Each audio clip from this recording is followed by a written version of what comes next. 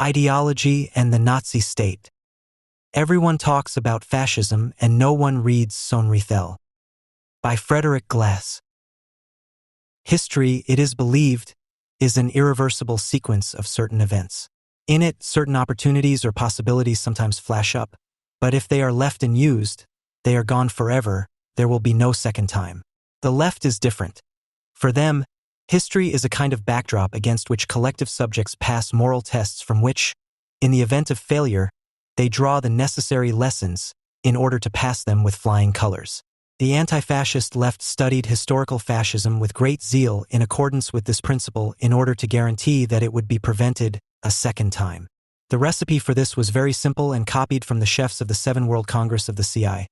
First, take the objective factors that made fascism possible. The rule of big business, a severe economic crisis, a mass of disappointed petty bourgeois and proles, and a fascist party. These ingredients can be gathered together as quickly today as they were back then. Then consider what subjective factors were missing at the time to create an opulent Antifa rally. The result: the workers' movement, social democrats and communists alike, underestimated fascism and therefore failed to form an anti-fascist united front of all level-headed and reasonable forces. Next, take a hefty pinch of morality and note: we must not repeat the mistake that the Weimar KPD made when it denounced the SPD as social fascist. For God's sake, left-wingers should not tear each other to pieces, but should let their differences be differences and mix their forces together against the right. The Antifa dish, according to Dr. Dimitrov and company, is ready. The fervently recited slogan, "Never again fascism," therefore always meant never again sectarianism. Resist the beginnings. Always also meant resist the beginnings of left-wing radicalism. The failure to prevent fascism was undoubtedly the epical failure of the workers' movement. But this bitter fact immediately raises the question of the constitutive constitution of the German workers' movement and its original institutional supporters, social democracy and the trade unions, if the idea is not arbitrarily dismissed. To ignore this and claim, on the basis of the situation around 1929 FF, that an anti-fascist united front only lacked goodwill and determination, as is commonly done, is nothing more than a backward projection of the famous historical lessons onto the past. But it is not even necessary to refer to this objective constitution in order to understand that the lenient view that believes social democracy to be an albeit inconsistent, half-hearted and ultimately defeated, but nonetheless, opponent of fascism is untrue. It was its empirical opponent, but only as a competitor for the cause of National Socialism. On the other hand, the old GDR/DKP boot of the contradictory character of social democracy as a frontier carrier of bourgeois rule, which in Weimar times, instead of consequent expansion of democracy, preferred to tangle with the reactionary forces, is a view that differs in no way from the social studies slogan that Weimar was a democracy without democrats. In contrast, Karl Korsch reminds us that, from the gloomy beginning to the bitter end, the entire internal development of the German Republic must not be set against the later National Socialist development, but must rather be seen as its first and preparatory phase. That, in other words, the National Socialist counter-revolution in Germany began from 1918 to 1933. As is well known, the founding crime of the Weimar Republic was the suppression of the 1918 revolution, which was periodically reaffirmed in the following years by the consequent repression of all those forces that might have been able to prevent fascism. Both were the original work of social democracy and, far from resisting or simply tolerating its activities, it had in fact cleared the way for the fascist movement and its dregs from the very beginning. The fact that the Social Democrats, during their time in government, not only made extensive use of the Institute of Emergency Ordinances for such repressive purposes, but also for economic and financial legislation no less than 135 times, as Korsch proves. The fact that the government made extensive use of Article 48 of the Emergency Ordinance, the excessive use of which is erroneously associated with Brüning, sheds light on its inability to achieve the formative work and unification that was absolutely necessary for the reconsolidation of bourgeois society, based on the individualistic liberal principles that the Weimar Constitution followed in its basic features. In order to assert overriding state interests, it was therefore necessary to resort to what Korsch aptly calls crude improvisations with Article 48.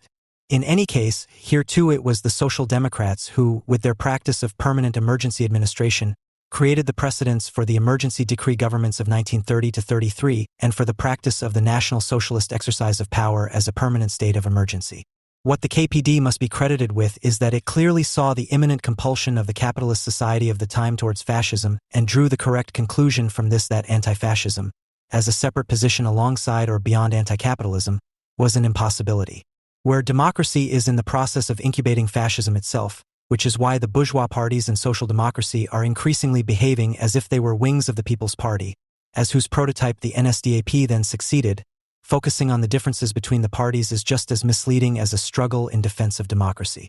The truth of the social fascism thesis lies in the fact that it contains the insight that fascism cannot only be said to exist where one is dealing with explicit fascists, that the gradual fascisation of state and society in relation to the time, and this is the only appropriate word, was decisively driven forward by its formal opponent, social democracy. However, this view has been and continues to be criticized for trivializing National Socialism and inflating the concept of fascism.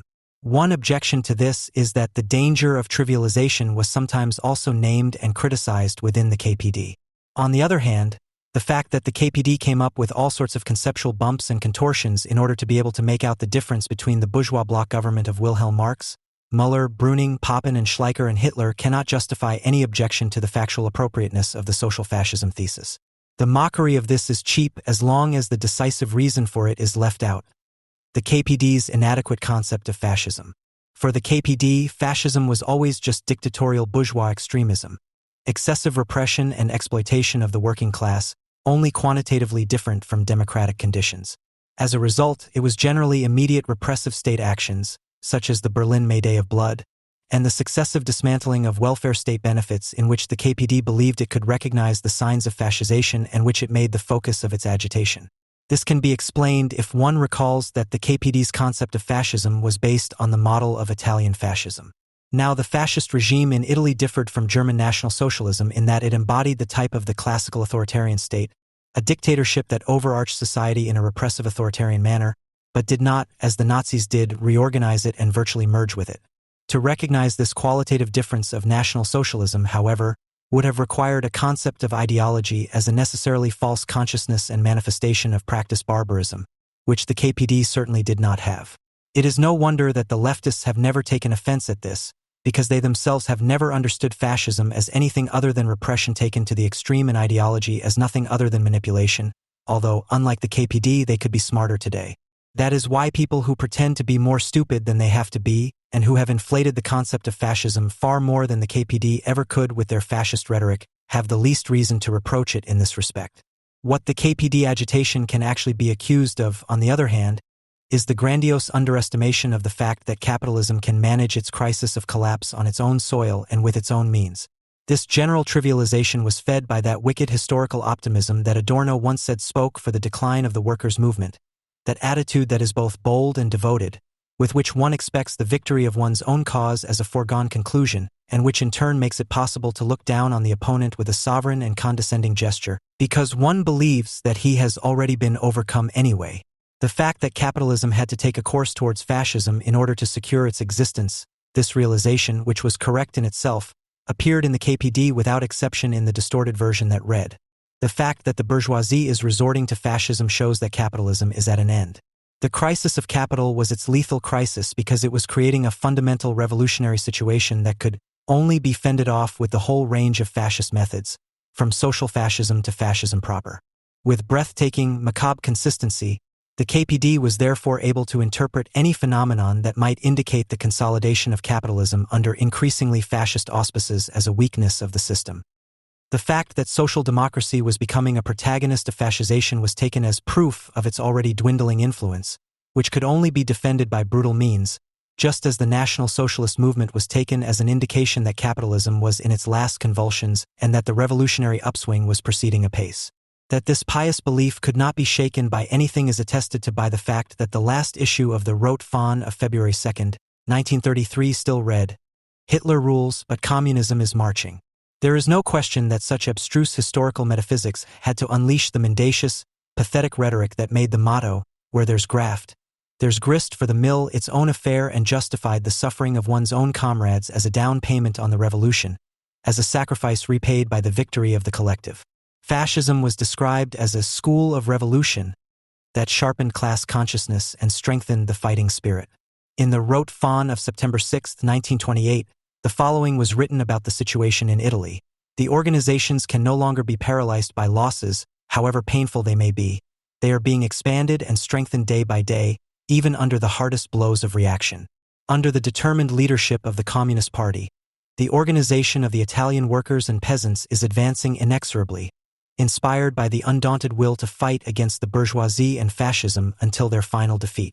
Speaking of expanded and consolidated, the worthiness of this age, however, has probably never come to us as vividly as in the orgy of this mnemonic of expansion and deepening, noted Karl Kraus in 1918, and if he had known this statement from the rote fawn, he would have used the formula expanded and consolidated, alone to demonstrate the cursed lumpness of attitude that welded the communist opponents of social democracy together with the latter and the rest of the bourgeois world.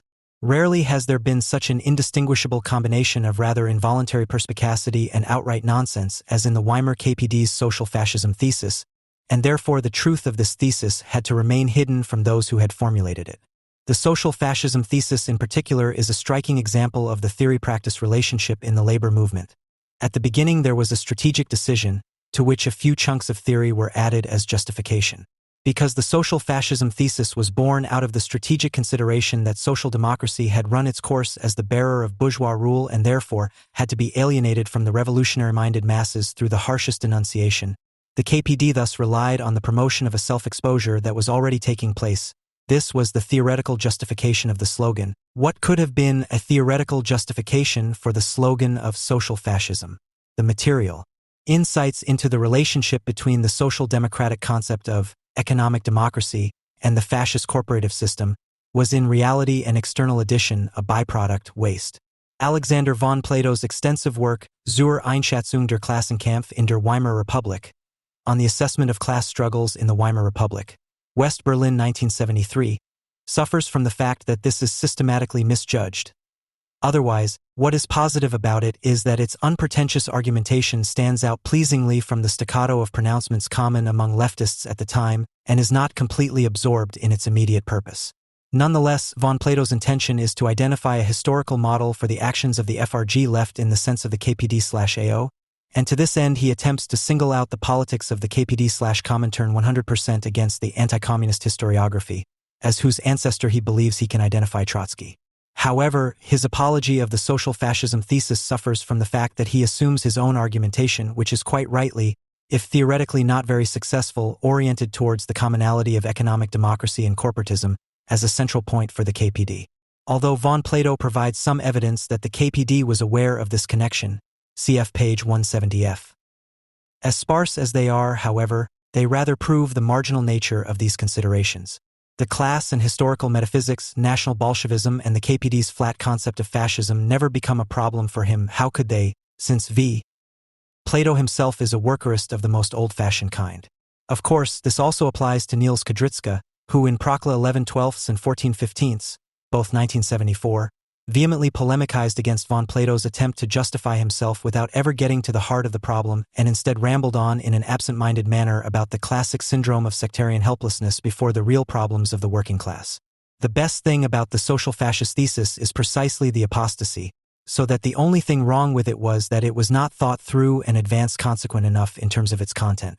Had the KPD done this, had it taken the insights it had casually gained seriously, then it would have come across the fundamental identity of its ideas of the proletarian state of the future with the program of social democracy, and could therefore have justifiably ranked itself among the social fascists. In this respect, Comrade Stalin's unforgotten dictum that social democracy and fascism are twin brothers can easily be continued. Party communism, German communism in particular, was itself structurally only the activist twin brother of social democracy. Neither in its social criticism nor in the consequent idea of the proletarian state of the future derived from it could it really overcome the latter's basic assumptions. George Lukács comes closest to this truth in his 1933 essay, How Did Fascist Philosophy Arise in Germany? It states, among other things, from the slogan socialism is marching via an open defense of capitalism as an economic order that is still necessary today via the theory of organized capitalism, of economic democracy.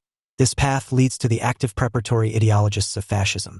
For how does the economic theory that praised Bruning's bank restructuring, Hilferding, or the restructuring of the Österreichische Kreditanstalt as socialist measures, or the planned economy plans of the Neue Blatter für den Sozialismus Circle, Loh, Heimann, etc., which proposed the gradual, smooth introduction of socialism, while maintaining private ownership of the means of production, differ in principle from the economic policy of fascism. The distortion and falsification of Marxism runs from revisionism to social fascism along precisely this line. The transformation of rotting monopoly capitalism into a peculiar form of socialism would never have come about without social fascist assistance. End quote. And would not have been refined, which is the obvious conclusion, without Mr. Lenin, the congenial interpreter of the German Reichspost as a quasi-socialist institution. His critique of capital was in truth a critique of the empirical capitalists in the name and interest of social labor reified into an a priori collective subject. It was not aimed at the blind, fetishistic automatism of the exploitation of value, but merely at the parasitically scolded, private appropriation of what is socially produced, and accordingly its goal was not the abolition, but the completion and self-affirmation of labor and the class exercising it. The means to this end was to be the conquest and transformation of the state as a principle of total planning and control for society as a whole.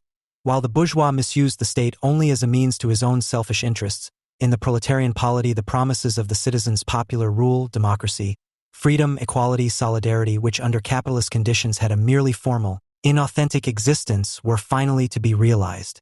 What social democracy believed it could achieve by peaceful means, the KPD believed required a violent overthrow, unconditional fans of a total and definitively just people's state in which the anarchy of the market was eliminated. The proletarian became not only an equal citizen of the state but also an economic citizen, and the system of repressive comparison, Adorno, was based on the criterion of work rather than money and law, but not abolished, they were both. In this respect, both wings of the labor movement also developed affinities with the Nazis, whose concept of a people's state based on the criteria of blood and race represented a radicalization of the already existing model of the people's state.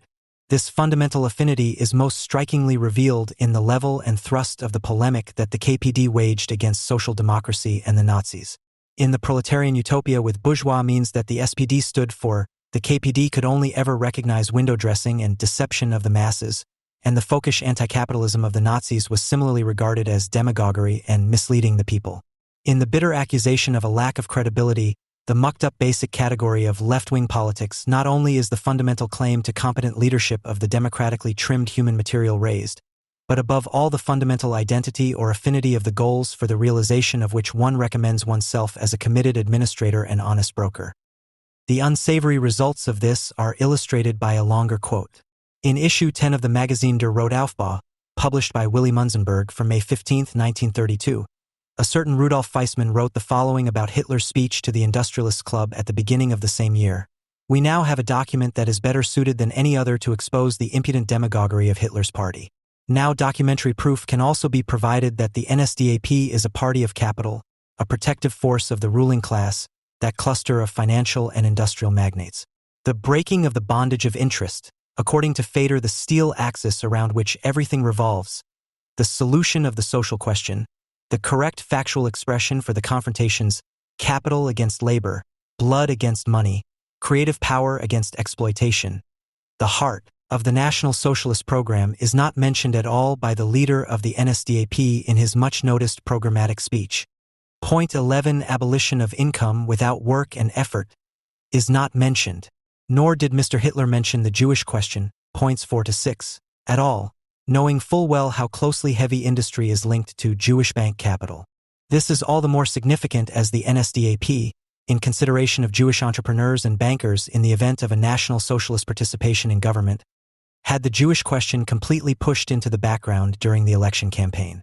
In short, Herr Hitler has proven once again that the National Socialist leaders do not even represent the tame, half-hearted, reformist demands of their own party program, that they betray the interests of the working people to the big capitalists, to the exploiters, to the rulers of the trusts and corporations. End quote. If one thinks to its consequent conclusion what appears only inadequately and casually in the social fascism thesis, then a devastating criticism of the entire workers' movement Marxism follows automatically. As far as the KPD is concerned, we should learn that any critique of existing capitalist relations that does not fire the subject, class struggle and democracy garbage that is intimately welded to them into the garbage can provided for this purpose, however revolutionary it may otherwise be, will tend, especially in times of crisis, to rework fascist ideas into left-wing populist ones, no matter how absurd the interpretations. The social fascism thesis, i.e., to be more precise, Its theoretical content, which today has to be prepared with all kinds of effort, remains topical as a manifestation of this truth, and therefore it must also and especially be directed against its originators. However, the communists were by no means original social fascists, nor could they have been. The difference between social democracy and party communism, which appears only marginally in the context of a critique of workers' movement Marxism, because here it is a matter of working out the essential identity that is the condition of the possibility of their affinity to fascism and nationalism, then becomes important again when it comes to the question of whether and to what extent the bourgeois content of their respective programs becomes conscious of itself and openly expresses itself. As such, the self-contradiction of party communism, i.e. the KPD and later also the SED, was the contradiction between essential social democratic content and revolutionary class struggle phrase, i.e. the contradiction that well-meaning people generally ascribe to social democracy, but the latter always guaranteed hostility to the character masks of bourgeois society, the empirical capitalists, the Junkers, and the existing state.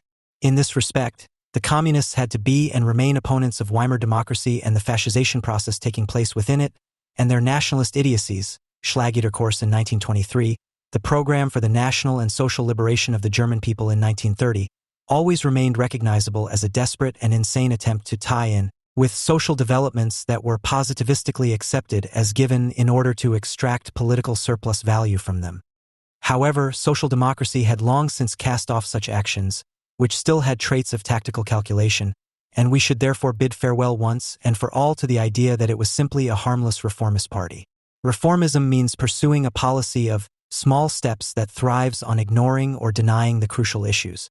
The decisive question at the time was how bourgeois society could permanently reconsolidate itself after the crisis and class character of bourgeois society, previously denied according to liberalism, became irrefutable, and thus the classless civil society, which was supposed to guarantee the fundamental unity of interests and thus of society as a whole, was practically denied. It could only be reconsolidated if the conflicting interests were placed on a new foundation. At this time, bourgeois society therefore begins to develop an awareness of the conditions of its self-preservation, but in accordance with the character of negative socialization, it can only do so in a once again unconscious form. That which is still to be established appears in reified substantialist formulas as a restitution of nature, organic unity, national community of destiny. In this way, bourgeois society sets fascism on its course and, under these conditions, social democracy, by reconciling itself programmatically with its bourgeois character after 1914 and identifying with it unreservedly, inevitably had to become a protagonist of fascism. It had decided to be a pillar of the consolidation of bourgeois rule and to make the social human capital entrusted to it ripe for the transformation of a subject set by capital but in virtual opposition to it into a substance supporting capital and completely incorporated into it. The social democrat August Winnig, who later joined the NSDAP, wrote the following in 1915. It is the merit of the constructive forces of the German workers' movement that, through their economic and political work, have created those elements of a new Germanness in which the masses today see a piece of the German future. Another social democrat, Anton Fendrich, seconded. In order to survive in the time of the nation's most difficult test, socialism must learn to feel and act nationally, but the government of the nation must also learn to act socialistically. As a formidable reform party, social democracy will pursue national workers' politics within the state organism in the coming years. Nahum Goldman. The spirit of the modern economy is nothing other than a militaristic spirit. These factories are in fact nothing other than barracks. These workers are in reality soldiers. It is the militaristic form of cooperation that has shaped the nature of our economy today. Only the militaristic spirit can accomplish the solution of the social question, or what is the same thing, the organization of the new social system. End quote. And Johann Plenge contrasted the bourgeois ideals of freedom with the ideas of 1914, which for him consisted of the idea of German organization and the People's Cooperative of National Socialism. Almost 10 years later, in 1925, the social democratic constitutional law expert Hermann Heller gave a speech at the Third Reich Conference of the Young Socialists in Jena on the subject of state, nation, and social democracy. Heller played the old social democratic trick of whipping up support for something that nobody doubted anyway, an unreservedly affirmative relationship to the state and the nation. There must be a state. Negation of the state is negation of the economy, is Heller's currency, and he explains, social democracy cannot take a single step towards achieving its goals without in every practical case valuing the community higher than the individual.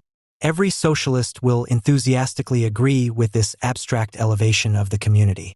The socialist knows that freedom is only possible in an orderly whole that is secure against any disturbance. Finally, for Heller, the nation is a fact that must first be recognized as such. And as if Hermann Heller were a pseudonym agreed upon by Otto Bauer, to whom, incidentally, he repeatedly refers, and Joseph Stalin, it says, "The community of destiny of the neighborhood, based on the commonality of the soil in connection with the community of culture, results in a certain blood consolidation through intermarriage. However, blood consolidation and soil only form the natural foundations of the nation. On them is built up a special kind of spirit, a peculiar cultural heritage, which constitute the very essence of the nation. The task of the worker," Heller continues, "is to fight his way into the national cultural community." Just 2 paragraphs later, there is no longer even any mention of the worker, but Heller howls openly in the style of a chauvinist agitator. National self-determination has been completely taken away from us by the Versailles Peace Treaty.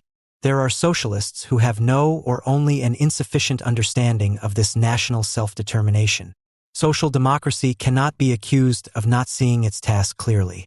What is immediately striking about these quotations, countless others could be cited, is the eminently good attitude, the ostentatious guilelessness with which insights that in another context could provide a devastating critique of capitalism are invoked to affirm it and made the basis of one's own actions. In the face of a party that was called National Socialist by Karl Kautsky and understood this not as a reproach and insult, but as a correct statement and encouragement, an ideological critique of reformism that thought it could enlighten people about the illusions it spread was at an end, the KPD saw this quite correctly in principle and therefore came up with the term social fascism. The social democratic concepts were the first manifestation of the crisis solution strategy with which the Nazis later came to power. There was a simple reason why they were the ones to reap what social democracy had sown. Social democracy, like all bourgeois parties, were class and clientele parties with a claim to Volksgemeinschaft, and in the situation at the time this was a serious competitive disadvantage compared to the NSDAP, which from the outset appeared as a cross-class people's party and could therefore already represent the Volksgemeinschaft. As an organization, the Nazis persecuted the SPD and imprisoned and murdered its functionaries, not because they saw in it a fundamental opponent that should be taken seriously and that would have attracted attention through its class struggle and state-destroying deeds, but because they sensed in it an unfair and still too squeamish competitor. It was a reckoning between gangsters, and to prophylactically counter a misunderstanding right from the start, the historical salvation of the social fascism thesis does not imply any useful application for the present. Not that there are not still phenomena to which the word social fascism immediately springs to mind, the actions and rhetoric of buffoonish trade union officials and social democratic party princes, especially the species of their snappy interior ministers, bear witness to this almost daily. But their status has fundamentally changed. Fascism has effectively solved the social question, the transformation of class society into a community of people's comrades, and post-fascist democracy has assimilated its results. To the extent that fascism has thus become superfluous for bourgeois society, social fascism has also become obsolete as a program that works towards this transformation. When the SPD decides to abolish the right of asylum and uses the slogan "Work, Work, Work" on its posters, when the trade unions launch an Alliance for Work, IG Metall boss Zwickel proposes a quota system for foreign workers as part of an immigration law, and IG Bau, whose stodgy and jovial boss Wiesugel is always reminiscent of the presidents of the Mainz Carnival, gives free rein to the basest instincts of its rank and file, naturally with the affable assertion of preventing this and worse, and organizes what are probably the most repugnant trade union demonstrations that can be remembered in recent years, when everyone, together with the rest of the green and left-wing mongrels, gets excited about globalization, wants to put the profit-hungry capital on the national curb, and is increasingly self-confidently and aggressively putting the German social market economy up against foreign-born Manchester capitalism, then these are not harbingers of a new fascism. However, to the extent that the beautiful appearance of the welfare state is disintegrating and the essential meaning of post-fascist social democracy, the nationalization and relativization of particular interests, is becoming blatantly apparent. Those who have actively supported the model of institutionalized crisis prevention for decades now also want to have their say in the formulation of tougher criteria for the due selection of human material during the crisis. Unlike during the Weimar Republic, the chances of this happening are not at all bad. Anyone who wants to present Sohn-Rethel's theory of fascism is initially faced with a dilemma. Sohn-Rethel may have had a theory of fascism in mind that differed from other theories. However, he did not present such a theory anywhere. These analyses first appeared in 1973 as only slightly revised versions of essays that Sohn-Rethel had already written in the years 1937 to 1941 for the then editor-in-chief of the Times in support of criticism of the British appeasement policy towards the Nazis. They were republished by Wagenbach in 1992. In this new edition, however, in addition to the preface by Agnoli, Blanqui and Kudrytska, which, unlike the new one by C. Freytag, deals with the problems of Sohn-Rethel's content, two essential passages are missing in particular, in which Sohn-Rethel sheds light on the Reichswehr's relations with Hitler using the example of the so-called Rome Putsch of 1934. Although they are still to be published, they cut the essential point of Sohn-Rethel's analyses of fascism. He was well aware of this shortcoming in his individual essays on Nazi fascism. Due to his personal situation, he was never able to combine these essays into a unified and systematically structured whole. Accordingly, what he has presented is merely a series of descriptions of decision-making processes that have their starting point in his experiences as an employee of the Hahn office. Around these personal experiences are grouped a number of consistent attempts at explanation, which, however, if one excludes ML Marxism, hardly seem to differ from the usual Marxist or even democratic theoretical pluralist theories of fascism. It is true that there are individual judgments that have hardly ever been made with such clarity. If, for example, fascism is described as the completion of an economy of bankruptcy, then this goes beyond the usual economic theories of fascism. However, such theorems are not brought into an inner context that could immediately justify the subtitle of this essay. Sohn-Rethel's analyses basically seek to answer a single question. How did it come about that the German bourgeoisie ceded to the Nazis at least part of the political power it had held in the Weimar Republic? Sohn-Rethel refers to Franz Neumann's behemoth as the basis for his analysis. Sohn-Rethel attempts to overcome Neumann's deficit, the lack of consideration of the special characteristic of the Nazis as an anti-bourgeois mass movement, i.e. not anchored in the bourgeois tradition, from which they derived their power in the first place with his analyses. The fact that this is anything but a marginal problem, contrary to what the usual left-wing theories of Fascism would have us believe, is already clear from the categories of political economy. Since Nazi fascism has only ever existed in Germany, it cannot be economically absorbed into capitalism in an immediate way. Instead, it is believed that if it can be empirically proven that fascism or National Socialism is a form of bourgeois rule, then this problem has been solved. However, this only shows that these theories are essentially not concerned with explanation, but with moral discrediting. Instead of explaining why one form of bourgeois rule, for example pluralism, merges into the other, i.e. National Socialism, in which non-bourgeois parties and individuals also play a central role, the aim is to burden the citizens as a whole with the accusation of fascism by proving, let us take the notorious Mr. Abs, that these citizens participated in the Nazi system, and of course to exclude themselves from this from the outset. Such an approach ultimately exposes itself to the suspicion that a critique of capitalist society needs fascism in order to be able to legitimize its critique at all, i.e. the suspicion that capitalism would be less subject to criticism if the citizens had prevented Nazi rule than against the actual historical background. And politically, the usual methods of rule of the bourgeoisie are obviously quite different from those of the Nazis. There must therefore be differences and peculiarities in the Nazi Party's relations with the bourgeois class that transcend the categories of a political economy of capital. Sohn-Rethel's essays on fascism are by no means written in the style of mere personal descriptions of experiences or legal testimonies. On the contrary, he embeds them in almost all conceivable aspects of a political economy, only a small selection of which will be discussed below. The interdependent developments of the world economy and national capital, the differences and internal mediations between the consumption and production sectors, the relationship between agriculture and industry, the connection between financial and monetary policy and technological innovation, and much more are repeatedly addressed. The character of fascism as a mass movement and the fatal role of social democrats and communists in the handover of power to the Nazis are also discussed. But this does not make it a theoretical systematic work. In any case, there is no detailed link between these descriptions and explanatory patterns and the theory of knowledge developed by Sohn-Rethel, especially in his main work. One may take whatever view one wishes of this theory, but it cannot be denied that Sohn-Rethel has presented precisely what is usually called an independent, general theory in this field. Whatever one wants to understand by theory, at least one condition should be fulfilled. It must contain a series of statements that point beyond a given particular situation.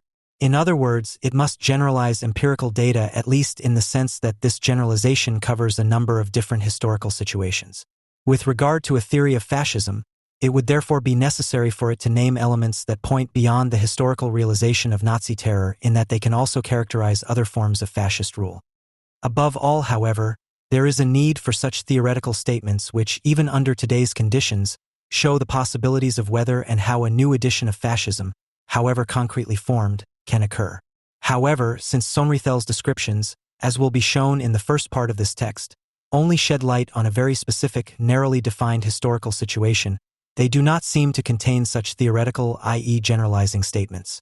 Quite apart from this, as emphasized in the introduction to the 1973 edition by Agnoli et al., a theory is usually necessary with regard to historical events in another respect as well.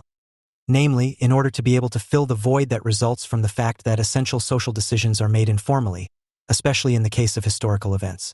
It is simply the delusion of incorrigible empiricists to assume that such decisions can be gleaned from documents. In this respect, Sohn-Rethel's analyses represent something like a good negative theory. With him as an immediate witness to such informal events, a theory of fascism is relieved of this extremely problematic but unavoidable task, at least to a good extent. In the second part of the text, Sohn-Rethel's indications will be presented, which then point to a general theory of fascism that is transferable to today, but which can only be grasped within the framework of an account of the constitution of the modern subject. It should be clear that this second part, in which the connection between the analyses of fascism and epistemology is presented, remains fragmentary and contains many mental leaps that will cause the reader some difficulties. This could not be avoided with the best will in the world, given the difficulties that Sohn-Rethel himself had with it. The only thing that is certain is that the significance and possible topicality of Sohn-Rethel's analyses of fascism will not be grasped if the intermediation of these two strands of Sohn-Rethel's oeuvre is not reconstructed. In economic terms, the starting point of Sohn-Rethel's explanations is the overaccumulation crisis in the German iron and steel industry at the end of the 1920s. This industry had been able to greatly expand its capacities, not only because it had been the main engine of the preceding boom, but above all because of the deliveries in kind that began after 1924 to fulfill the Versailles Treaty. Sohn-Rethel sees one reason in particular for the fact that the crisis in this particular branch of industry could not be resolved at the time by the traditional means of restricting production, which was in keeping with the nature of this crisis. The fixed costs had reached a level. This was a result of the modernization of the steelworks based on the American model that left the individual companies with the alternative of either scrapping the plants immediately or simply continuing production even if there were no more customers for the end products, whereby shutting down the plants was at least as expensive as continuing production. In addition, these steelworks were technically designed in such a way that it made no sense to react to weak demand by cutting back production. When production was started, a minimum quantity of steel was produced. This quantity alone was far too large for the market available to the German steel industry at the time. At its core, Sohn-Rethel's explanation for the political behavior of the steel industrialists motivated by this problem is therefore not based on the usual Marxist theories of crisis or monopolization. Although Sohn-Rethel accepts these theories, and expressly confirms them in many respects, he adds a thesis that he has maintained in all his works and which has often been criticized. This is that from a certain degree of socialization onwards, the essential problems of capitalism are no longer dictated by the market economy, i.e. by the exploitation of value, which then leads to centralization, monopolization, overaccumulation, but rather further causes of crisis and problems, which become increasingly important over time, arise in production, namely as technological problems of the operational and production process.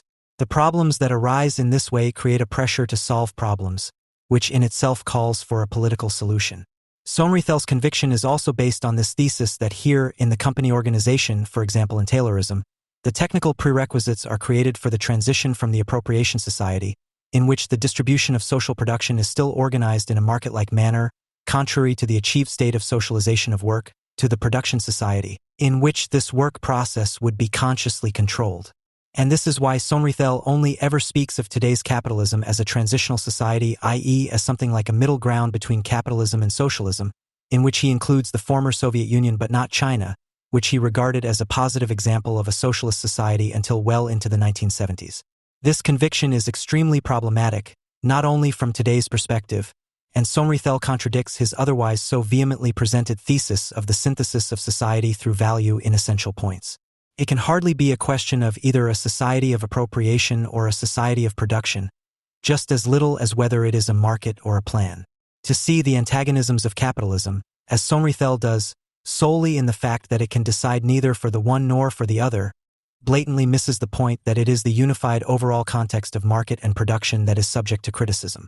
This criticism of Sohn-Rethel, however, does not touch the core of his theses, for the knowledge that the organization of labor under capitalism cannot represent an anticipation of a free society is a mere disillusionment for emphatic socialists such as Sohn-Rethel, just as it was an unfortunately not very salutary disillusionment for the former Marxist-Leninists when they had to recognize that the working class had had its day as a revolutionary subject. But just as the workers have thus ceased to be workers and the validity of Marx's analysis of the value form has thus become obsolete, Sohn-Rethel's analyses can no more be criticized with reference to his concept of the society of production alone. This is presented here in such detail because the vast majority of criticism of Sohn-Rethel is based on this marginal question and thus believes it can avoid Sohn-Rethel's core statements on the critique of knowledge. Cf. the literature cited by Freytag and Sohn-Rethel's reply to his critics printed in the appendices. In addition, after the founding of the Stahlverein in 1926, there was virtually no more competition among German steelworks. This contributed in no small way to the search for ways out of the crisis other than the usual bankruptcy of individual companies. Such a market, which could absorb the goods not demanded by the existing market in a profitable market economy sense, initially only existed in perspective, i.e. in the minds of the leading representatives of the steel syndicates desperately searching for sales markets. Its realization presupposed the change of a number of political framework conditions. With regard to such political openings of idealized markets, there were two quite realistic prospects for German heavy industry at the end of the 1920s, as can be seen particularly in retrospect: the rearmament of the Reichswehr on the one hand and the conquest of the market in southeastern Europe on the other. For the German bourgeoisie involved in the iron and steel industry, it was therefore essential to overcome the political difficulties associated with the realization of these prospects.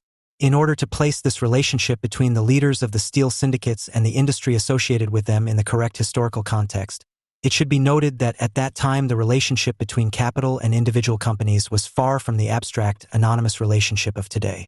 This was particularly evident in the case of Krupp, not only because it was still a purely family-owned company, as was the case with many other large companies at the time, but also because its preeminent position in the concert of steel monopolies was based above all on the fact that this group, although also in crisis, did not owe a single mark to any outside investors. As immediately obvious and promising as this strategy was, the difficulties were considerable. The export-oriented part of German industry, which, like Siemens or parts of IG Farben, had already achieved considerable success on the world markets, had to be politically, if not disempowered, then at least integrated in some way into the intentions of the heavy industrialists. It had to be offered compensation because if the Reichswehr was to be rearmed and the southeastern European market, where at that time mainly French companies held sway, was to be conquered, it was threatened with the loss of the foreign markets it had laboriously conquered, especially in Latin America and Asia. This impending loss had to be compensated for domestically. This primarily concerned the so-called Brüning camp. For the latter, the Harzburg Front, i.e. the part of the bourgeoisie that supported the Nazis financially, was initially nothing more than the front of the rotten debtors. A further difficulty, which was taken very seriously by the representatives of heavy industry, was that the conquest of the southeastern European markets was not, as was later the case, an immediate raid, but here these industrialists naturally kept to their thinking in terms of market capitalist cost calculations. Rather, with the usual worldwide strategies that combined colonization and market economy, it had to be ensured that these countries could pay for the goods supplied by German industry. As is well known, the Nazis later largely ignored such simple market economy relationships between states and simply integrated the conquered countries into their internal economic exploitation. However, due to the global economic situation in these countries at the time, this could only be achieved if they could, and were allowed to export agricultural products to Germany in return for the products of the iron and steel industry. This was, of course, at the expense of German farmers. Therefore, a solution had to be sought in this direction as well. The development of a strategy to solve this problem in cooperation with the Nazis is one of Sohn-Rethel's most interesting chapters. Like all the other strategies worked out in Hahn's office, these strategies relating to agriculture were self-evident and did not become the basis of Nazi policy. They did not adhere to the goals set by others, but realized their own. Similarities were based on the fact that the problems to be solved suggested an identical solution, not that one had adopted something from the other.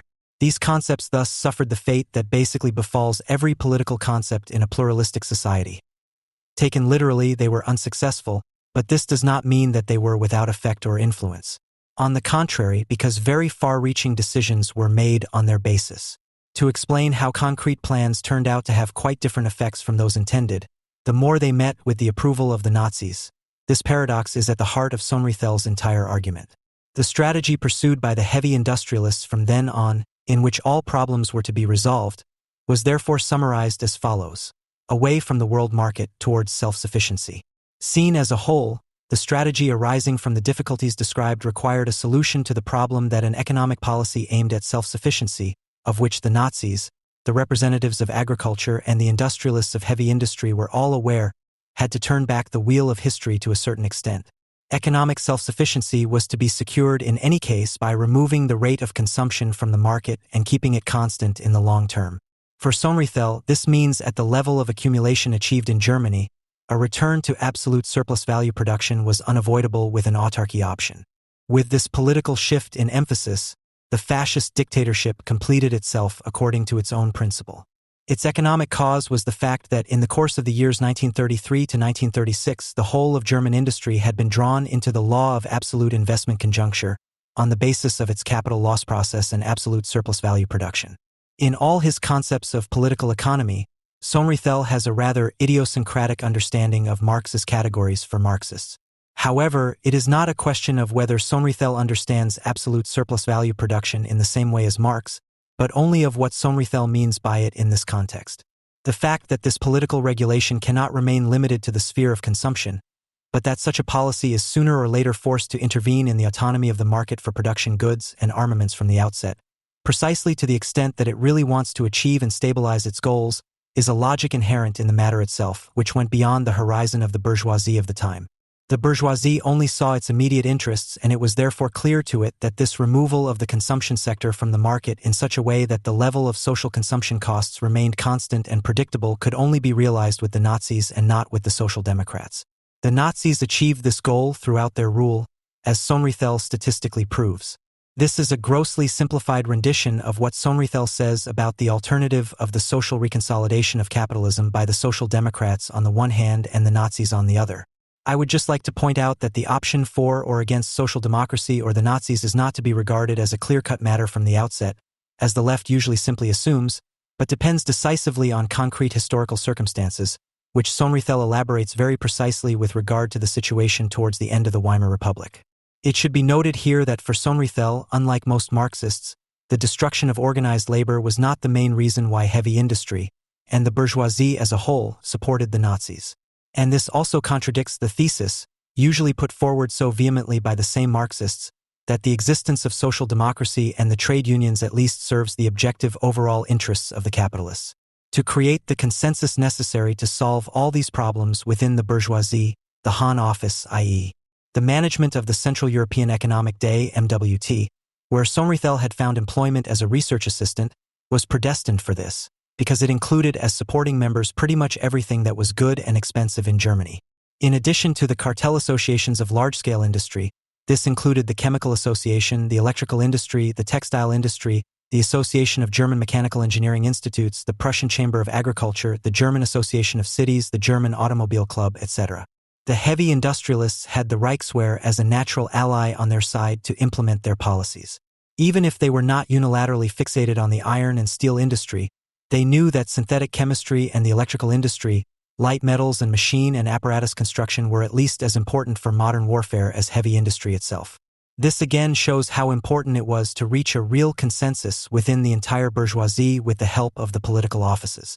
The relationship with the Nazis, on the other hand, was and remained extremely ambivalent. Of course, they promised to enforce the interests of the heavy industrialists without reservation. But whether they were capable of doing so was anything but certain. Quite apart from the Strasser wing or the SA, which did not suit the bourgeoisie and the Reichswehr at all. See the passages not reprinted in the new edition. Compared to these revolutionaries, social democracy appeared to be the lesser of two evils. In any case, there were no convinced Nazis among the representatives and supporters of Hahn's office or among the Reichswehr, at least not until around 1936. They regarded the Nazis as stupid and, above all, lacking in conception. But the latter in particular did not only speak against them, because it was believed that it was easy to impose one's conceptions on a partner lacking in conception. The comments in the bourgeois media on Haider today almost universally follow the pattern. Let Haider join the government, because it will soon become clear that he has no real concept for solving the problems at hand. The fact that this lack of a concept is precisely what makes such figures as Haider, Schroeder, Blair, etc. so attractive is not included in the thought patterns of these commentators. This was the situation that Sohn-Rethel experienced at first hand in the Hahn office, and from which the German bourgeoisie opted for the Nazis. If we assume that such an option of the ruling class for the Nazi dictatorship, as described by Sohn-Rethel, is a prerequisite for the establishment of a power comparable to that of the Nazis, then it seems clear that the return of such a historical situation at the present time would be tantamount to a miracle, and from this point of view alone, all those who assume that Nazi fascism is a relic of bygone times are probably right. And any theory of fascism that explains its object exclusively in terms of the categories of political economy implies this.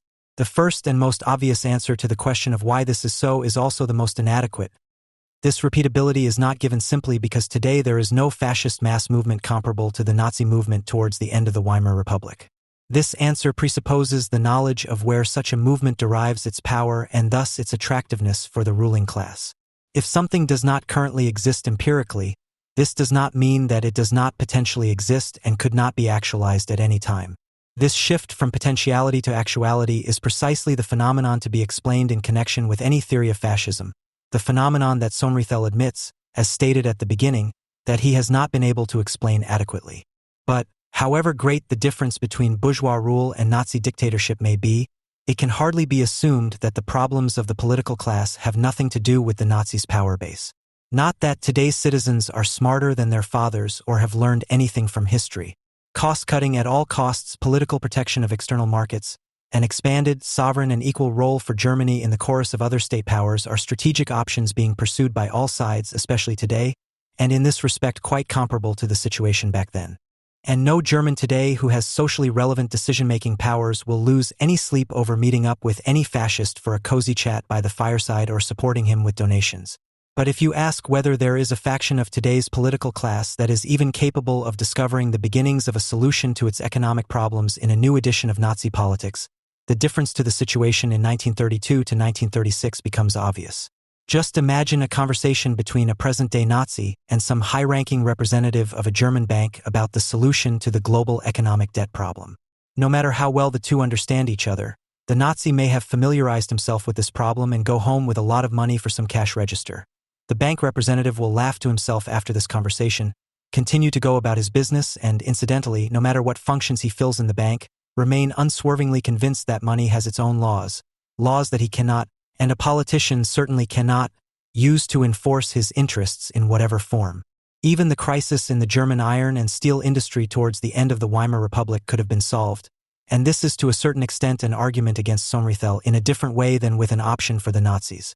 Objectively speaking, there is no cause of the capital crisis that is insurmountable for capital. The question is whether those affected by the crisis are subjectively prepared to bear the consequences of the crisis solution. This will be discussed in more detail below. Every bankruptcy indicates to the other competitors that things will soon pick up again. If this bankruptcy affects a monopoly, a trust, or another centralized conglomerate, things will pick up again all the faster, because some capital faction will know how to secure the profitable areas of production. Basically, if you take Sohn-Rethel literally, it was only a subjectively promising perspective that prompted the bourgeoisie to opt for the Nazis. The reason for this option was thus the quite realistic hope, conditioned by the historical situation, that the Nazis would provide a crisis resolution mechanism other than the usual, blindly effective one that could be politically secured by social democracy. Of course, the search for such a mechanism is still ongoing today, and economists are still not afraid to use such political options, which contradict their own economic doctrines, to saw at the very branch on which they themselves are sitting as long as the immediate targets, profit maximization, cost reduction, capacity utilization, etc., are achieved. Every business economist today knows, for example, that wage cuts lead to a drop in demand, yet he will continue to strictly refuse to transfer this knowledge to his company, no matter how dependent it is on consumer demand. So even today, no citizen sees beyond the horizon of their problems. But this divergence of the interests of individual and total capital is a structural condition of capitalism in general and not a peculiarity of individual sectors, which would have to seek a way out in the fascist form of rule on the basis of this logic. This form of rule, on the other hand, precisely because it pursues the abolition of this antagonism, is therefore also the abolition of capitalism itself. As Sohn-Rethel shows again and again, this is most evident in the Nazis' disregard for the laws of national economic accounting, which ultimately also encompasses individual enterprises. From this he derives the already quoted judgment that the Nazi economy as a whole was an economy of bankruptcy. Because capitalism normally lives from this antagonism, power does not fall into the laps of the fascists as a result of such objectively effective mechanisms, but rather, according to Sohn-Rethel, special conditions are required that go beyond these objective constraints in order for power to actually be transferred to them. Sohn-Rethel mentions the technological problems resulting from the production economy as another such condition. But history has shown that these problems do not necessarily lead to certain political options, because then there would have had to be fascist governments in all industrialized countries long ago. Rather, it has shown that technological problems can also be solved by technological means, and in such a way that the existing basic structures of the political economy are not immediately endangered. The fact that today's Nazis cannot hope for support from the political class is not, of course, because a free world market has become generally accepted in the meantime, i.e. because there is no longer any scope for a new political division of markets. This free market, and this is where Sohn-Rethel's attempt to explain it ultimately fails, has never really existed anywhere in general. The reason is rather the opposite, namely that the particular objectives of the German iron and steel industry at the beginning of the 1930s political regulation of the markets to avert its own bankruptcy have not only been the general objective of every industry worldwide since today.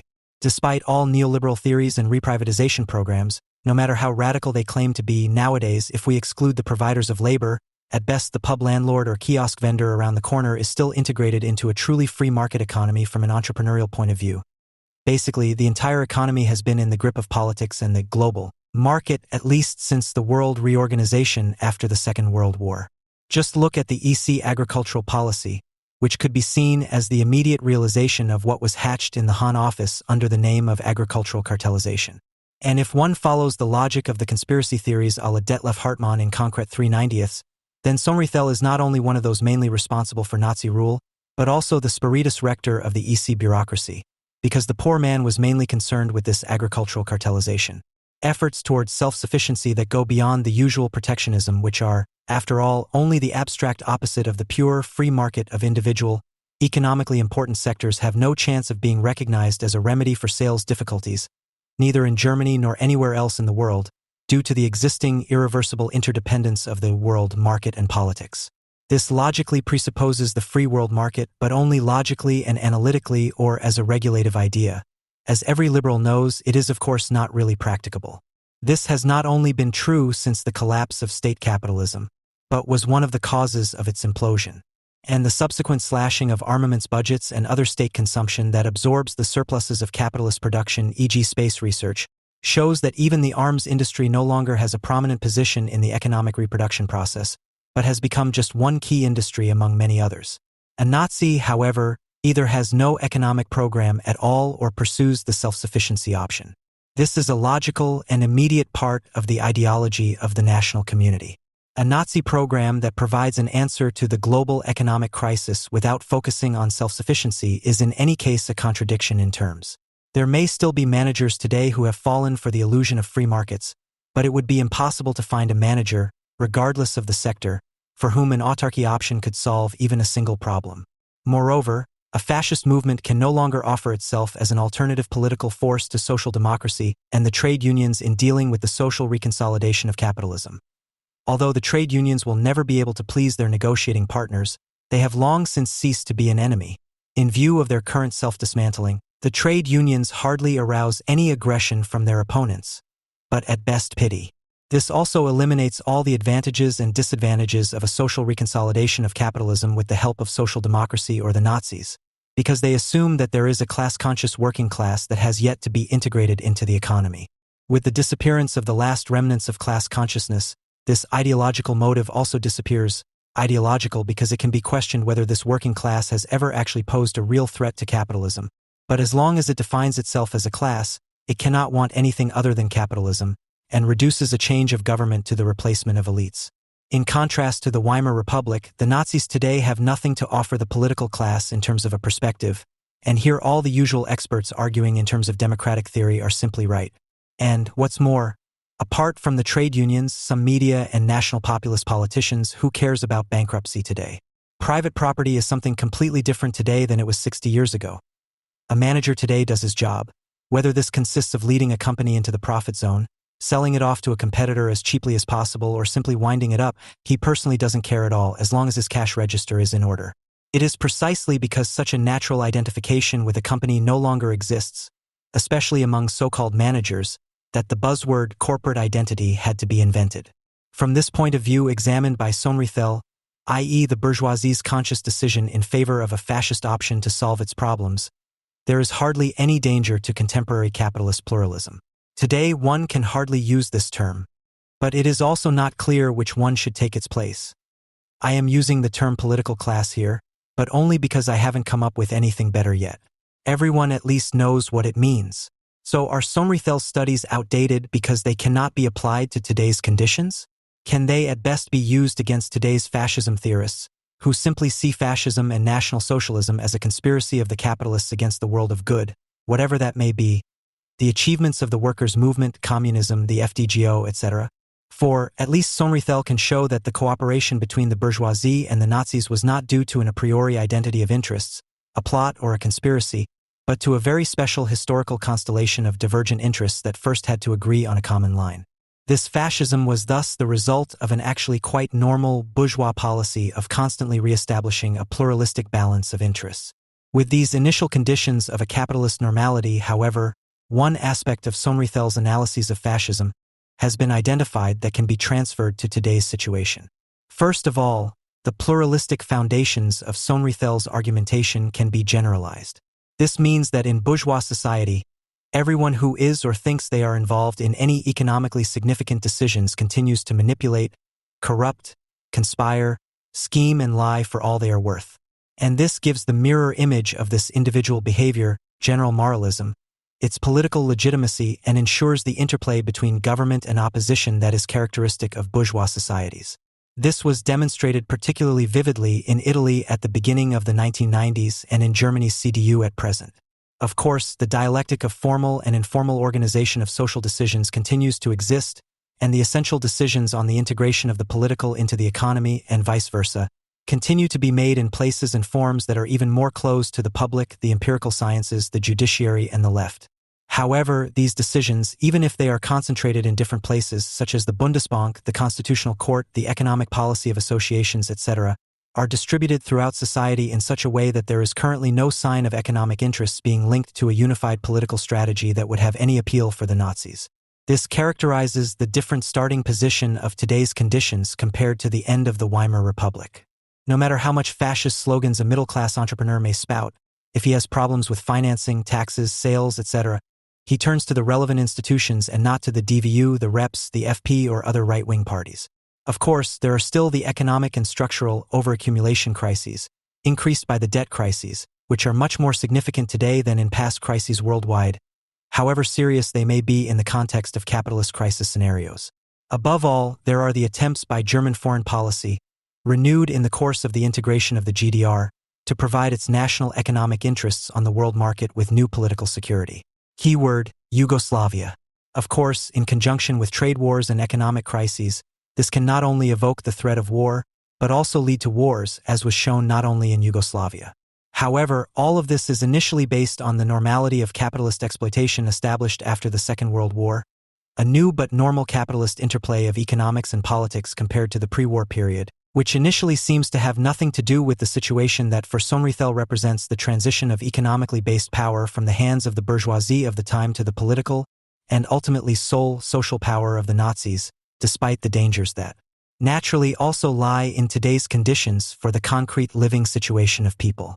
Up to this point, however, it was only a question of the mandate that the Nazis received from the German bourgeoisie, so to speak, and whether a similar mandate could be given to a movement comparable to the Nazis today.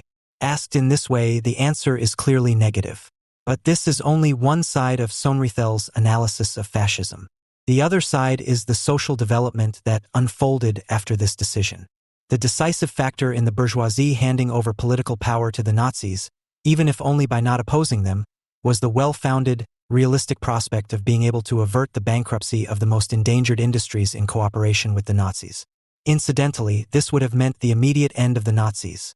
The resources of the regular army, which the bourgeoisie potentially had at its disposal, would have been sufficient at any time to liquidate Nazi power without a fight. It was completely beyond the imagination of this bourgeoisie that they could not continue to act within the framework of the political power transferred to the Nazis just as they had done under the previous governments. But to go along meant to be caught along.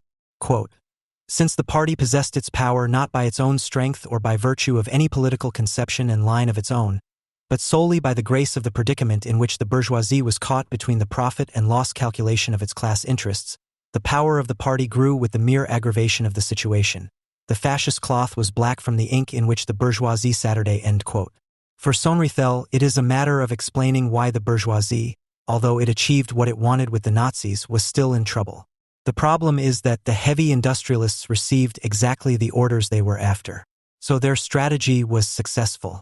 The fact that this success came at the price that these heavy industrialists and the entire bourgeoisie, instead of remaining political actors, ultimately became recipients of orders from the Nazis makes it all the more difficult to explain. They must not have made a bad profit, but they soon no longer had a leading role in power politics. And this can only be denied if one completely ignores the research situation.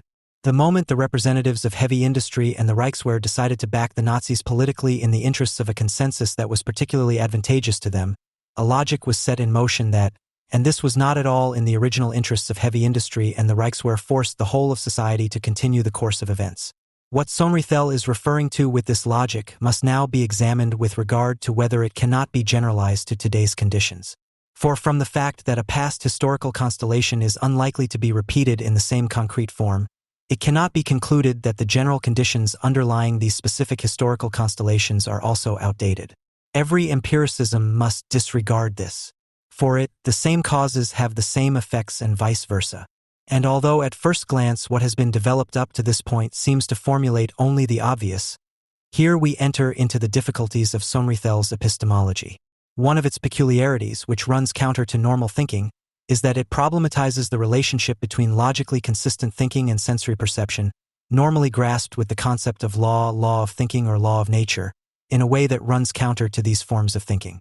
Sohn-Rethel's initial argument against the repeatability of Nazi fascism, that there is no conceivable interest in the given political class that could initiate or support this process, can then also be turned around without further ado. That this repeatability results from the fact that capitalism, partly because the bourgeoisie of the time decided in favor of the Nazis, has detached itself so far from class-specific interests that a new Nazi fascism, in order to establish itself, is no longer dependent on a class-based anchoring in the official political and economic institutions. That would then mean the conquest of political power by a movement comparable to the Nazis could today, thanks to the level of socialization that has now been achieved immediately, i.e., without allies in the decisive economic and political institutions first having to be won over by them, lead directly to total rule comparable to Nazi rule. That would be the thesis to be discussed below. First, however, we need to clarify what is meant by logic. Initially, it is only clear that it refers to a compulsion to which the acting individuals must submit, whether they want to or not. From here, however, there are two fundamentally different logics.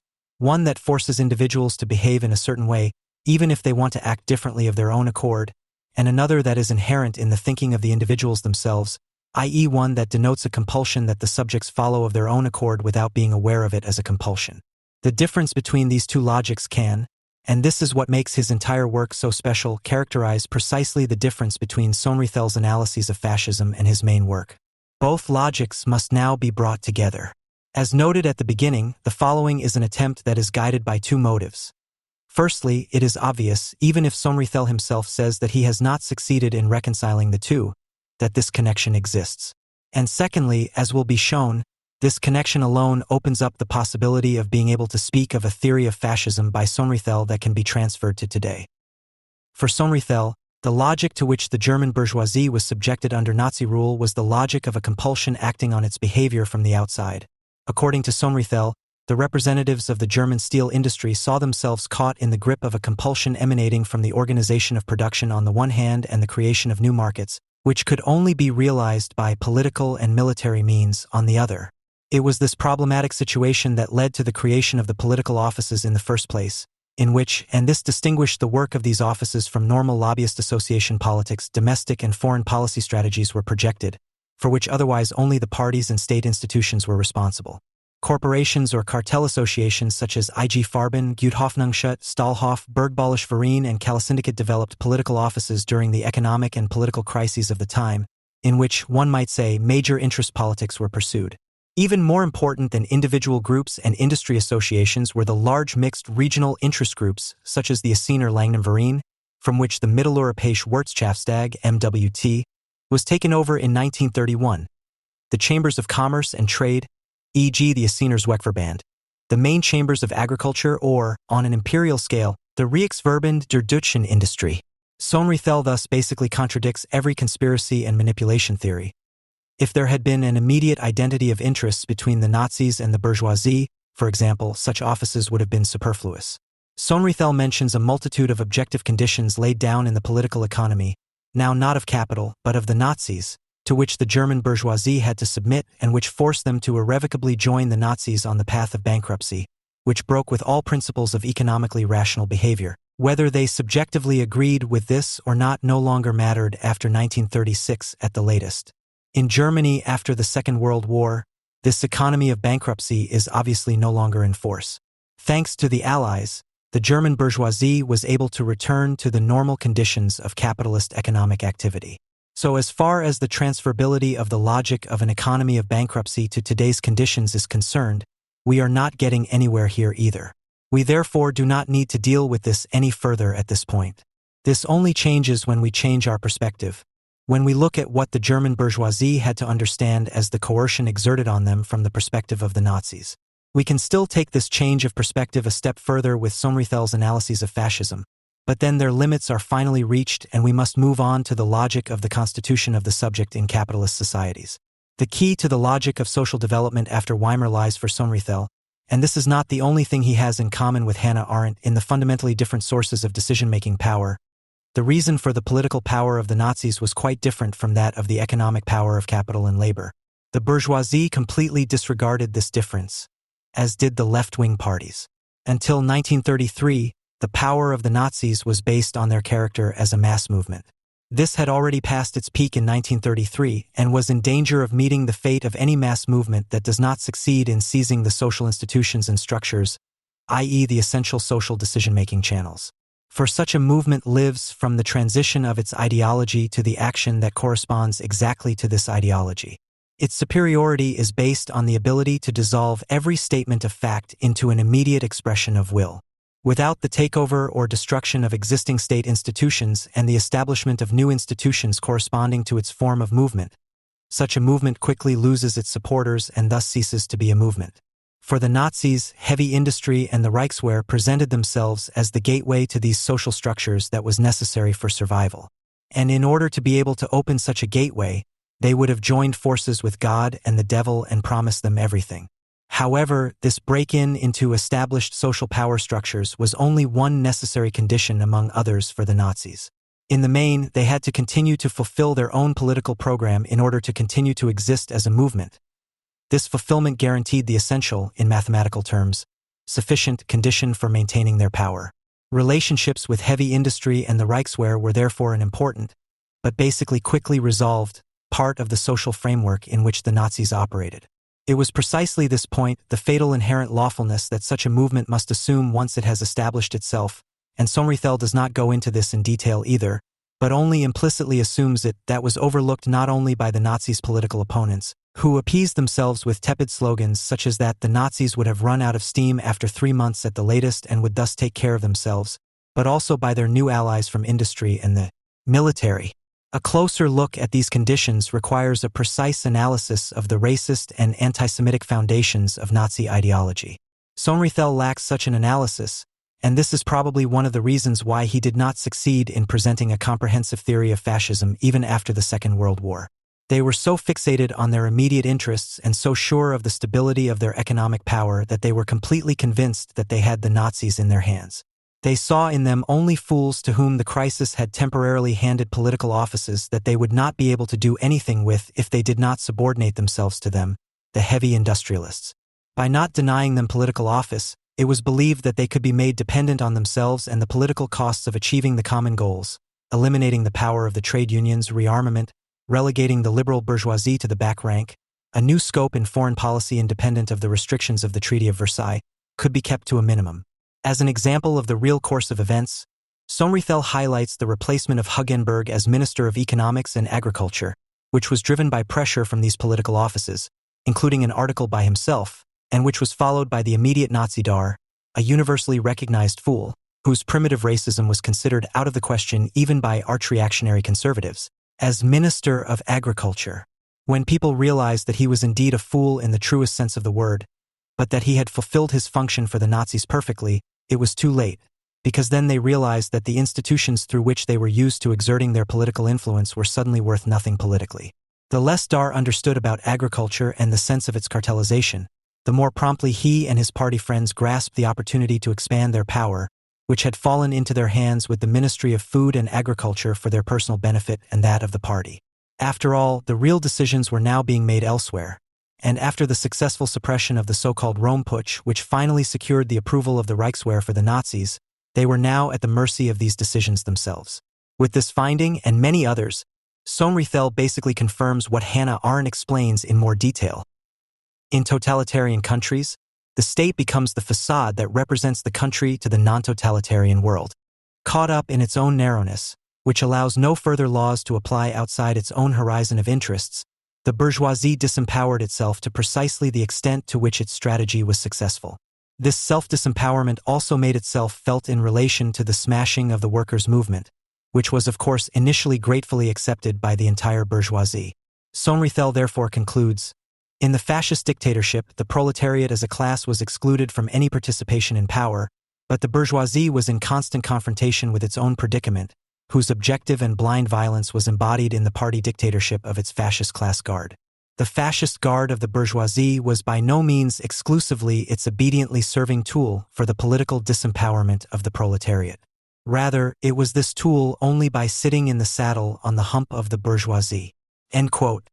This conclusion, which Sohn-Rethel himself draws from his analyses of fascism, also marks the end of his analysis. What remains unanswered is on what social basis the Nazis were able to attain this power in the first place, on the basis of which they were initially able to offer themselves as partners of the bourgeoisie in order to then sit in the saddle over the bourgeoisie. Here we have reached the point where we must ask whether Sohn-Rethel has specified the logic of this power in his main work, Intellectual and Physical Labor, a logic that does not assert itself socially as the logic of economic and thus historically and situationally conditioned constraints, but which links each individual subject immediately with the fascist form of rule, i.e. without reference to the institutionalized forms of bourgeois power relations, so that the specific power of the fascists can arise from the connection of these subjects to a mass movement. The question is, in other words, whether the actions of the Weimar bourgeoisie were also based on a form of thought that was not rooted in their immediate interests, but was anchored much more deeply in social organization, and whether, if this is the case, this form of thought can be transferred to today's conditions, so that one can speak of a generalizable theory of fascism by Sohn-Rethel. If one considers the basic theme of his main work, such a connection seems far-fetched at first.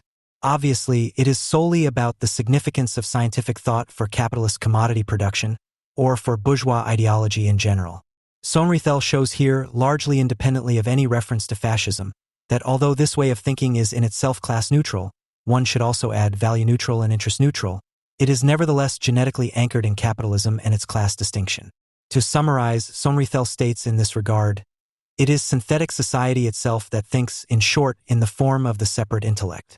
This representational character for abstract society, which the intellect possesses by virtue of the social synthetic functions in which it operates as pure forms, is the reason for the intellect's independent capacity for judgment under the discipline of these forms, the reason therefore for its autonomy in matters of truth. End quote. This thinking is therefore correct thinking, but in false consciousness. For it is blind to the fact that social class ties and the objective validity of theoretical knowledge are not contradictory and by no means mutually exclusive. On the contrary, they belong inseparably together, and neither the one side nor the other can be explained at all if their togetherness, their form genetically founded connection has not been grasped. End of quote. The extent to which this way of thinking, in which society thinks of itself in the form of the separated subject, is genetically linked to Nazi fascism can be seen, at least at second glance, from Sohn-Rethel's statements, albeit brief, in his analyses of fascism on the role of intelligence in Nazi fascism. The importance of intellectual and technical intelligence in late capitalism and its susceptibility to fascist ideologies, without Sohn-Rethel explicitly stating this at this point, is apparently based on precisely this neutrality of general scientific thinking, which does not know its genetic ground. Quote, "What counts for them, these intellectuals, is that production is in progress and does not stand still. That is where their attachment to Hitler comes from, their unconditional trust in him. For them it was Hitler, not the capitalists, who got production flowing again and who promised them unrestricted growth that was no longer bound to any crisis considerations." End of quote. The fact that the singularizing approach predominates in most comparisons of the two main exponents of this genre in Italy and Germany contrasts strangely with the matter-of-factness with which the concept of fascism is used as a generic term in colloquial and academic language. While advocates of the theory of totalitarianism, such as Hannah Arendt, are of the opinion that Italian fascism, measured in terms of its victims and the totalitarian penetration of society, should be placed on a par with non-totalitarian military dictatorships such as Romania, Poland, or Spain, a perspective that has also left its mark on one of the most important researchers of Italian fascism, Renzo de Felice. The supporters of modernization theory attest to the rational character of fascism in Italy. Mussolini's rule appears from this perspective as a developmental dictatorship that industrialized and modernized the country, whereas National Socialism was an irrational, atavistic revolt against modernity per se measured by the standards of totality and modernity. Fascism and National Socialism are obviously at opposite ends of the scale, and it is therefore only logical for an author like Gilbert Allardyce to suggest, in view of this state of discussion, that a general concept of fascism should be dispensed with altogether. However perceptive and evident many of the conclusions of totalitarianism and modernization theory may be, it is equally evident that the assertion of a complete non-identity of fascism and National Socialism leads to a situation where one can no longer see the wood for the trees. Instead of allowing the analysis to be guided by questionable standards, which, as in the case of the theory of totalitarianism, are gained from the comparison of the incomparable, it seems more sensible to first ask, with de Felice, about the minimum common denominator, which the contemporaries and supporters of both movements were very well aware of. Only from this basis should the question of the character of both regimes, their position and function within the process of modernization and rationalization then be posed. In doing so, it is always important not to lose sight of their common roots. In the following I would like to show, firstly, that a minimum denominator can be found both in the social basis and in the organizational form of the Fascismo Movimento, which can be qualified as charismatic with Max Weber.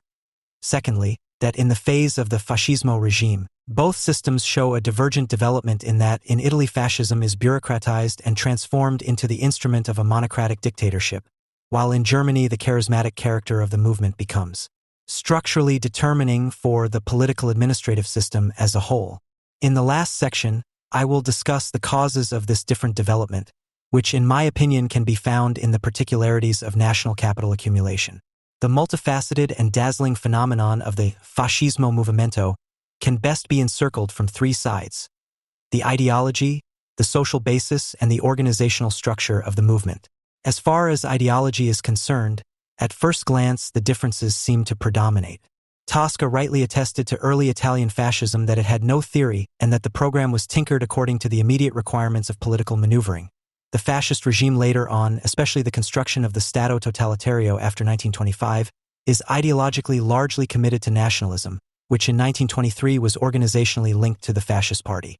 Finally, National Socialism is folkish and anti-Semitic, which cannot be said for Italian fascism. Nevertheless, there is a minimal ideological denominator common to both movements: aggressive nationalism and imperialism, which, as Ernst Nolte put it, shifts the concept of exploitation up a level from class struggle to the struggle of nations. For Hitler, the nation is not a concept of descent, but a ruling structure of races of different values, i.e. of biological substantial elements that are transverse to the national structure. However, the relationship between the racist doctrine and nationalism comes to the fore at the moment when the racial state turns its rule outwards. In comparison to the Judaized and racially inferior Eastern peoples, for example, the Germans as a whole appear as the higher-ranking Herrenvolk. It is therefore possible to speak of a common basic nationalist ideology that links fascism and National Socialism. Both shift international antagonisms to the level of international conflicts. Both pursue a policy of national concentration that leads to the liquidation of all non-national, liberal, or socialist forces. And both pursue a strategy of imperialist expansion that is intended to help their own nation achieve hegemony over other nations. Fascism differs from the bourgeois nationalism of the traditional right, which in Italy as in Germany was more the concern of a minority. In the broad mass base it creates for nationalist and social Darwinist ideas by combining them with populist and plebeian motives. In social terms, fascist movements are considerably more difficult to locate, as their membership is subject to strong fluctuation in both the movement and regime phases. Hans Mommsen has established for the NSDAP that, with the exception of the industrial workers, who were never fully integrated, different social groups passed through the NSDAP, as it were. The PNF also frequently changed its profile through the assimilation of numerous social groups and mass affiliations. Nevertheless, in my opinion, one can speak of a middle-class plebeian focus around which the fascist movement organized itself as a kind of populist collective movement. In the early PNF, private and public employees as well as students and pupils from the middle classes were strongly overrepresented. Together they made up almost a third of the members, to which a further third of petty bourgeois and middle-class members should be added. The rest were made up of agricultural workers, 24.3%, and industrial workers, 15.4%. Employees, craftsmen, merchants, civil servants, and freelancers were almost twice as strongly represented in the NSDAP as in the working population as a whole. Although farmers are not overrepresented in the party, they are overrepresented in the NSDAP electorate. The middle class, in the broadest sense of the term, i.e. including civil servants and employees, accounted for 73.7% of NSDAP members. In contrast to Italy, where industrial workers are adequately represented in relation to the proportion of the population, 15.4% in the party, 13.3% in the population, they are clearly underrepresented in Germany, 26.3%, 46.3%. The traditional elites, especially the economic elites, also remain rather distant, although this distance seems to have been greater in Italy than in Germany. Typical of the organizational structure of the fascist parties, as Hans Goethe pointed out early on, was a fusion of charismatic and bureaucratic elements. As mass organizations, the PNF and NSDAP were necessarily based on basic forms of bureaucratic rational organization such as statutory order, central membership register, orderly official channels, accounting and control, etc. There were secretaries, treasurers, and so on. There were secretaries, treasurers, and chairmen, a vertical network of command running from the party leadership via the regional intermediate bodies to the local groups, and a binding party discipline. There was, at least for the important functionaries, a fixed remuneration in money, and there was a strict hierarchy, especially in the paramilitary organizations such as the MVSN, SA, and SS. Nevertheless, it was not these traits, which could also be found in other parties, that made the fascist parties so special. Alongside the bureaucratic rational organization, often permeating it and not infrequently fraying it, there was another organizational principle which, according to the categories of Weberian sociology of power, must be classified as charismatic. This is not to say that fascism was exclusively or even primarily the creation of outstanding world historical personalities. Quite the contrary. Instead of radiating from a center, fascism is originally above all a conglomerate of heterogeneous, local movements crystallizing around powerful provincial leaders, and both Mussolini and Hitler had to fight hard battles with rivals and factions before they could rightly claim the title of Duce or Führer for themselves. In Germany, the widespread worship of Hitler only began after the Reichstag elections of 1930. In Italy, the cult of Mussolini only began with the start of the so-called second wave of fascisation. But even if fascism was more than just a creation of charismatic personalities, it was a charismatic movement from the very beginning in that the synthetic principle that united the fascist masses was not a common tradition or the formal party statute, but an emotional communitization, Weber, based on effective devotion to certain individuals and their specific organizational or demagogic gifts, and therefore in sharp contradiction to the basic principles of bureaucratic organization. After all, it was not least this very bureaucratic organization, with its interchangeability of functionaries, its impersonal, objective character, its tearing of the individual into clearly delineated areas of competence, against which the fascist revolt was directed. The general problems associated with the concept of charismatic rule cannot be addressed here. On the one hand, Weber uses the term quite unhistorically to describe all phenomena that cannot be subsumed under the two basic categories of everyday rule traditional and rational rule. On the other hand, however, he repeatedly emphasizes that the process of rationalization and the associated spread of discipline are increasingly limiting the significance of charisma. Against this background, Ernst Nolte has precisely formulated the decisive question for the theory of fascism. What does it mean when, in a non-charismatic rationalist epoch, a form of rule emerges at the center of development that can be described in terms of epochal charisma? End quote. An answer to this question requires nothing less than a social history of charisma.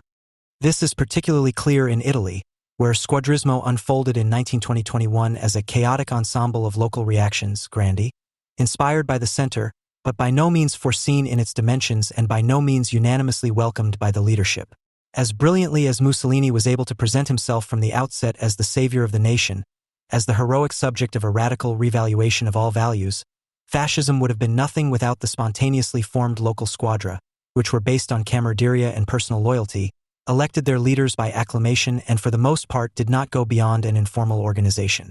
What united these groups was the desire to break out of the routine of everyday life, to free themselves from the bureaucratic shell of the large organizations of the church, parties, and associations, and to form direct, personal communities based on the cult of violence, the permanent exception and the never-before-seen.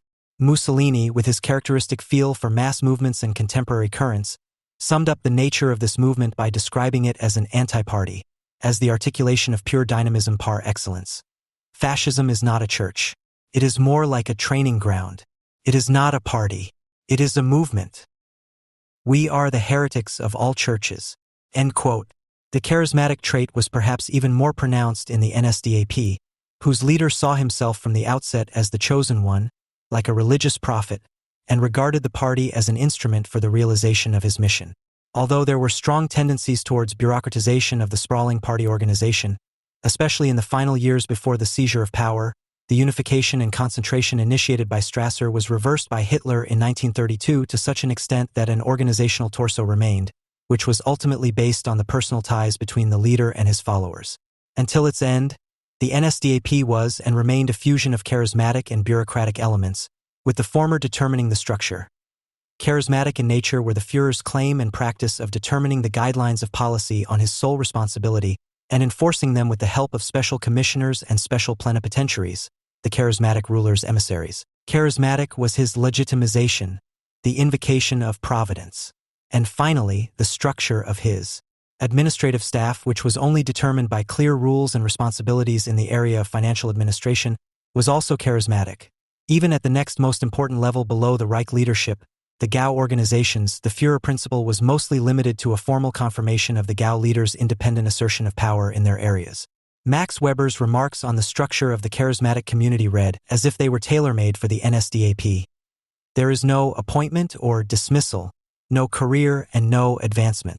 There is only appointment by inspiration of the leader based on the charismatic qualifications of the person appointed. There is no hierarchy, but only intervention by the leader in the case of general or individual charismatic inadequacy of the administrative staff for a task. There are no fixed authorities, but only charismatic emissaries commissioned within the scope of the master's mandate and their own charisma. There are no regulations, no abstract principles of law, no rational determination of law based on them, no wisdoms and legal sayings based on traditional precedents, but only the commands of the leader by virtue of revelation, oracle, inspiration, or by virtue of a concrete creative will, which is recognized by the religious, military, party, or other community for the sake of its origin. We will see that National Socialism essentially differs from Italian fascism in that it succeeded in making this charismatic structure permanent, so to speak, and in transferring it to the organization of the ruling association. The axis around which the fascist regime was organized was the relationship between party and state. In Italy, this relationship was clearly determined by the primacy of the latter. The cornerstone of fascist doctrine, Mussolini declared, is the conception of the state, its nature, its tasks, and its ultimate ends. For fascism, the state is an unconditional thing, before which individuals and groups are conditional. The state, as fascism wants it and brings it to life, is a spiritual and moral fact, since it realizes the political, legal, and economic care of the people. And such care is, in its origin and development, an expression of the spirit. End quote. According to Mussolini, The state only corresponds to this concept insofar as it is a stato forte, a strong state in contrast to the stato debole of the liberal democratic era. And it is only strong because it is fascist, carried and supported by a party which, in Mussolini's words, forms the necessary link between state and people, i.e. carries the principle of the state unity into society, so that its disunity and contradictions do not come to fruition. The party is the capillary organization of the regime, Mussolini proclaimed in September 1929. Its importance is fundamental. It encompasses everything. Instead of merely exercising authority, it exercises an apostolate, and by the mere presence of its organized mass it represents the definite, characteristic, controlled element in the midst of the people. It is the party, with the mass of its adherents, which gives to the authority of the state the voluntary consensus or the immense impetus of a faith. All dualism between the state authorities and the party leaders has disappeared. As far as the purely quantitative expansion of the party is concerned, this statement is indeed correct. After a temporary admission ban in the mid-20s, the party drew ever broader sections of the population into its organization, until in 1939 it had reached a total strength of 3.4 million members, i.e. 7.7% of the population. In addition, there were around 8 million members of the Gioventù Italiana del Littorio, GIL, which included children and young people aged 6 to 21 and subjected them to paramilitary training. The leisure organization Opera Nazionale Dopolavoro, which emerged from the fascist party's educational institution, had over 3.8 million members in 1939, who were divided into work sports associations, excursion clubs, music and theater organizations, etc. In 1933, the fascist corporations comprised 4.24 million workers and employees in all areas of economic life. The party had its own militia, which was financed by the state and had 374,000 members in 1933, its own political police force, UPI, and a significant propaganda apparatus, which not only had its own media, e.g. Ente Radio Rurale, but also controlled the other media via Mussolini's press office until the establishment of the Ministry of Culture and Propaganda, 1937. However, this enormous quantitative expansion also corresponded to a qualitative structural change, the transformation of the PNF from an essentially charismatic, highly informal movement based on personal loyalties between the squadristi into a hierarchical, centralized, and bureaucratized mass organization. After the squadra, which had formed the core of the fascist movement, had already been dissolved in October 1925, the party was reorganized by the Statute of October 12, 1926. The provincial secretaries, who until then had enjoyed extensive freedom of movement, lost all independent significance and were henceforth appointed by the General Secretary, who in turn was appointed by the Duce. The Duce also appointed the Grand Council, the Gran Consiglio del Fascismo, whose agenda was determined by him. He was able to appoint some of the members directly at his own discretion and indirectly control the appointment of the others. The principle of leadership was strengthened and the provincial secretary was transformed from a representative of local fascism, who was confirmed by acclamation, into a functionary of the headquarters, responsible only to his superiors. The party was depoliticized and subordinated to the state prefects in all political matters. From the end of the 1920s, its most important functions were limited to propaganda and training activities. With the mass entry of civil servants, teachers, etc. in particular, who often made up more than half of the members in many fasci, the party was transformed into a bureaucratic mass organization of careerists and conformist followers who were not primarily politically motivated. This process of transformation, however, led to the loss of the aggressive thrust of the movement, whose vitality was based on the anarchic character of its local units, founded on camaraderia and a cult of violence.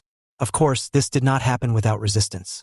At least in the months following the Matteotti crisis in June 1924, it looked for a while as if it was not Mussolini but the extremist wing under Farinacci and Balbo that would win the day, the wing that insisted on the necessary continuation of extralegal actions, the permanence of terror and the transformation of fascism into an elitist cadre party with a charismatically legitimized leader.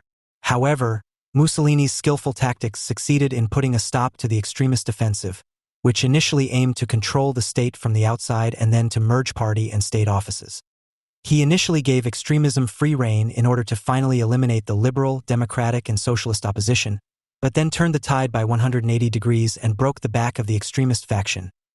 Farinacci, who had taken over as General Secretary in 1925, was forced to resign, and a major purge was initiated that affected around 55,000 to 60,000 members and functionaries. Although Farinacci continued to have such a strong base in the party that he was able to act as the public conscience of revolutionary fascism from his base in Cremona until the end of the regime and promote an orientation towards the model of National Socialism unhindered, the extremist opposition was thus deprived of the ground. All further attempts to secure the party's political primacy within the regime came to nothing. This had two main consequences for the structure of the fascist regime in Italy. The immediate consequence was an extraordinary strengthening of Mussolini's position, who, having eliminated all opposition forces, now had disciplined and compliant instruments at his disposal, both in the state bureaucracy and in the party, which he used without hesitation to expand his personal dictatorship. The fascist regime in Italy was henceforth determined in its essence neither by the central role of the party nor by the primacy of the state, but by the dictatorship of the supreme party and state leader, who increasingly legitimized his rule in the Bonapartist model through plebiscites, manifestations, and acclamations. The other, more decisive long-term consequence, however, was that the process of fascistization was interrupted at a time when not all the institutions of the liberal democratic state had been fascised. After the seizure of power, only a few old party members had entered the state bureaucracy, which had remained unchanged in essential areas despite all the purges. The personnel structure and competencies of the police and army were also unchanged, and the political police, which in Germany had become the domain of a party organization, was kept free of party influence by its leader Boccini, with the direct support of Mussolini. Even the militia, which had been viewed with suspicion by leading generals, was never able to become an independent apparatus of power like the SA or the SS. In 1940, it was even officially incorporated into the army. The permanent overlapping of authority and rivalries that were common in Germany between the ministerial bureaucracy and internal administration on the one hand and the Gauleitern, Reichsstatthaltern and Kreisleitern on the other did not occur to the same extent in Italy due to the clearly structured lines of command, although of course there was also friction, particularly between the state prefects and the provincial secretaries of the party. De Felice's observation that fascism was ultimately only a form that succeeded only to a relatively modest extent in engraving itself into the substance of the pre-fascist order applies not only to the traditional state bureaucracy and the army, which remained sworn to the king. It also applies to the king himself, to whom Mussolini reported twice a week, faithfully maintaining the constitutional facade, until Victor Emmanuel, urged on by the army leadership and a front within the fascist party leadership directed against the Duce, removed Mussolini from government responsibility in July 1943. It applies to constitutional bodies such as the Senate, which only approved the 1925 electoral law by 214 votes to 58, and has since been one of the few places where it was possible to give audible expression to a cautious gentleman's club anti-fascism. It also applies to big industry, whose organization Confindustria knew very well how to distinguish between its interests and those of fascism. And finally, and above all, it applies to the Catholic Church, which paid dearly for its recognition of the regime. The Lateran treaties declared Catholicism to be the sole religion of the state. They granted the Vatican great freedom in the appointment of bishops and influence over marriages. Church schools were given the same status as state institutions, and religious education was reintroduced in both primary and secondary schools. The Catholic Youth Associations, which counted 145,028 active members and a good 100,000 aspirants in 1930, were also recognized via the Lateran treaties in general. This not only created a protective space that enabled the lower clergy in particular to develop a passive and often even active resistance. Every Paracco, Togliatti later wrote, was on our side, but at the same time fascism had put aside or effectively abandoned its claim to totality in an essential area, where there was already a religion that also enjoyed the highest state recognition. It was difficult to establish the other political religion that fascism embodied in Mussolini's eyes. The fact that the regime collapsed from one day to the next in 1943 with the arrest of the Duce shows that it had not been able to establish any real inner unity, but rather was only an external arrangement that stood or fell with the person of the Duce. In the absence of the charismatic proof that undoubtedly sustained this regime for a long time, there was nothing that could hold the divergent elements together. When, after the Allies landed in Sicily, a fascist party leader stated that there were only institutions that did not work and laws that were not observed, Mussolini's only response was, "What does that mean? What have we done for 20 years? If Italian fascism as a whole thus appears to be a system in which the process of fascisation of the institutions is broken off at an early stage and replaced by Mussolini's personal dictatorship, which is of course still based on the fascist party, then in Germany we are dealing with a much more radical variant of fascism. The basic tendency of National Socialism, as Franz Neumann formulated it in 1944 in the foreword to the second edition of his Behemoth, was to completely eliminate the relics of the rational administrative state and to replace it with amorphous, formless movement, thus transforming what little remained of the state into a more or less organized anarchy. End quote. What did this organized anarchy, or as one should perhaps say more precisely, polycracy, of the Third Reich look like?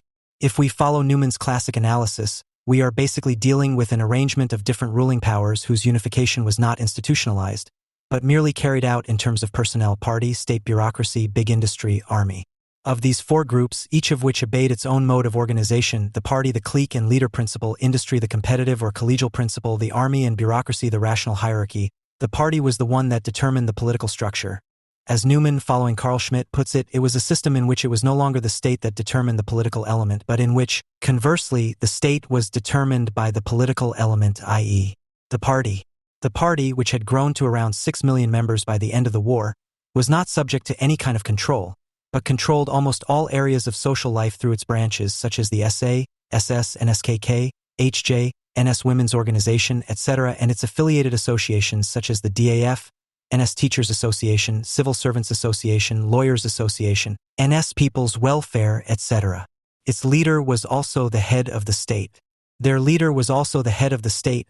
Their sub-leaders ran the various propaganda and terror apparatuses, which had often emerged from the exclusion of originally state apparatuses from the structure of internal administration. For example, the SA was responsible for all pre- and post-military training, while the SS controlled the police. Numerous party leaders, as Gauleiter, were at the same time Oberpräsidenten and Reichsstatthalter, managed the procurement of labor and civilian supplies during the war or created their own satrapies in the occupied territories, in which they ruled like unrestricted despots.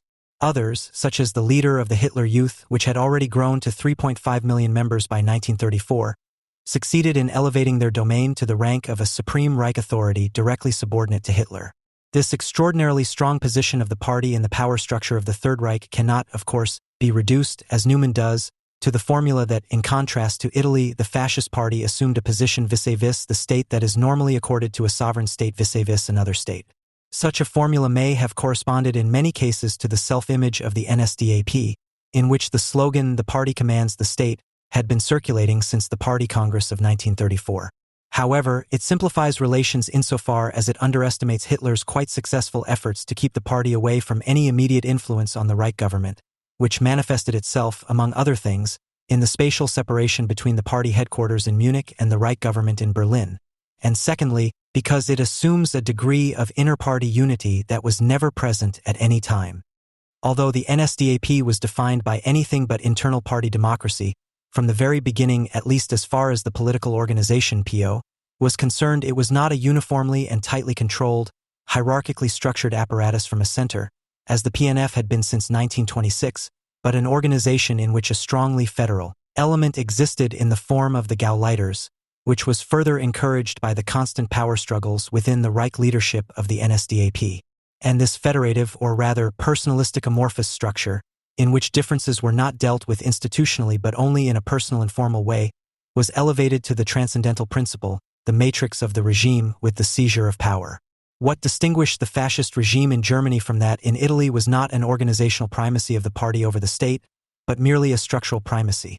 The degree to which Hitler was prepared to allow the structure of personal allegiances and competing responsibilities typical of the movement period to permeate the political administrative system.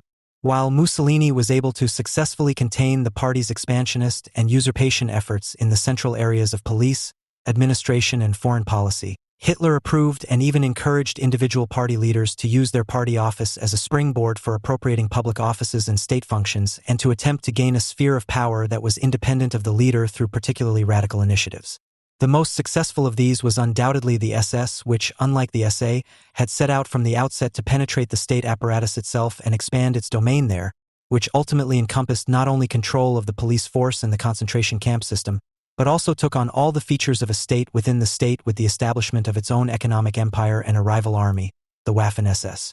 Similar domains were formed in Göring's area of responsibility, who initially pushed through the formation of the Reich Aviation Ministry as a new supreme Reich authority, from where he gained influence over the entire armaments industry and autarky policy, and was finally commissioned with the implementation of the four-year plan in September 1936. Furthermore, in the area of foreign policy, where the Rosenberg office and the Ribbentrop office competed with the Foreign Office, which initially remained largely free of party influence. And finally, in numerous Reich authorities with direct influence on the leader, such as the Reich Labor Service, the Road Construction Inspectorate, etc.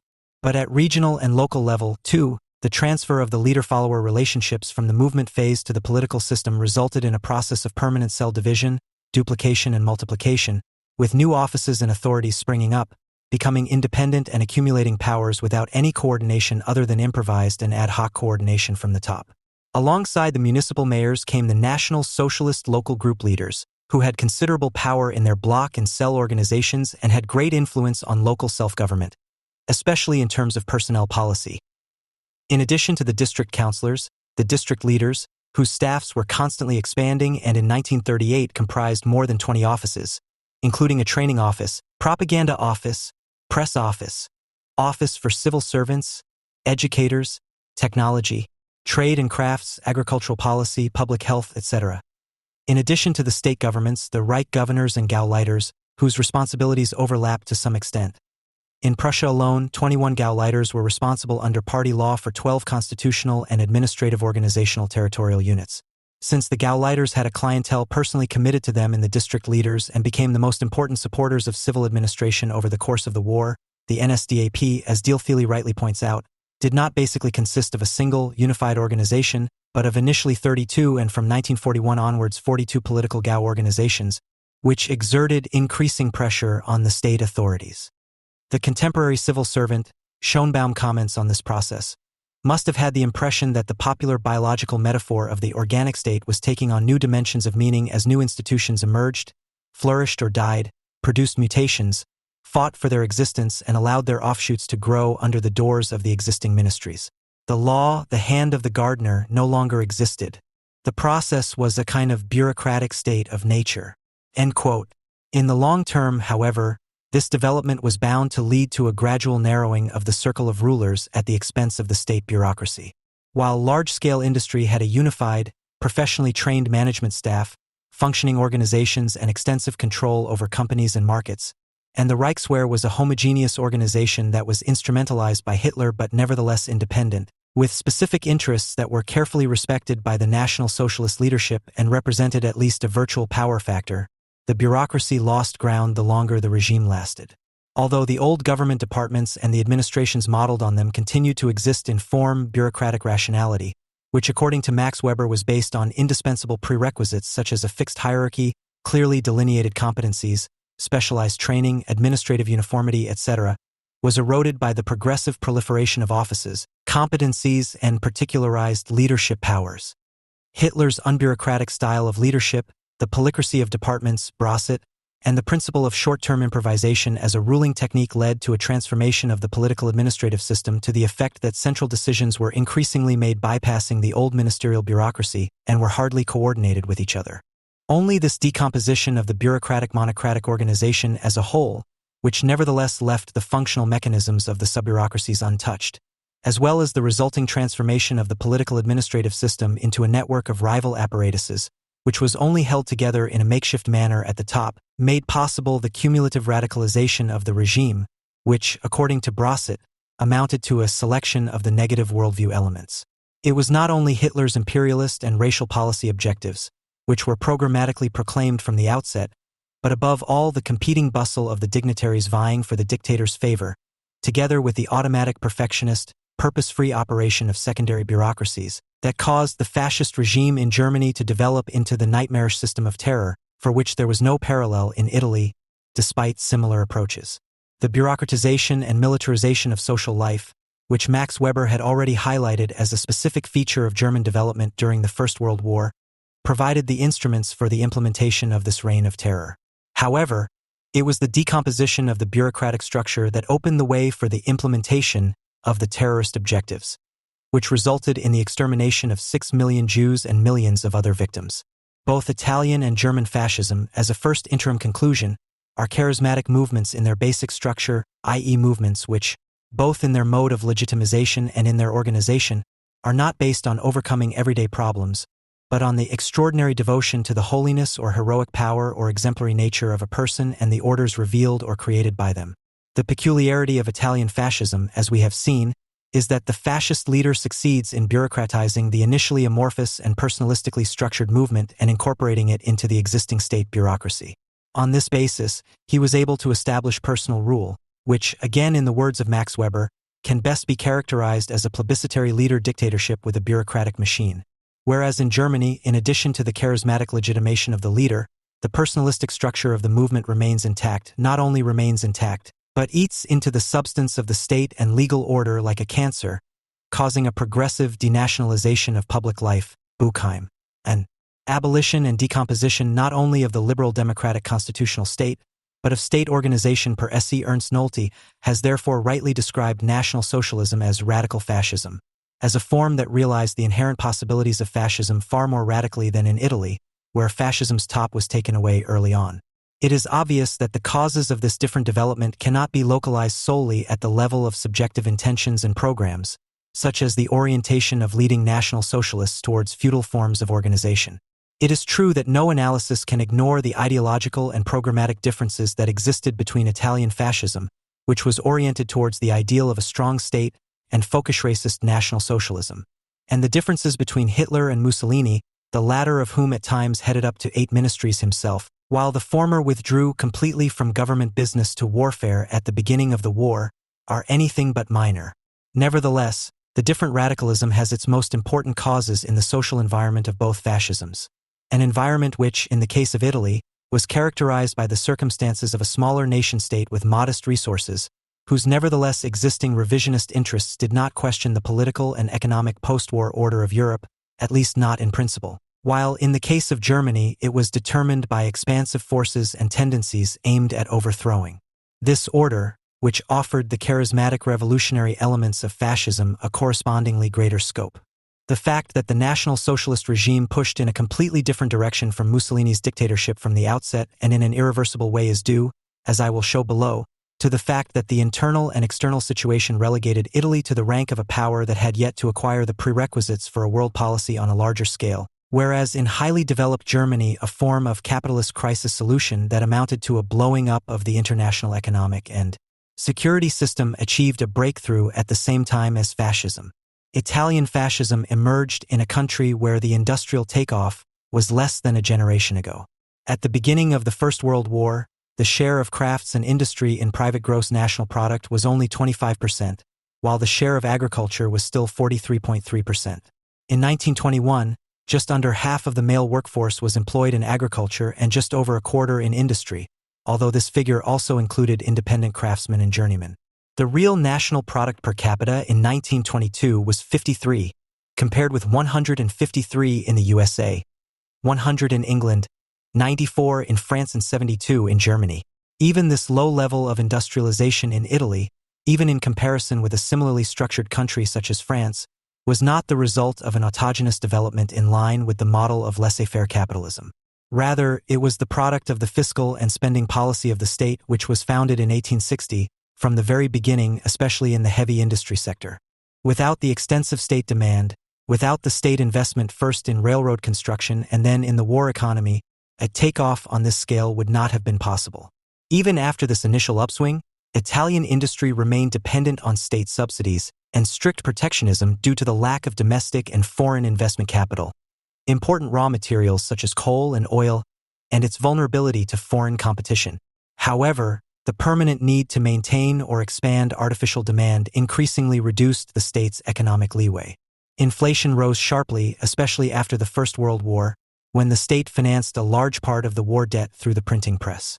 In 1926, already at the time of the fascist regime, the trade deficit was 1.3 billion lire higher than in 1922, and the lira had fallen by a third against the British pound compared to the previous year alone.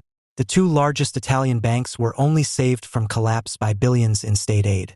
Mussolini seems to have recognized early on that large-scale world politics was not possible on this inadequate basis, and so Italian foreign policy in the first years of the regime remained largely in the traditional channels of the pre-fascist era. However, since the role of a second or even third-rate power was difficult to reconcile with the new national self-confidence associated with the fascist takeover, Mussolini made great efforts from the outset to remove the material obstacles that stood in the way of his great power ambitions. In his choice of economic policy strategies, he was not hindered by any dogmas. Initially, he began with thoroughly liberal managerial measures that attempted to improve the investment climate with a whole range of tax concessions for big business under the slogan, strengthening the political state, gradually demobilizing the economic state. However, as this policy was only able to produce short-term successes, Mussolini switched to a program of autarky from 1925, and then more emphatically from the early 1930s, a program that was intended to reduce Italy's dependence on foreign capital, raw material imports and exports of goods and labor, and thus create the conditions for a more offensive foreign policy. With enormous effort, it was possible to stabilize the lira against the British pound, increase the grain harvest by half and drastically reduce wheat imports from 7.64 million tons in 1926 to 1930 to 2.17 million in 1936 to 1940. As part of the Bonifica Integrale, a kind of agricultural development program, around 11 billion lire were invested in irrigation, cultivation, and road construction projects between 1922 and 1938, of which the state contributed 7.2 billion. Of course, it must be added that a large part of these benefits was ultimately at the expense of Italian consumers, who had to pay for the subsidies with a grain price that was 3 or 4 times the world market price. And the stabilization of the lira was also ultimately at the expense of taxpayers and consumers, as industry managed to pass on the lion's share of the costs of deflation through state-imposed wage cuts, tax breaks, and subsidies.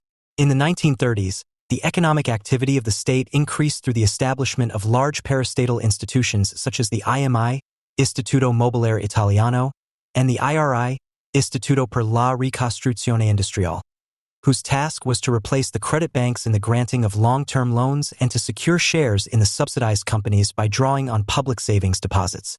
The companies financed and controlled by the state in this way became increasingly important, especially in the heavy industry sector. The largest shipyards, the 4 largest national ironworks, and 2/3 of the mining companies were under their supervision. Coal production was increased to such an extent that in 1939 Mussolini was able to set his sights on stopping imports altogether, a hope that very quickly turned out to be exaggerated. Similar progress was made in electrification and road construction. Foreign trade with the USA, France, and Great Britain fell by half to 2/3, especially after the Abyssinian crisis, and was only partially shifted to Germany, 27% of imports, 19% of exports. Between 1930 and 1935, the share of industrial production exceeded that of agriculture for the first time in Italian history. Despite these remarkable successes, which made the years between 1929 and 1936 the years of greatest internal consensus, de Felice, Mussolini did not lose sight of Italy's actual global political possibilities. Although he invaded Abyssinia in 1935 and intervened in the Spanish Civil War a year later, these actions were by no means carried out with the intention of unleashing a major European conflict, in stark contrast to Hitler, whose undertakings were aimed in this direction from the outset. As Karachi has shown, Mussolini long believed that a European war was not just around the corner, but would probably only be fought in the next generation. The Abyssinia venture was begun with the clear, and, as soon became clear, correct calculation that the great powers would not take any serious countermeasures, and the aid for Franco was also initially conceived as a low-cost operation. Unlike the German aggressions of 1938 and 1939, neither action was the result of deeper economic and political constraints, but of arbitrary decisions that took advantage of the moment. There had been no preparation in terms of armaments. Military spending shot up 15-fold from one year to the next and then fell again just as quickly. While German foreign policy increasingly degenerated into a function of the domestic and foreign economic constraints resulting from the accelerated rearmament, Italian foreign policy developed more and more into a function of fascist pedagogy, which aimed to improve Italy's world position with small, well-dosed successes and gradually introduce the Italians to the tasks of a Herrenvolk in the Weberian sense. For although Mussolini was convinced that fascism had shown the Italians a goal and opened up the road leading to this goal, this conviction was combined with the assessment that the Italians did not yet possess the qualities required for fascism and were therefore incapable of achieving the goals set for them.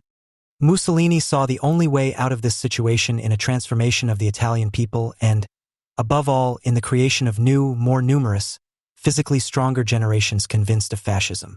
This explains Mussolini's tendency to plan his most ambitious and far-reaching projects, with which fascism was to go down in history, for a further and more distant time, even for the next generation. From this point of view, the Duce was able to plan for a limited colonial war in the short term, but not for a major European war, because he was convinced that this required not only technical, but even more so moral preparation, and that virtue, which determines victory and defeat and makes war the comparative test in which peoples reveal their shortcomings as well as their merits. There is no doubt, however, that this policy of measured expansion went far beyond Italy's interests and possibilities and, despite all efforts to achieve self-sufficiency, was, as it were, up in the air in terms of its material basis. Of course, industry gratefully seized all the opportunities to earn money that imperial policy offered it. In Albania, the first victim of this policy, all important sectors of the economy, from electricity generation and mining to oil and petroleum production, were gradually monopolized by Italian companies from the mid-1920s onwards. The wars in Libya, Abyssinia, and Spain also brought in large arms orders, especially for heavy industry. Just a few months after the fall of Addis Ababa, Confindustria organized cartels to exploit Abyssinian mineral resources, and within a short time more than 800 Italian companies were involved in the conquered country. Nevertheless, the persistent resistance in banking and industrial capital circles to Mussolini's Southeastern Europe policy, which aimed to oust France from the Balkans and establish a hegemonic area based on economic and financial dependencies under Italian leadership, showed that the imperial ambitions of fascism largely lacked the backing of financial and industrial capital. The low absorption capacity of the Italian domestic market, the country's dependence on the export of goods and labor, and its weak capital base meant that political expansionism, as Carracci notes, lacked the full and convincing support of the more important economic forces.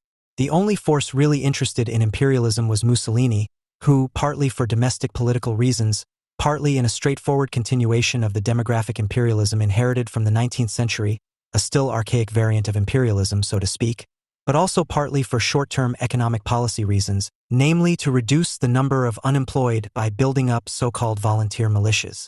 The industry was interested in such adventures. Industry was not only relatively uninterested in such adventures, it even took to open protest. When, in the wake of the Abyssinian War, the government increased petrol and oil duties, introduced a special capital gains tax, and skimmed off all interest profits in excess of 6% in favor of the state treasury. This met with energetic resistance from Confindustria. The increasing ties with Germany also met with little support from industry. In February 1935, Confindustria appealed to Mussolini to seal off the domestic market against German industrial products, and when the Second World War broke out in September 1939, it advocated Italy's neutrality, albeit primarily for economic and commercial reasons.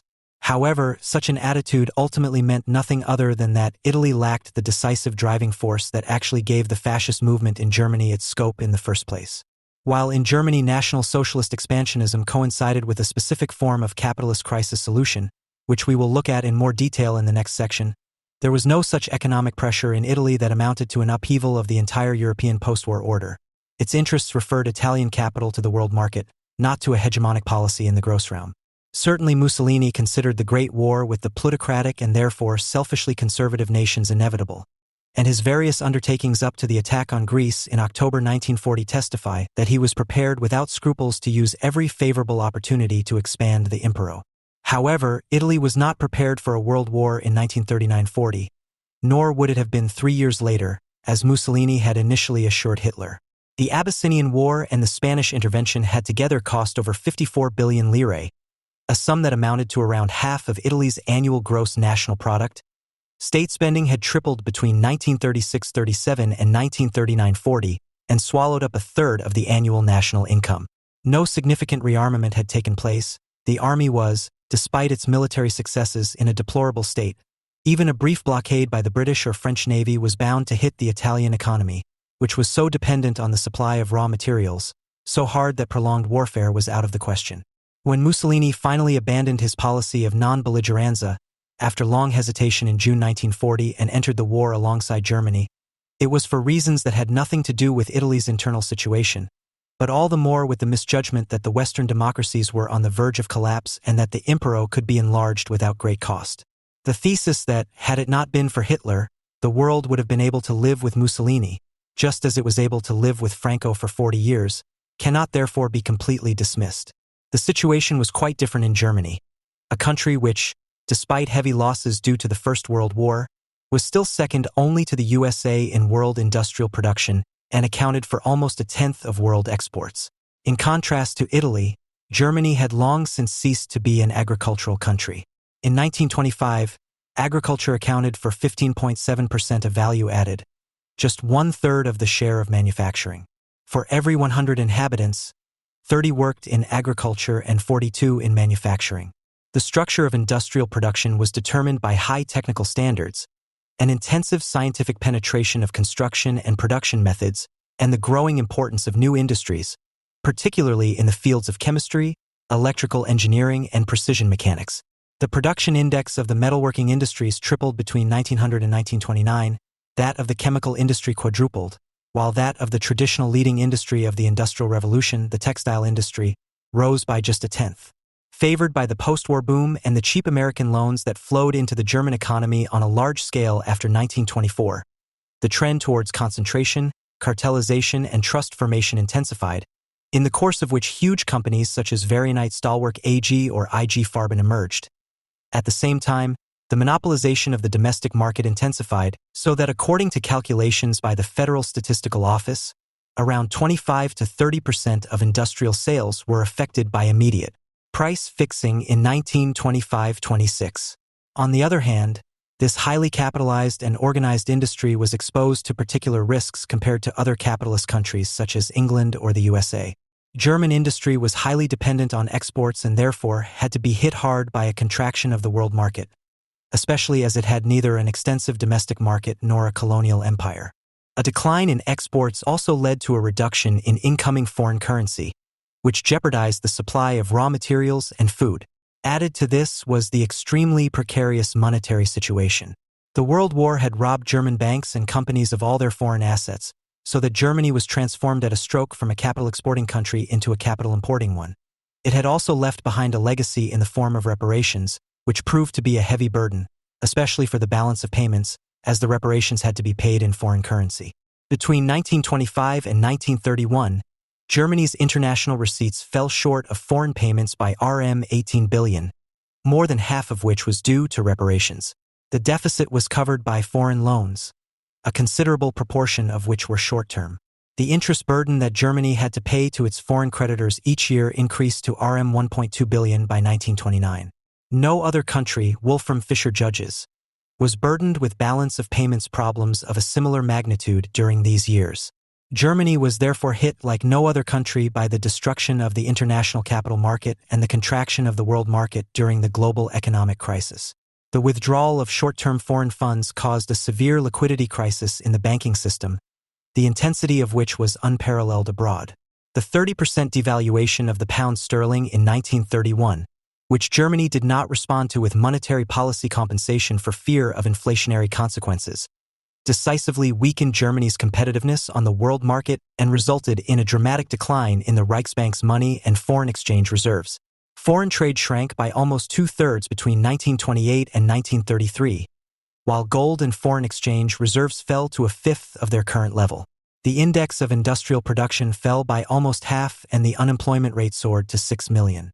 According to Alfred Sohn-Rethel's analyses, this development, which was essentially caused by the global economy, resulted in a progressive paralysis of those forces in the economy and politics that hoped for a recovery in global trade and attempted to stimulate this through a restrictive financial policy and government-imposed price and wage cuts.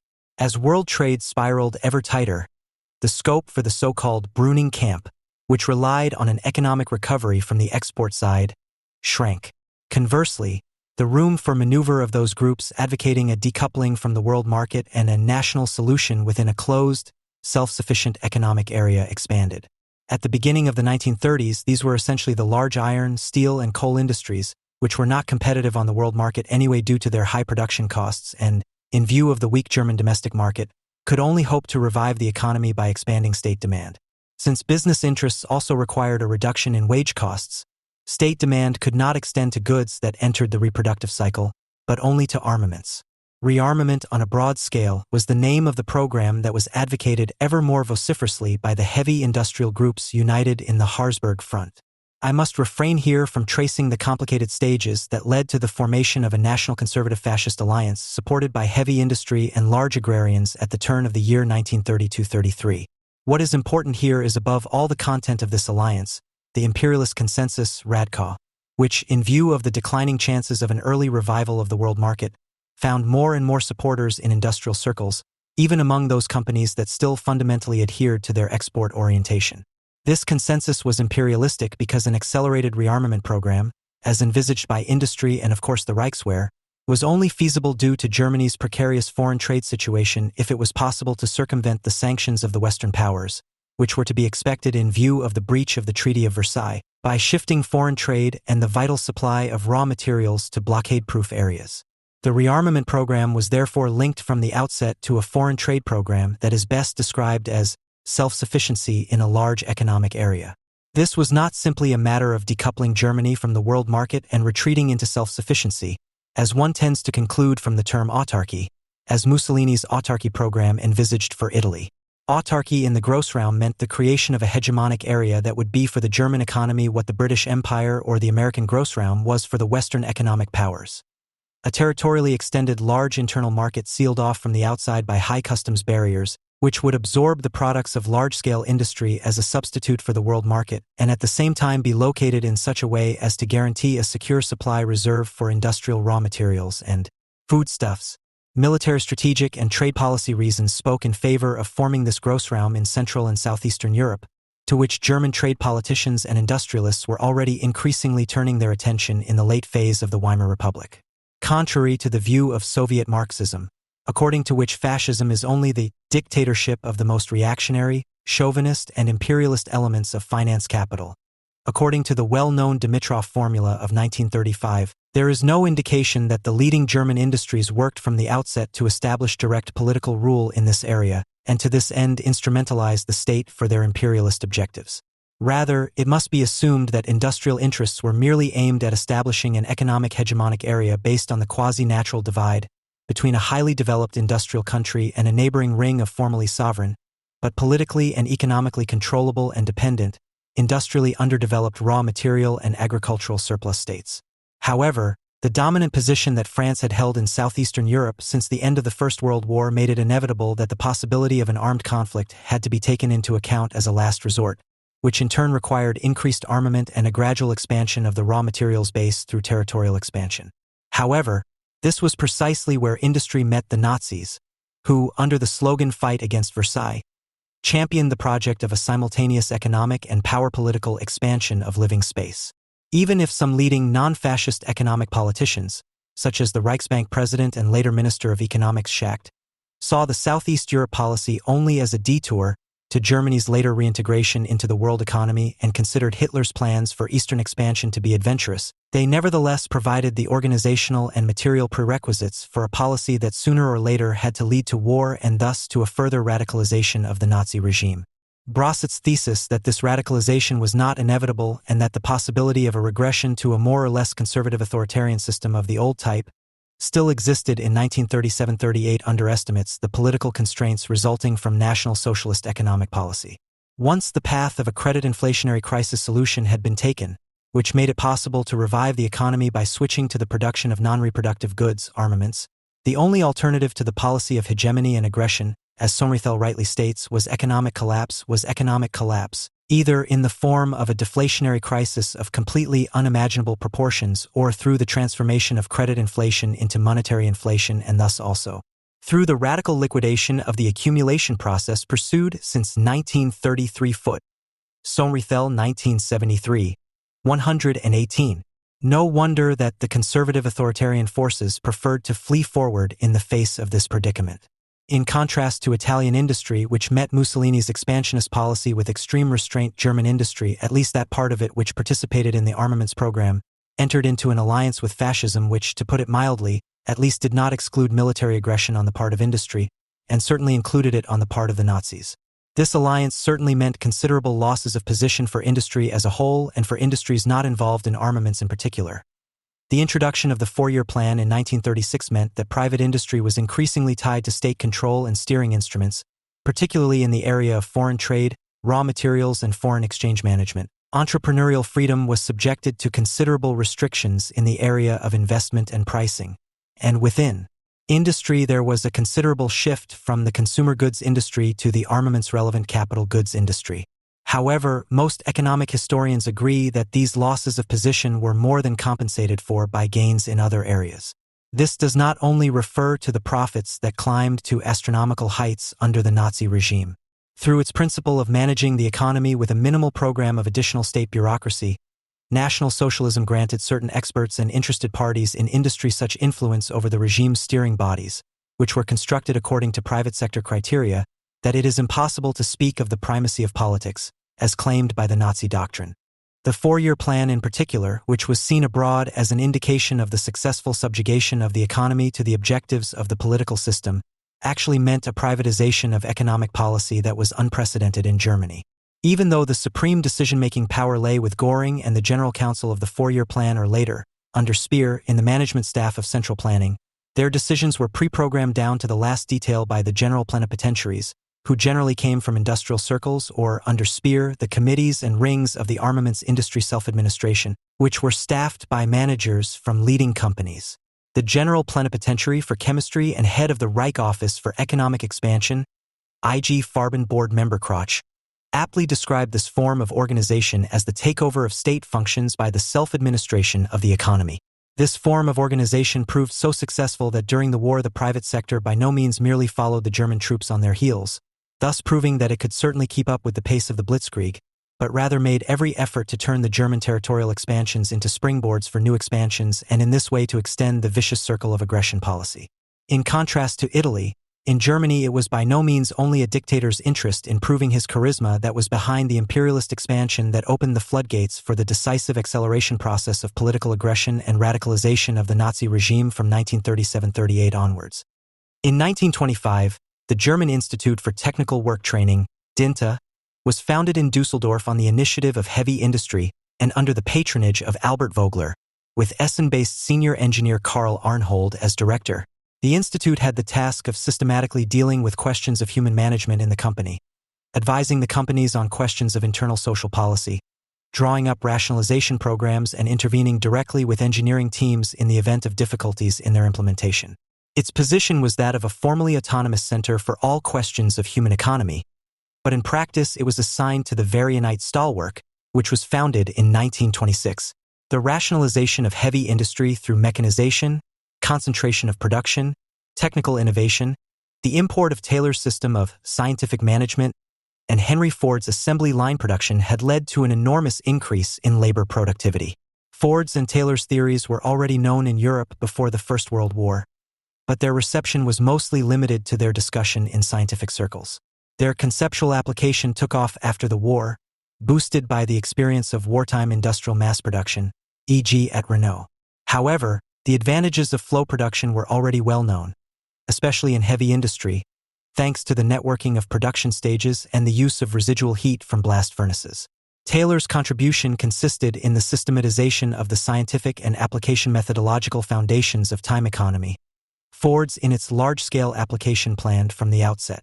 In the 3 years between 1926 and 1929 alone, the production volume per working hour rose by 15% in the steel and iron industry and by 18% in mining. Production output soared while employment declined. The more extensive technical equipment, the increase in invested fixed capital, and, at the same time, the relative decrease in the number of employees drew the attention of management more and more to the behavior of the worker in the company, to the work process itself.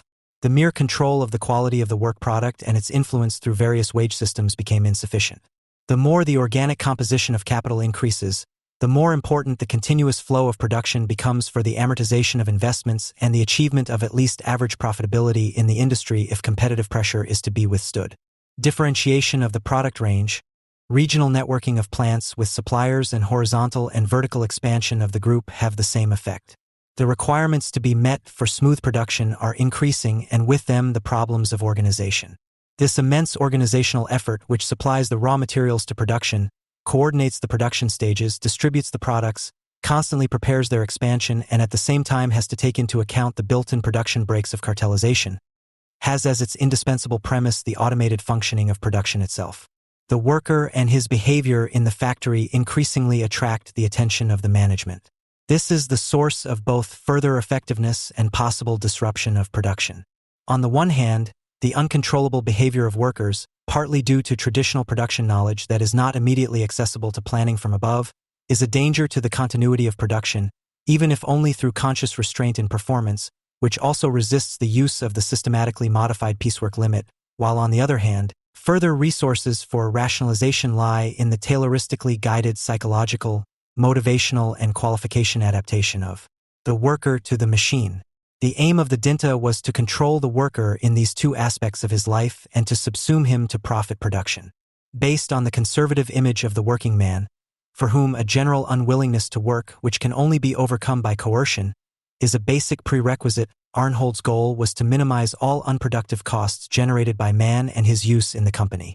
This description of the position of the heavy industrial camp, given by Benz, page 346, in relation to the Weimar debates on voluntary labor service, is by no means to be regarded as time-specific, but rather as a classical view of all work from the perspective of management, ownership or participation in the privileges it generates, from Bernard Mandeville's B. Fable, in 1705 to the FAZ.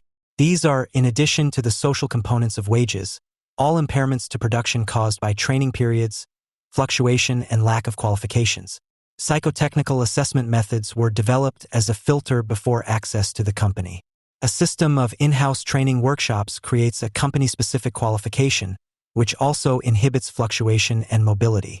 The company's own publicity in the company newspaper ensures the constant repetition and consolidation of general production norms such as economy in the use of materials, punctuality, and the like. The measurable savings effect of rationalizing training alone is enormous. A large textile factory estimates the pure training wage for a worker at 90 marks. Since the turnover and new recruitment of female workers means that around 2,000 new workers have to be trained here every year, the total training costs amount to 180,000 marks. If the time could be reduced by even half by means of suitable training departments, which is possible according to the available experience, an amount of 90,000 marks could be saved annually in this way alone. However, since pure coercion is not capable of achieving this and, moreover, coerced work is rarely productive, the motivation to work, which is only inadequately provided through wages, is an independent part of every rationalization program. As Arnhold believes that the cause of fluctuation cannot possibly be found in the form of production itself, he recommends, in addition to the teaching of manual skills, great importance should be attached to the education of a working personality, the joy of work and the joy of creating. The desired anchoring of production norms in the worker's consciousness is secured and made possible by access to their entire lives, i.e. to the cultural, familial, and emotional aspects of their labor power and its reproduction. Company social policy as a system of cultural institutions such as company sports, company cinemas, etc. aims to link all areas of life to the company, supported by a system of material gratuities, i.e. components of the wage necessary for reproduction, which are not secured by collective agreements but granted in an entrepreneurial paternalistic manner, such as company pension schemes, company housing, material benefits, coal, and marriage loans.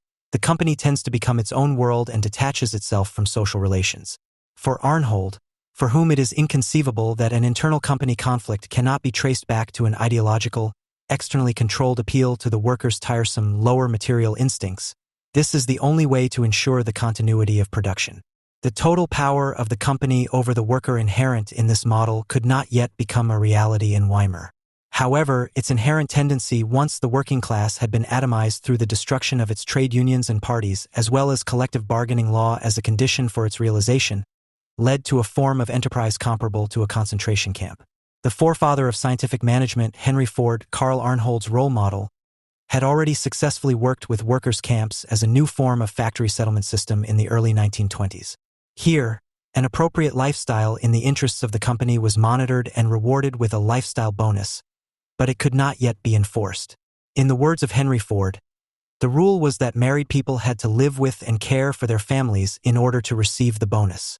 It should be emphasized that for all the polemics against the state-guaranteed components of the wage, the entrepreneurs were by no means concerned with the absolute level of the wage, as stated, for example, in the Memorandum of the Reich Association of German Industry, RDI, Rise or Fall, of 1929, but with the relative independence of the worker from entrepreneurial pressures given by the state guarantee. The entrepreneurial disposal of the social components allows a fine, carefully graded influence on the behavior of the worker, serves to reduce the willingness to strike by building up fears of loss, and is in part a company social policy of paternalism. It is therefore not surprising that, Parallel to the polemic against the welfare state, expenditure on company social policy is being increased enormously. The resulting access to the reproduction of the workforce paved the way for DAF campaigns such as Strength Through Joy and Beauty Through Work. The Seaman Study Society for Applied Psychology successfully pursued this policy before and after 1933. Such measures promote inner solidarity, the emotional bond between the company and its followers. Influencing the women workers was particularly helpful here because the woman as an ally in promoting loyalty to the company should not be underestimated. Once the wives of our fellow workers have placed their trust in us, the loyalty of the men to the company is guaranteed, and the money spent has paid for itself, because there are no wage issues at all in such a company. The high wages paid by such companies gave social democracy reason to believe that the peaceful end of capitalism, brought about by insightful entrepreneurs such as Henry Ford himself, was near. Behind this, however, lay both the interest in social satisfaction and the increased reproduction costs corresponding to the higher intensity of labor. First of all, it was necessary to take a stand against the widespread custom among foreigners of taking tenants and boarders into their homes. They regarded their homes as a kind of institution from which they could capitalize, not as a place to live. Young people who had dependents also received the bonus, as did single men with a healthy lifestyle. End of quote. For comparable experiments by the Krupp factories, see Brandenburg/Materna 1980, who characterized the Krupp workers' housing estates as an attempt at the cultural transformation of the estate's inhabitants, i.e. their separation from both pre-industrial forms of work and life and from proletarian organization. The fact that Ford's moral rigorism did not stem from a puritanical, religiously motivated educational ideology, however understood, is also evident from Krupp's settlement regulations, which are largely comparable to Ford's. Subletting to families was forbidden. Boarders and boarders were only allowed in exceptional cases. Ford's Puritanism already appeared to critical contemporaries as the ideology of adaptation to the assembly line. The already completed transition from the formal to the real subsumption of the labor process under capital now seems to require and entail the real subsumption of the reproduction of labor power. The new way of producing requires a restructuring of the psychophysical nexus between labor and worker. Leisure can no longer be left to the free will of the worker, it must be functionally related to production. This was the purpose of Henry Ford's social raid, his practice of allowing moral inspectors into workers' homes at any time. The domestic life of the workers was examined and an attempt made to ascertain what they were doing with their wages. From the workers' point of view, such an approach appears to be a massive attack on the traditional moral economy of the skilled labor culture, which, if one only considers the pathos of the slogan liberation of labor, was very conscious of its value as the only productive class. E.P. Thompson's term refers to the unity of all aspects of the proletarian life world, the connection between work and family, leisure and morality, and the norms that regulate/legitimize these activities, as they arise on the basis of specific modes of production and make them possible in the first place. This is a discrete, seemingly non-political or pre-political way of class struggle. Mass fluctuation as an escape from the assembly line was Henry Ford's main problem before his way of producing became socially generalized and left the workers with no other alternative. The workers themselves refused to accept this destruction of their living environment, the devaluation of their skills. Ford said, "Previous experience does not apply to us. The unskilled learn their job within a few hours or days. If they don't grasp it within this time, we can't use them." End of quote. The fluctuation was corresponding. In 1913 alone, Ford had to hire 53,000 people to fill 16,000 jobs. This form of defense against alienated, extremely labor-intensive production is repeated at every stage of technological development. The close connection between Dinta, the interests of heavy industry, and the Nazi DAP, the dependence of Arnhold's endeavors on authoritarian, terrorist control over society, did not only manifest itself in the year of the seizure of power. Even before that, Arnhold had welcomed the Gestapo's intrusion into the voluntary labor service created by Bruning's emergency decree of June 5, 1931, and, as an expert of the Reich Economic Council for questions of extended labor service, had publicly protested against Groner's ban on the SA. The Dinta also provided the Reichsverband Deutscher Arbeitsdienst e.V., the camouflage association of National Socialist labor camps under the leadership of Paul Schulz, with personnel for the training of group leaders. This cooperation can be attributed to the change of position initiated by the NSDAP under Konstantin Hirel in the fall of 1931, which had previously taken a stance against compulsory labor service, but now relied on the slow transformation of voluntarism into coercion. The circles around the Dinta had been advocating this position since 1924. Compulsory service had been a demand of the Deutsche Bergwerkszeitung since 1924. The circle around this newspaper, which also included Vogler and Arnhold, financed the Arbeitermannenbund, which was already running labor camps in East Elba that same year. In February 1934, the chairman of the German Labor Front, Robert Ley, praised Dinta as a pioneer of the National Socialist work idea. It was renamed the German Institute for National Socialist Work Training and was finally incorporated into the DAF in 1935 under Arnhold's leadership as the Office for Vocational Education and Management. Under the terroristic conditions of the Law on the Order of National Labor, Arnhold was able to start implementing his theory of the company as an organic performance community. The basis of his economic theory, which hypostatizes the importance of the worker's inner attitude to production as the central condition of production in general, is the production of absolute surplus value, the relapse into a mode of production comparable to the primitive accumulation of capital, i.e. the ruthless overexploitation of human resources. Arnhold's terminology hints at this: production as struggle and national battle of production, labor productivity as a question of decided will and not of objective technical economic conditions, refraining from the cost-benefit relation with the intention of profitability at any price, i.e. financing and profitable production from the state deficit, which functions as a future change to the predatory war to be won. The system of the Hermann Göring-Werke, production output pure quantity as a criterion of effectiveness. The ideology of the emergence of internal conflicts on exclusively non-industrial ground as a defense against possible interventions by social democratic governments, economic democracy, company law, state arbitration and collective bargaining, has as its material basis this transition of capitalist production into a new stage. While the state budget increased steadily after 1933, the proportion of armaments expenditure financed from the deficit MEFO bill rose from 4% in 1932 to 50% in 1938. Since wages are largely frozen, i.e. the production of non-reproductive goods, the ratio of labor income to capital income changes accordingly from 16.1% in 1927 of the Weimar Republic to 43.2% in 1938, so that the income from capital assets is almost half as large in absolute terms as that from labor income, i.e. the profit rate increases by almost 100%. Contemporary business economics, led by Eugen Schmallenbach, reflected this change by criticizing profitability as the sole criterion of economic efficiency. It called for the end of market anarchy with the continued existence of private property in a new economic order. This tied economy should enable internal planning through the transparency of the economic mechanism, which eliminates the realization problem and thus the constant individual fluctuations in value and price by establishing rational, stable, and calculable relations between the individual company and the national economy. The resulting expansion of the business economy tends to lead to the end of the market economy, abolishing the law of value as the regulator of production and replacing it with a new economy of time, Alfred Sohn-Rethel.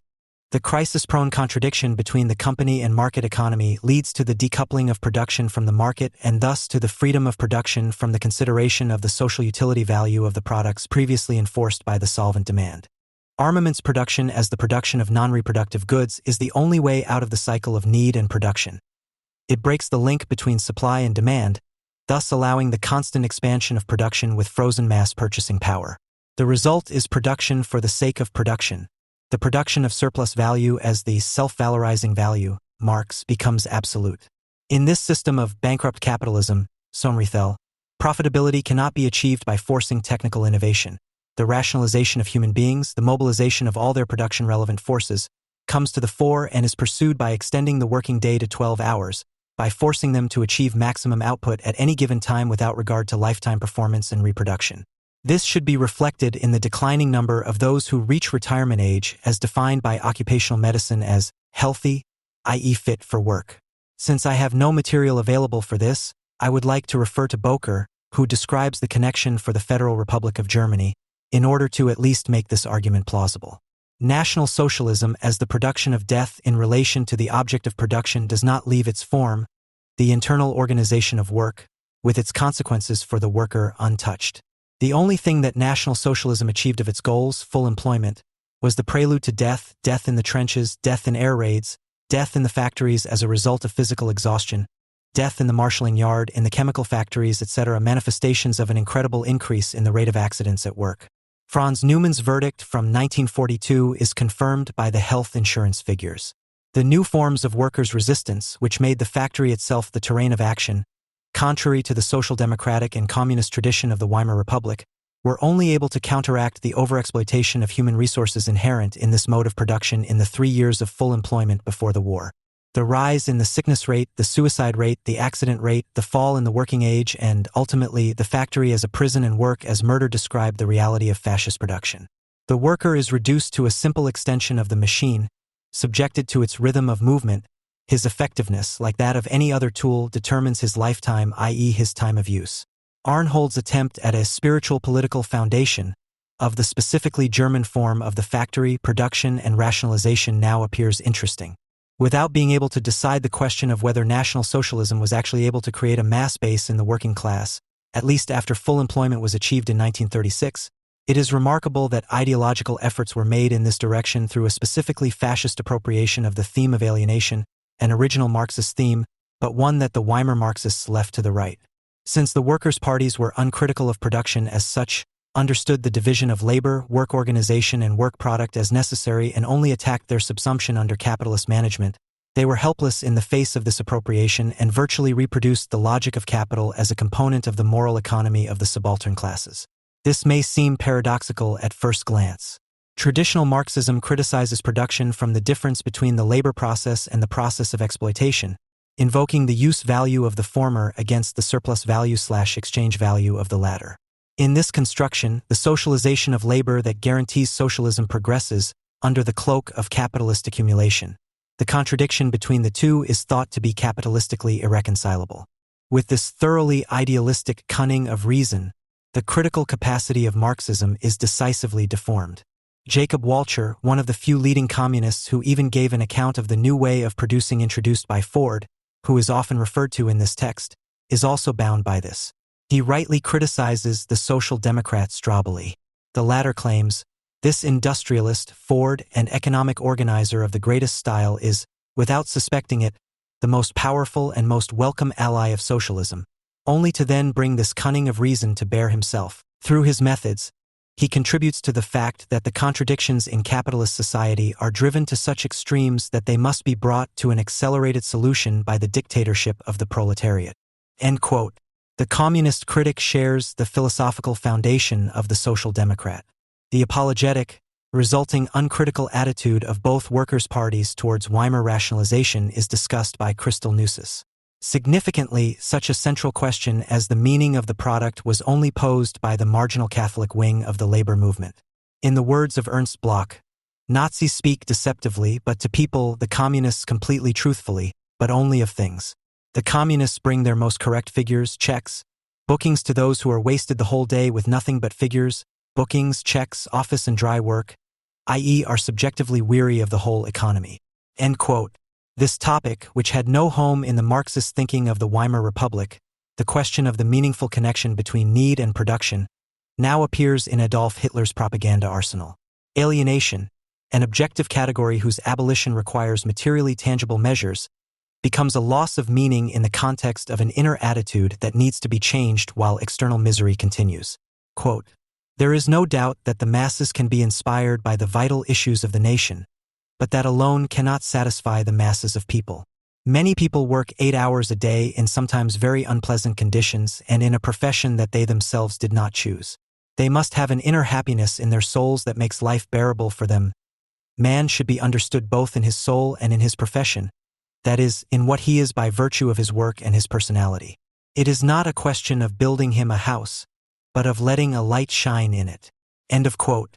With many ifs and buts which immediately reveal the superficiality of this self-criticism, the rationalization expert Arnhold also becomes an accuser of the objectification of man, which appears here as his now false ideal notation and placement in a system of values. Quote, technology had become an end in itself in the system era, and only from this end in itself can it be understood that the working person was no longer recognized as an independent entity, but that an attempt was made to include him merely as a factor in the operational world of things. End quote. Arnhold's endeavor to reinterpret this directive without changing it materially leads him to a formulation of the National Socialist idea of work. Some of its aspects will now be outlined. 1. It is the recognition of a remnant of incalculable human subjectivity that eludes Taylorist rationalization. Since the equation man equals machine does not yet work out, this remnant is ideologized for the time being and stylized as a characteristic of the German worker. The doctrine of the unspeakably German being resembles a chapter from zoology. By systematically influencing the mental powers of the followers through examples and role models, he breaks the one-sidedness of rationalist work attitudes and thus places the irrational in man at the service of the company community. This irrationality is precisely those skills of the worker that have so far eluded the time and motion study, and therefore refused to be transferred to the machine. In order to mobilize this potential, reference is now made to some elements of the worker's moral economy. 2. The German work system, qualified as irrational, is occupied and charged with the values of a manual work ethic that has long since disappeared in the centers of production. Quote, "We have to get to grips with the material world itself by determining in engineering terms how much of the German human being is actually contained in the material world. We then come to the conviction that the wage component of the human element in the material world cannot be a yardstick at all. For this human part consists of the practical attitude, the craftsmanship, the experience, the loyalty, and the sense of duty of each individual." End of quote. Brought to their economic core, these terms imply the rejection of the general quantification of human needs as a legitimization of low wages, and at the same time the compensation of labor suffering through collectively imagined psychological equivalence, i.e. the conversion of compensation from material to ideal values. The term Anstelligkeit appeals to the supposedly comprehensive aptitude and qualification of the German worker, his general competence, but means the reasonableness of any work. Ability refers to skill, resourcefulness, the ability to improvise and organize, as they were still present in the foreman and master craftsmen employed in the subcontract system. In the large company with its rigorous role allocation, it becomes the art of making the best of everything and making an effort at the same time. Experience alludes to the worker's knowledge of production, his knowledge of all the conditions of production, as it could still be gained from the sensory experience of producing a non-divided object. Experience in the emphatic sense used here conceals the reduction of work to the mechanical and endlessly repetitive, the meaningless manual action as a result of the division of labor taken to an extreme. Loyalty also refers to craftsmanship and skilled work.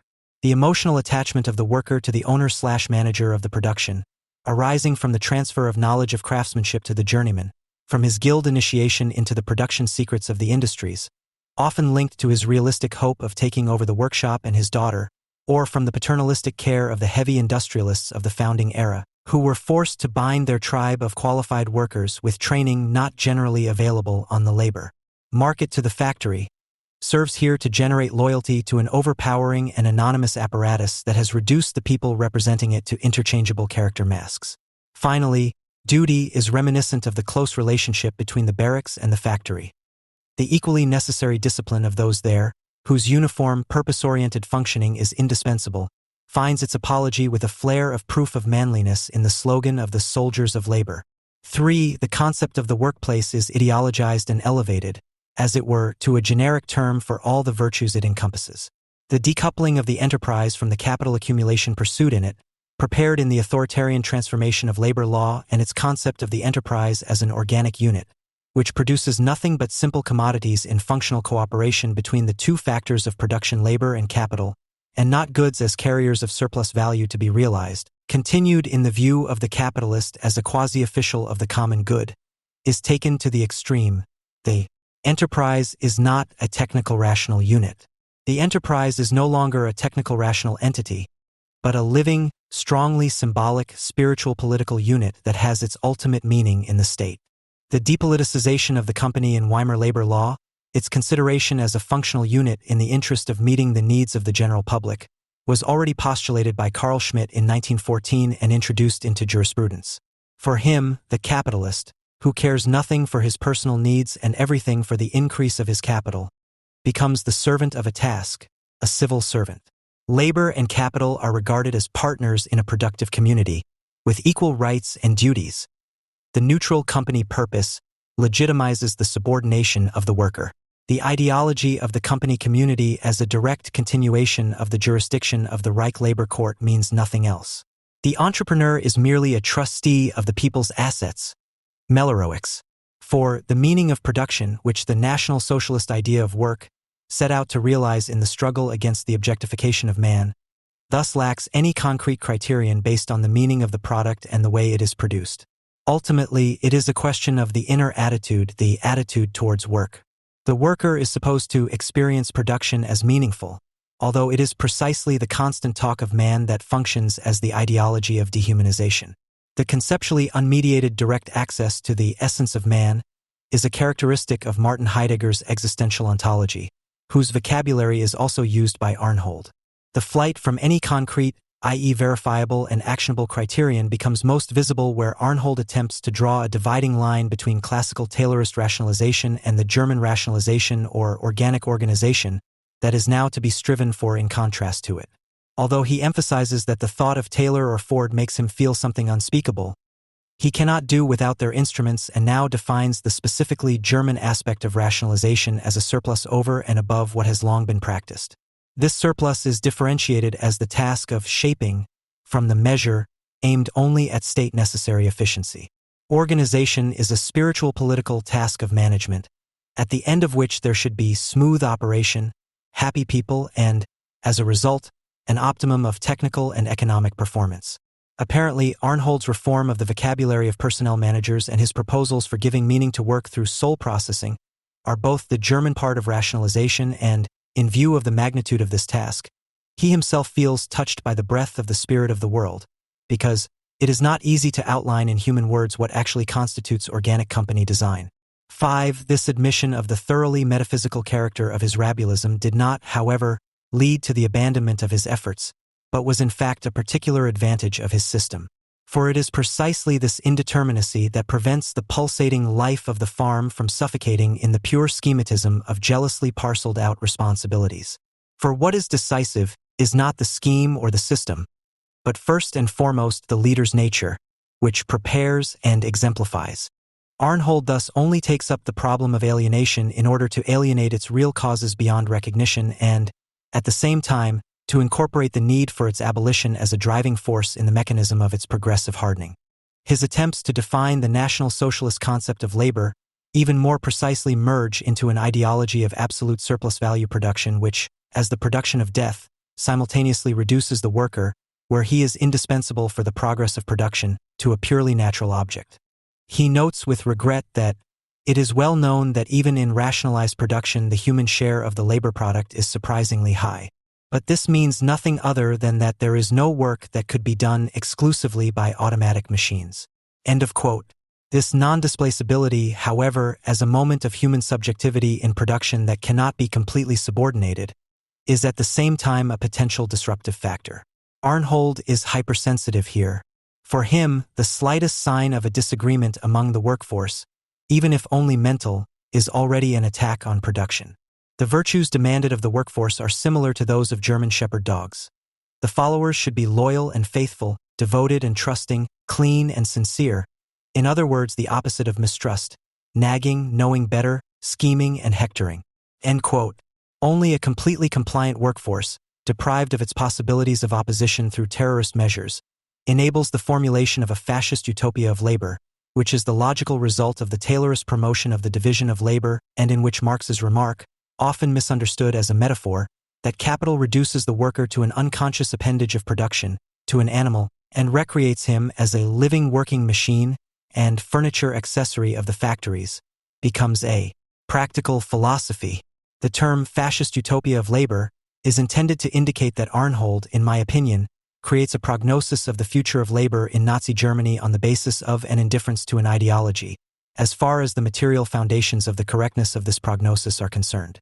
Or to put it another way, the actual development under fascism tends to make ideology the prevailing reality and lends it the retrospective character of a scientifically founded prediction. On the level of politics, it thus appears as a realistic program. Some elements of the concept of work contained in this practice are, in Arnhold's formulation, 1. The relationship of the worker to his tool is a relationship of the tool to itself. the ideological ouf of the contradiction between the machine as the representative of capital in the immediate production process and the living labor power subsumed to it as variable capital, expressed in the thesis that the tool is a direct, subordinate and therefore contradiction-free reinforcement of the worker's natural bodily forces, leads to the anthropologization of the means of labor. The tool is a means of labor and a simple extension/reinforcement of natural human forces only from the point of view of the labor process, in relation to the metabolism between man and nature. From the point of view of the process of exploitation, it is a means of realizing the use value that labor possesses for capital, the capacity for surplus work over and above the costs of reproduction. The abstraction from the second aspect is a consequence of the philosophy of essence. Its general characteristic is the renunciation of the socialization of man. As a result, everything is simple, plausible, and without contradiction. In National Socialism, there is no contradiction between machine and man. The machine is the servant of man in order to enable him to achieve better and greater performance, and to relieve him of the most difficult and unpleasant work, meloroics. The vitalization of the dead object, the feeling through the tool to nature to be worked on, functions as an ideological representation of the intended killing of the living. The reduction of man to nature results in a concept of the worker as the merely pain-sensitive part of the machine, as its mere psychic sensorium. Arnhold illustrates this with the example of two drivers and their reaction to an impending defect. Quote, "The first type, who is only a driver, will at best decide to have the gearbox checked at the next opportunity. The second type, the trained mechanic, will also make the decision. With each new revolution, however, the squeaking will hurt his soul, as he associates this unpleasant noise with the idea of grinding gears, leaking bearings and the like. This almost physically painful knocking of his technical conscience will urge him to use the very next brake in driving to rectify the fault." End of quote. In the growing together of the tool with the worker, the machine has annexed the human being. 2. Work is a struggle and a moral test, in which the individual's fitness for life/right to live is proven. Leaving aside the constraints of having to engage in alienated work, this appears as an existential confrontation with hostile forces of nature, before which courage must be shown. Quote, "We must also give our followers the feeling that work does not mean wasting time, or even wasting hours, but is a struggle in which each of us has to prove ourselves again and again. For us, life and freedom are only earned by those who have to conquer them every day." End of quote. The idea that man is thrown day by day as an individual into the immediate struggle for life with nature ignores the fact that the socialization of work itself in cooperation is one of the greatest forces of production. The abstraction of society serves here to obscure the very thing that makes it possible to end the claimed eternity of labor as compulsion. Arnhold's existentialism legitimizes the eternal necessity of the yoke of labor. The imagined equality of all in the struggle of labor as an existential necessity is based on the rule of naked necessity over the needy, unsocial individual, imagined as eternal and always the same. 3. In the absence of a concrete sense of production, the determinable satisfaction of human needs, production becomes infinite in principle. Production as a struggle must be understood as a task, and indeed as a task that can never be completed. The condition of capital's existence, that it should be utilized restlessly and on a constantly expanding ladder, if its devaluation and destruction are not to take place otherwise through standstill, is understood as an ontologically given obligation, while the abstraction from use value set with capital is realized in its destruction. For the endless and senseless creation then leads to an aesthetic experience, an aesthetic of life in the rhythm of the machine, when the worker is moved along as if by invisible strings. Arnhold reports on the successful deployment of a Dinta engineering group, the result of which was not simple rationalization, but the composition of a symphony of work. The mechanization of numerous work steps led to a reorganization of the sequence of steps. This allowed for the creation of a work rhythm, so that tire wrapping was freed from the character of hard labor and became an athletics of work. The aesthetic pleasure offered by the sight of the sequence of movements of a working tire maker is a sign of the inner well-being of his rhythmic activity. It is the functioning of the machine that is the condition for the realization of the sequence and proportioning of physical expression peculiar to man. The secure control of the body, athletics, which conveys a sense of well-being, is a gift from the machine, whose rhythmic beat moves the soul along with it. The needs and instincts of man, which determine his motor skills and actions through rational reflection, are replaced by capital, which has migrated into the structure of needs itself, as a new controlling authority, and which equates man, turning him into a tool for its purposes. 5. Since work is set as endless, the difference between work and life disappears. The prevailing view among workers of work as a necessary means of satisfying a need that is spatially and temporally external to it is to be abolished. Such a view, denounced as a manifestation of lower instincts, regarded work as instrumental. Now, work, which is no longer toiling away the hours, but the need itself, has sucked life into itself and cashed in. Hence the term soldiers of work. The soldier as a person deprived of his spontaneous expression of life, drilled and uniformed, stripped of his individuality and special purposes and relieved of responsibility/disposal over his life is the natural model of the worker. He is to be shaped in his image. The company is the fighting unit of national production. Every energy withdrawn from it is an act of sabotage. The more fascism strives to portray the workplace as the home of all workers, the more it actually creates it as a labor camp. In terms of labor law, these efforts are reflected in the abolition of the traditional concept of the employment contract as a debt relationship with a defined and legally sanctioned mutual claim to enforceable performance. Starting with the National Labor Relations Act, it is replaced by a fiduciary relationship. The projection of the Academy of German Law, which no longer became a formal law and completed the reduction of the formerly free worker to a real slave, did not need to do more than summarize the coercive measures already implemented by ordinance, such as the workbook, compulsory service ordinance, etc.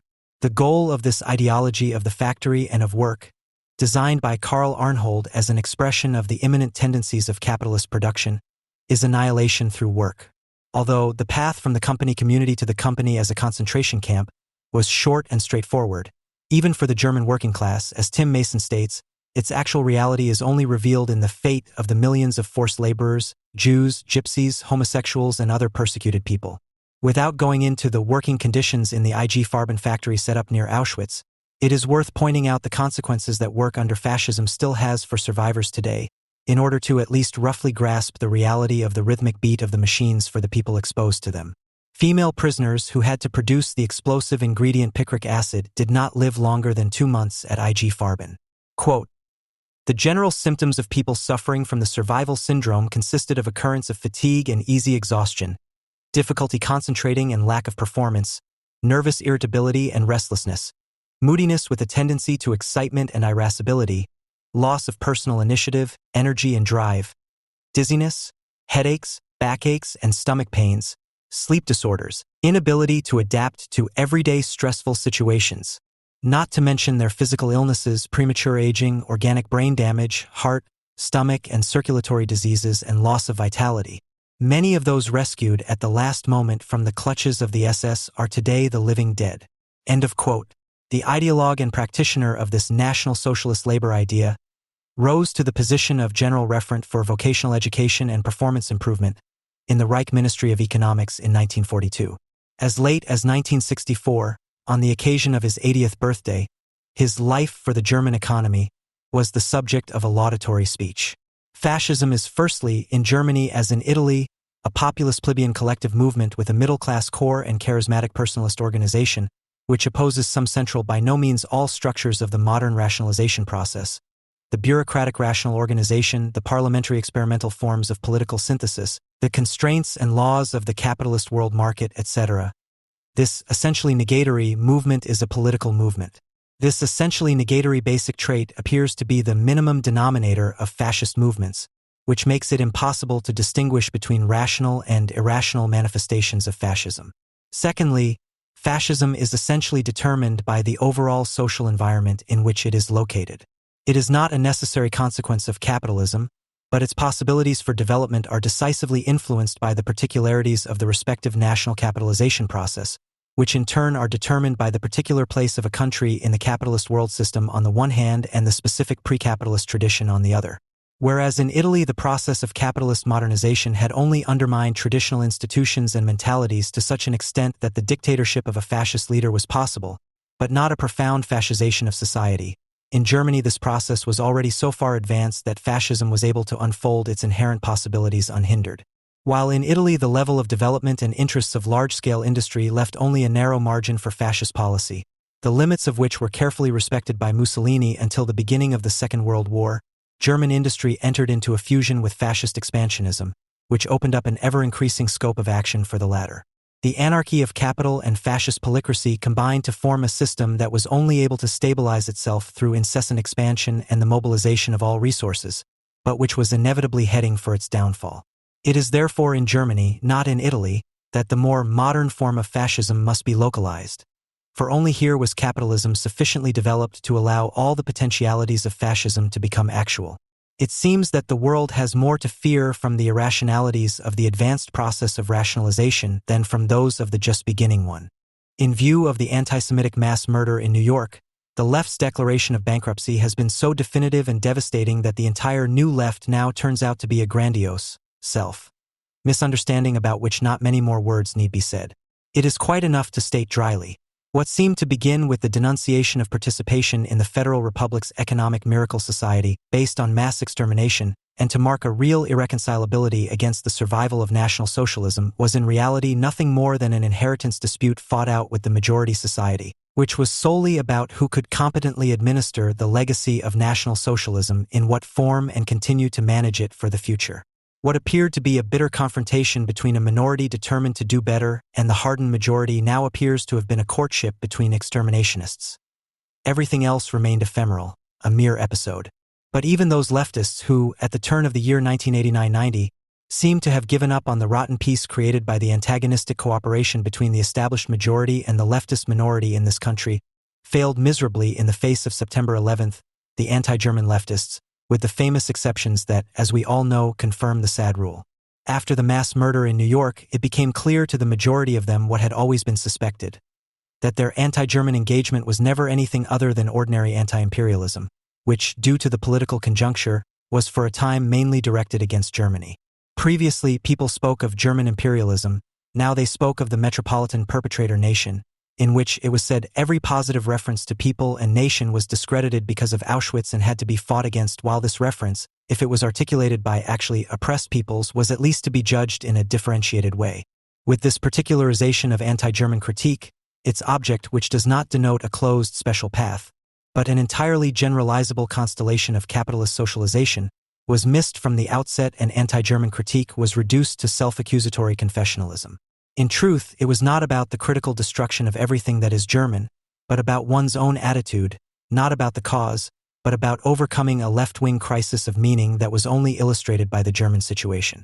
National Socialism and the extermination of the Jews, which were so diligently studied and rehashed in countless lengthy essays of reflection, basically meant nothing more to the left than representational material for the exhibition of noble pain of the soul. The almost epidemic preoccupation with anti-Semitism in the anti-German left and far beyond it thus presents itself as the continuation of the German mourning makes you free approach to dealing with the past by advanced means. And like its predecessor, it reveals a denial and loss of reality, a degree of coldness, indifference, and self-reference that is truly cringe-inducing. In the meantime, one feels compelled to conclude that what has been sailing for years under the anti-German flag has turned out to be a special form of necrophilia, the unconditional solidarity, Gerhard Schroeder, of German leftists with dead Jews.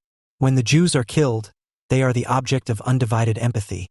But if they are still alive and armed to defend themselves, the necrophiliac love of German intellectuals ceases abruptly.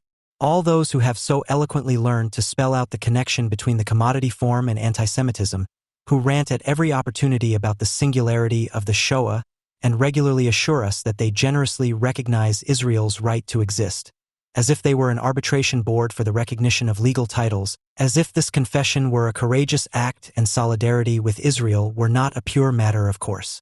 Even in the face of the Al-Aqsa Intifada, and even more so after September 11th, none of them were able to elicit an unconditional word of solidarity for a state whose existence is more threatened than at any time since its foundation.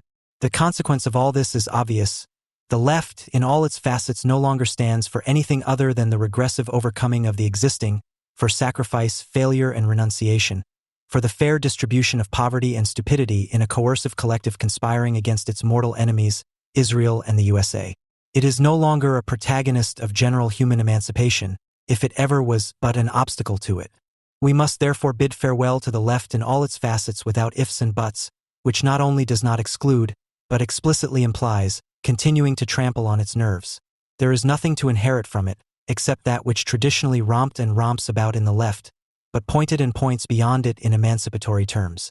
Being left-wing has always meant the doubling of the objective and, in this country, particularly pronounced identity constraint, it has meant the perpetuation of an inwardness that has hardened into an attitude, blindly projecting itself onto the outside world and shaping it according to its arbitrary standards, which corrupts every sensible thought, even the anti-German one, and lets it slosh around as a contaminated lump in its dark moral mash.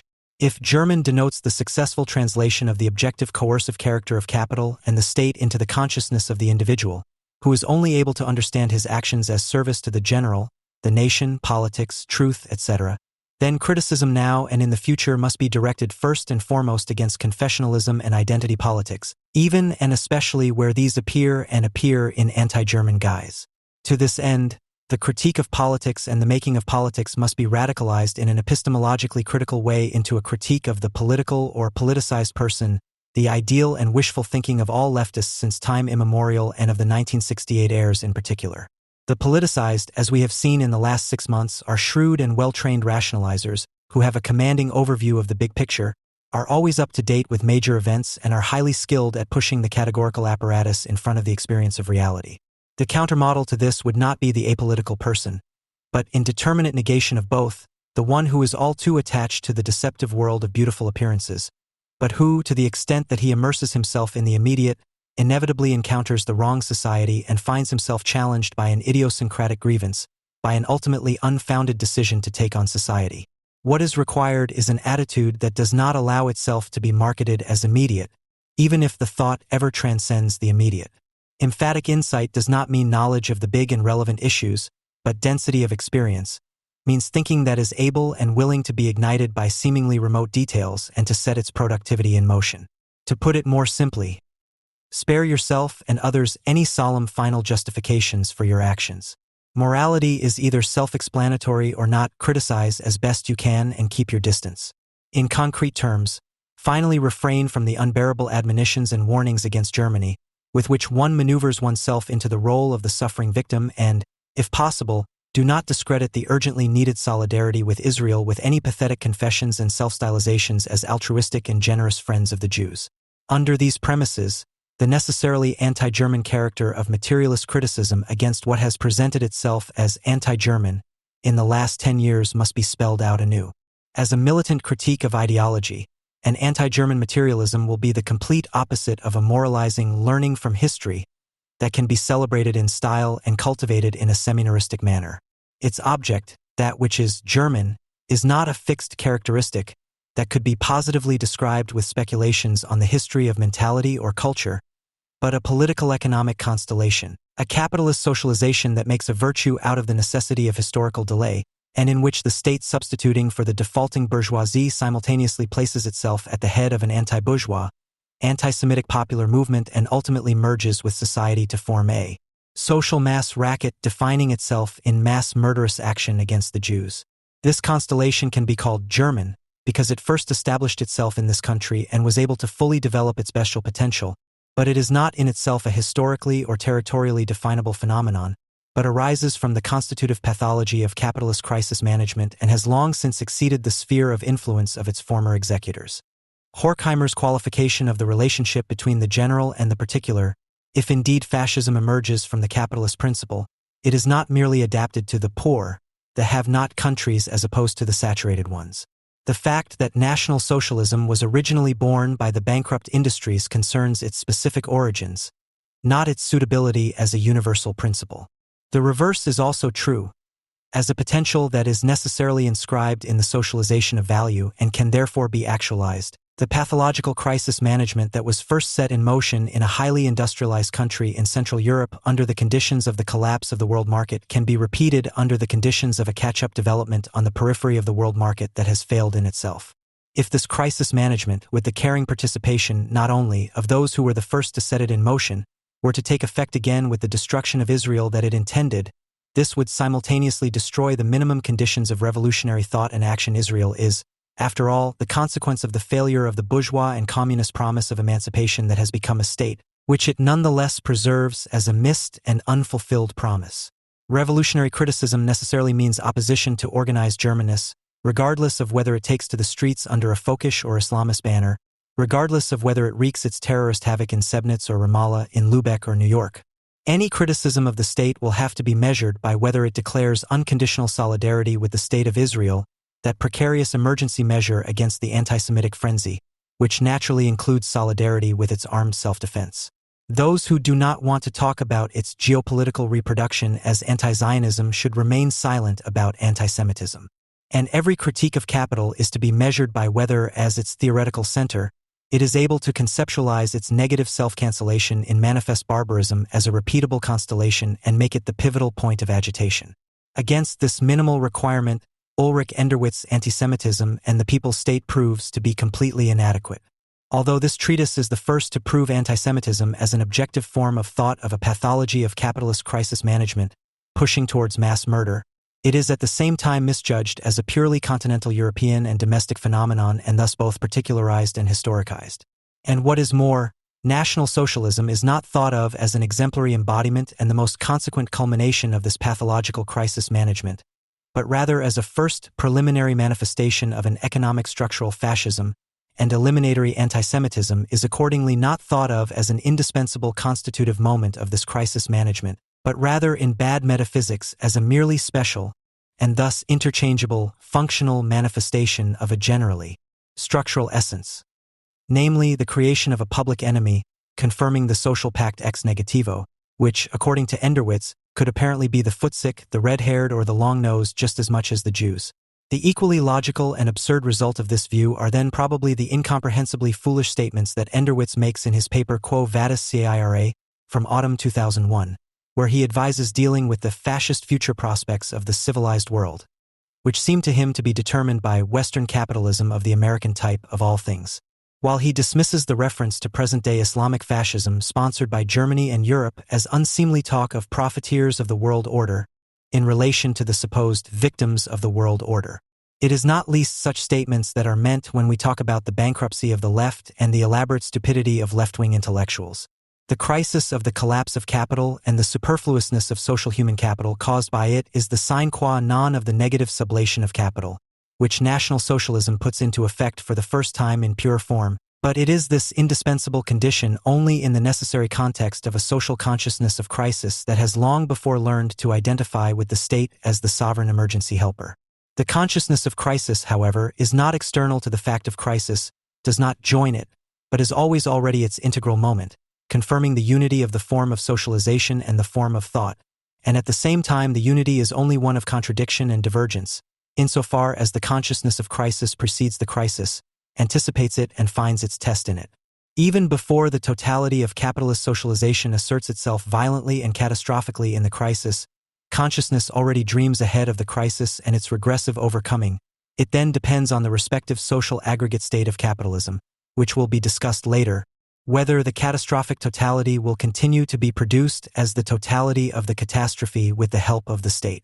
As an objective factor, as a factor constituted by the totality and which strikes back at it as its ground, the consciousness of crisis is itself a productive force, just as, conversely, the critique of capital has its vanishing point in the thinking of the crisis and, in a favorable case, would become an emancipatory destructive force from which capital no longer recovers. From this perspective, the collapse crisis of 1929 FF is only the definitive confirmation of a crisis-like process of decay that had already been underway for some time and began in the mid to late 19th century with the loss of the enlightened projection of the future that the revolutionary citizens had built up and that had inherited the labor movement. The pretension of a fullness of time that had arrived with bourgeois society is encountered, for example, in Kant's philosophy of history, which, as a pars pro toto of Enlightenment thought, reflects on bourgeois society as a final state of history that is as much conceived in imminent unfolding as it is caught up in the continuous present, and formulates the bourgeois society that generally administers the law as a projection of the future as a binding generic perspective. A future that is conceived as the perfection of the present and aims at nothing less than a classless civil society. The society based on legally regulated exchange is conceived as virtually crisis-free and classless. Crisis, war and conflict belong to the past, and everything that interferes with the present is a relic and remnant of the past. In vitalism and the philosophy of life, however, the citizen, whom capital, to whom he owes his position and also his self-will, his subjective surplus, has now relegated to the role of a rentier who is heartily dispensable for the progress of the machinery, dreams of his downfall in the final crisis and his resurrection in the heroic collective, which constitutes itself as an unquestioning sovereign identical to itself by mastering the crisis. Crisis management is conceived as self-purification, but self-purification as an ongoing, permanent task. The collective, in which the citizen achieves his resurrection, is thus presented as the counterprinciple to the self-contained, privately owned bourgeois prosperity, as a collective subject in perpetual statu nascendi, which only gains its identity as a defensive community, only in the permanent exorcism of the crisis. The bourgeois nightmare is thus at the same time a pipe dream, the perhorrous vision of doom is at the same time the longed-for steel bath, and this illuminates the ambivalent relationship that the bourgeois cat's meow philosophy, which begins with Nietzsche and extends via Wagner, Stefan George and Spengler to Ortega y Gasset's The Revolt of the Masses, maintains with democracy, that is, with the people's state established by the abolition of census suffrage and thus the intrusion of the propertyless masses into the sphere of the political. On the one hand, the possible complaint about the leveling, flattening, and decline of life is a clear indication of the threat to which the authors speaking for their class see themselves exposed by the masses, but at the same time these texts reveal that the intellectual aristocracy they invoke can no longer be maintained, and those making the diagnosis do not appear to be merely unhappy about it. For on the other hand, renewal is also expected from the pressing masses, collective effort and toil are sung about, the realization that the coming crisis of collapse can only be achieved by a sovereign who can rely on the masses and who, as a sovereign himself, is a homogeneous, indivisible collective. It tempts the bourgeois intellectuals, who are going mad with themselves, to place themselves at the head of the coming popular movement, to form the chaotic, unbound masses in order to position them against the hated old order. This will then also be the case, except that the person who can fulfill his dream of leadership will, as is well known, not be a bourgeoisie babbling about Dionysian magic, but a rhetoric-breaking, carpet-biting, misguided intellectual and an impeded painter from Braunau, which is known to have offended the bourgeoisie so much that they, like Heidegger for example, accused the Nazis of betraying the renewal they hoped for.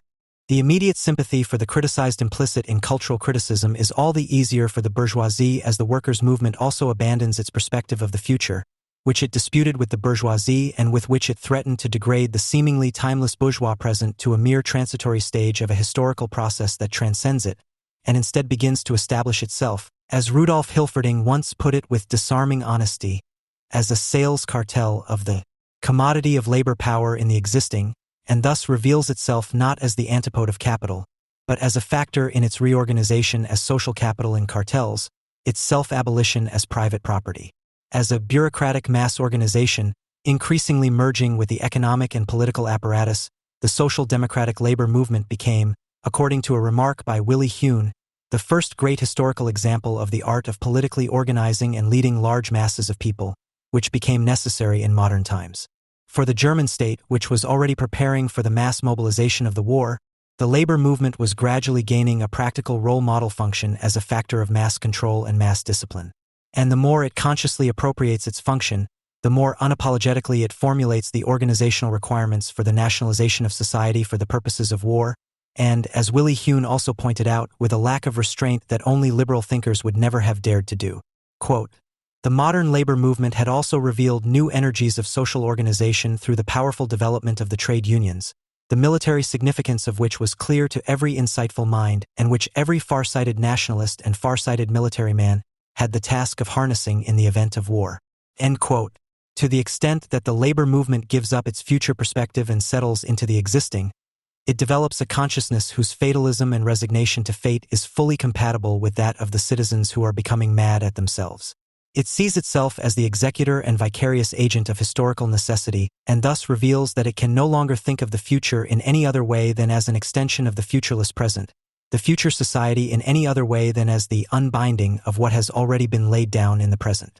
By developing a critique of the unproductive rentier in the name of honest labor instead of a critique of capital, by targeting circulation and distribution in the name of justice instead of value production, it also exorcises the crisis, splits it off, and by celebrating cartelization, state intervention, and state social policy as a down payment on socialism, thus identifying democracy with socialism, it promotes, as Horkheimer said, an idea of socialization that was hardly any different from the nationalization, and socialization of state capitalism. The state socialist workers' movement thus also dreams of the true democracy of the Volksgemeinschaft, as a state of the working people that abolishes crises and ensures distributive justice. The labor movement thus becomes an initially involuntary, later declared protagonist of a development that leads straight to the total state. The growing into socialism that the labor movement invokes by virtue of historical necessity turns out to be, as Willie Hune once ironically remarked, growing into National Socialism. The consciousness of crisis that bourgeoisie and workers' movement forge in antagonistic cooperation marks the breakthrough of a post-bourgeois and post-proletarian social character, which, after society appears to it as the domain of its will, thrown back on itself, devoid of any objectivity, revels in the fullness of its infinite emptiness. In this, however, it is a subjective form of reflection and anticipation of an objective process, the establishment of the capital relationship as a seemingly immovable, eternal second nature, and thus a present without a future. For the first time in history, continuously progressing, future-opening, and thus, in the emphatic sense, historical time is objectified in capital as a processual real abstraction that maintains and multiplies itself in temporal progression, which is expressed and becomes self-conscious in the individual subsumed under capital as that enormous future perspective of first bourgeois and then proletarian provenance, as a relation of production that must continually drift beyond its finite existence into infinity, that can therefore only maintain itself if it simultaneously increases itself in expanded reproduction, that for this purpose reduces the necessary labor through the mechanization and scientification of production, and must to an ever greater extent set the production of abundance as the condition for the production of the necessities of life, which, in other words, for the first time in history, produces the conditions of production itself and cannot exist without constantly overturning them, processive value functions polemically as a practical critique of stationary cyclical time, i.e., of the oppressive timelessness of pre-capitalist communities, precisely by virtue of its independence, and thus opens up a new temporal horizon, that of emancipation history. Capital embodies irreversible time, Guy Debord, enabling a progress in which regression to primitive forms of socialization is excluded, a state in which free, uninhibited progressive and universal development itself forms the precondition of society and therefore of its production, where the only precondition is to go beyond the starting point. But because the qualitative contentious determinations of historical time in capital appear as formal quantitative, which set their content of their own accord, they remain fixed as such objectified in the economic determinations of form and thus unfulfilled. Taken by itself, the irreversible time created by capital is precisely not the time of individuals, the medium of their unbridled development, but rather commodified, reified time that seizes people as its executors. Quote, "History is now understood as the general movement, and in this ruthless movement the individuals are sacrificed. The triumph of irreversible time is also its transformation into the time of things, because the weapon for its victory was precisely the serial production of objects according to the law of the commodity. The main product that transformed the economy from a rare luxury article into a commodity is therefore history, but only as the history of the abstract movement of things that dominates every qualitative use of life." End quote. It is true that capital enables the labor it sets in motion to produce ever greater wealth with an ever-decreasing expenditure of socially necessary labor time, but only in order to perpetuate the sacrifice of individual lifetime, its transformation into superfluous labor time, surplus labor. This in turn, the time of production, time as a commodity, is an infinite accumulation of equivalent intervals.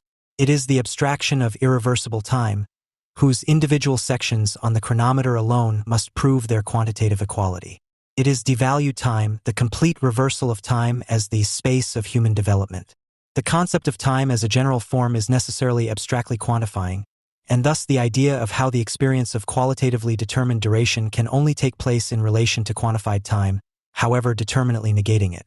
Insofar as the constant development of the productive forces aims to reproduce and at most expand a certain state, historical time merely serves to affirm something that is in and of itself profoundly timeless, the real abstraction of value.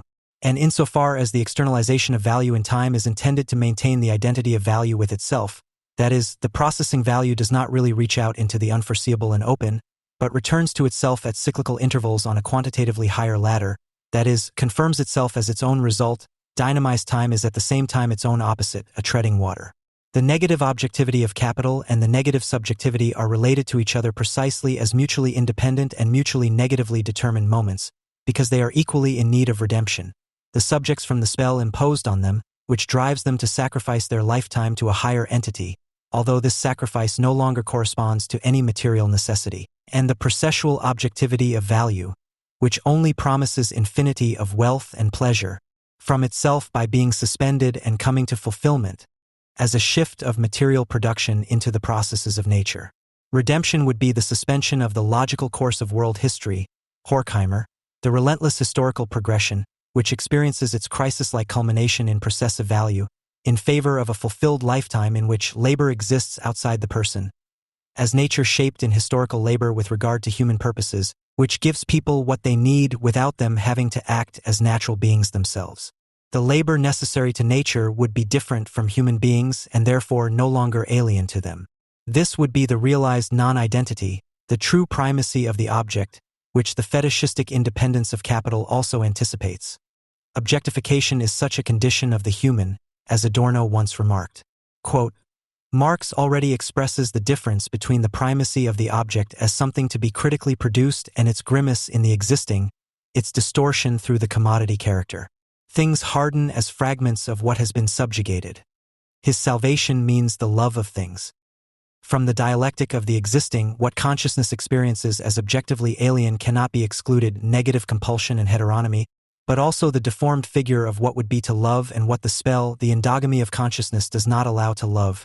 In the thing like both are in each other, the unidentical of the object and the subjugation of man to dominant relations of production, their own unrecognizable functional context. The negative unity of subjectivity and objectivity is capital as an independent power that is not identical with itself, because the future-oriented content fixed in it is actualized again by the knowledge and action of the associated individuals directed towards the future, and the reified time that capital creates is driven beyond itself. In itself, the time form of capital as an abstraction in actu is that of a stationary dynamic or a moving standstill, a movement that actually comes to a standstill or comes to a halt at irregular intervals. Just as the utilization of value is bought with regular devaluation, its self-preservation with its periodic demise, its identity with its splitting, so too its temporal movement with stagnation and standstill. In such phases of acute crisis, it becomes apparent that the capital relation in and of itself is untenable, for just as it produces universal social coherence in the form of the abstraction of sociality, so it creates irreversible historical movement in the form of the abstraction of history. It is true that the various phases through which capital passes in its temporal movement are set in themselves as moments of a totality, in which it is assumed that they merge into one another as fluidly as one concept turns into another with the speed of thought, in no time, while they de facto fall apart in space and time, existing only as mutually independent. The crisis is therefore the necessary expression of such negative socialization, is nothing but the violent assertion of the unity of phases of the production process that have become independent of each other. Because the most abstract form of crisis, and therefore the formal possibility of crisis, is the metamorphosis of the commodity itself, capital, which is essentially dependent on processing in time in order to be able to valorize itself, is in irrevocable conflict with the form of time and thus with itself. Circulation time thus appears as a barrier to productivity equals increase in necessary labor time equals reduction in surplus labor time equals inhibition, barrier to the self-valorization process of capital. The historical progressive time that capital makes possible strikes back as broken and unfulfilled into the cyclical natural one from which it has emancipated itself, demonstrating that it itself, just like the relation of production to which it owes itself, still belongs to prehistory. Just as all the formal determinations of capital appear in an inverted, fetishistic form, not as relations but as substantial properties of things, so time, which has arisen historically and is historical in itself, also appears as its own opposite, as an eternal present in which there is no longer any history, because in it natural laws finally determine the way of producing and living together. For this reason, the relationship between accumulation and crisis also appears reversed, the crisis not as a necessary consequence and inevitable form of existence of negative socialization, but as an unmotivated stagnation of the natural flow of production and tending to be an external sabotage of capital caused by subjective conspiracy, which by nature is supposed to have the substantial property of being productive. Capital, which can only exist as a unity of fetishistically independent forms and can only achieve identity with itself behind the scenes, in the form of virtual or actual crisis-like processing, sets the condition for the possibility of a barbaric crisis management, the content of which is to give free rein to capital's natural urge to achieve a smooth and crisis-free identity with itself as a crazy form, to set its identity as immediate. This crazy form, however, is first expressed in the forms of thought, the barbaric crisis management first in the crisis consciousness that bourgeoisie and labor movement forge in unholy alliance. In the bourgeois philosophy of life as well as in the proletarian doctrine of historical necessity, a social character is articulated for the first time that practices mimicry of the seemingly aimless and timeless stationary dynamics of capital, assimilates itself to its catastrophic self-destruction and makes it its own cause. In this post-bourgeois and post-proletarian subjectivity, the unsustainability of the conditions and their regressive coping are expressed in an immediate way. In it, a potential of freedom appears as well as its prompt actualization in the form of madness. A potential of freedom because in that the subjects have fundamentally lost their spontaneous belief in the naturalness of themselves and the social institutions they set in motion. They realize something of the universal entanglement in which the individual is able to do the less the more ruthlessly he sets himself. But this possible freedom towards oneself and society is articulated as delusion and regression, because the subjects now insist all the more rabidly and compulsively on their shattered identity or naturalness. Just as the post-bourgeois society does not mean a fundamentally new stage or a qualitatively new phase, but is nothing more than the old bourgeois society, which no longer believes in itself without being able to pass away as a result, so the post-bourgeois subject is only the emptied bourgeois subject, which cannot abolish itself either and must therefore continue to think of itself as natural and identical, without really being able to do so. Society and the individual no longer reproduce themselves naturally, but no less compulsively. As a mere function of objectified anonymous processes, the individual subject experiences itself as an existence thrown back to its mere suchness, to which the passing of time presents itself as an infinite void and which ekes out a life as if on hold. Once it has solidified into a social character, the most prominent characteristic of the post-bourgeois subject, according to an observation by Hermann Brock, is its indifference, to which the things surrounding it and people alike succumb. The outside world appears separated from the subject as if by an abyss, but precisely because of this it becomes a mere function of the shrunken ego, its projection surface, its material, which it can apparently dispose of at will. The absolute subjective dynamic that is invoked in the philosophy of life and history is, however, as Adorno said, alluding to Fichte's philosophy of megalomania, that absolute action that violently satisfies itself in itself and abuses the non-identical as its mere cause. In it, the abstract dynamic of the general subject announces itself, in which negative subjectivity and negative objectivity, in their complete comparative validity against each other, finally collapse completely, hallucinating his powerlessness as omnipotence, transforming his fatalism into a thirst for action, wanting to play the life and death game of fate himself in complete surrender to destiny. The indifference of this social character disintegrates into an immediate and unpredictable sequence of apathy and frenzy. It is one of the fundamental characteristics of the new-old social character that it derives its self-confidence and its drive for action from voluntary and conscious self-emasculation and, by seeing itself as the executor of a higher power, engages in anticipatory self-exculpation, absolving itself from the preconditions and consequences of its actions from the outset.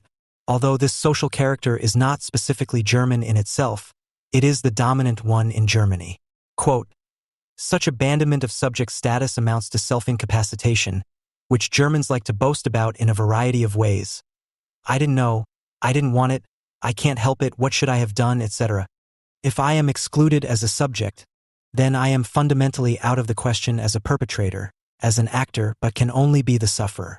In the notorious reclamation of a superindividual identity, by means of which the subjectivized individuals hallucinate their own crisis-ridden sociality, a relationality, as a substantial quality that has grown together with them, the regression of the general subject capital into the bad infinity of barbarism appears. Barbaric crisis management is the attempt to appropriate the secret of inexhaustible productivity, uninterrupted by any crisis, by destroying the supposedly overproductive agents of circulation, crisis, and disintegration. The factually impossible attempt to create a crisis-free and charitable accumulation of capital marks the transition from ideology to madness and unleashes what it purports to eliminate all the more. The crisis, the bankruptcy, is hypostatized as a manifest permanent state, the present as a poorly infinite void filled with a blind rage for destruction. To the extent that the subjective phantasm of crisis-free identity made objectively possible by capital becomes practical and is able to strike back at its constitutive ground, the production compulsion of capital, under which it is set as a machine-fixed one, is given free rein and can finally develop, is given free rein and can finally realize itself as an unbroken continuity of the flow of production or absolute production, as production that has rid itself of all consideration for the self-preservation of the species and, having become identical with itself, tears capital itself into the abyss, because in complete blindness to its other and itself it immediately collapses with destruction. This means the negative sublation of capital in sheer barbarism. Identity is death. Adorno. Of course, this would only name the general conditions for the self-cancellation of capital and the bourgeois and proletarian social characters constituted by it in blind frenzy and annihilation, nothing more. Whether post-bourgeois society can fully develop its murderous potentials, whether the regressive infantile social character either organizes itself in sex and lets off steam or is given the opportunity to shape society in its own image, that is the theoretically marginal but practically all the more significant difference between the German, although not only in Germany, form of capitalist socialization and its other constellations, and that also marks the difference between post-bourgeois societies today.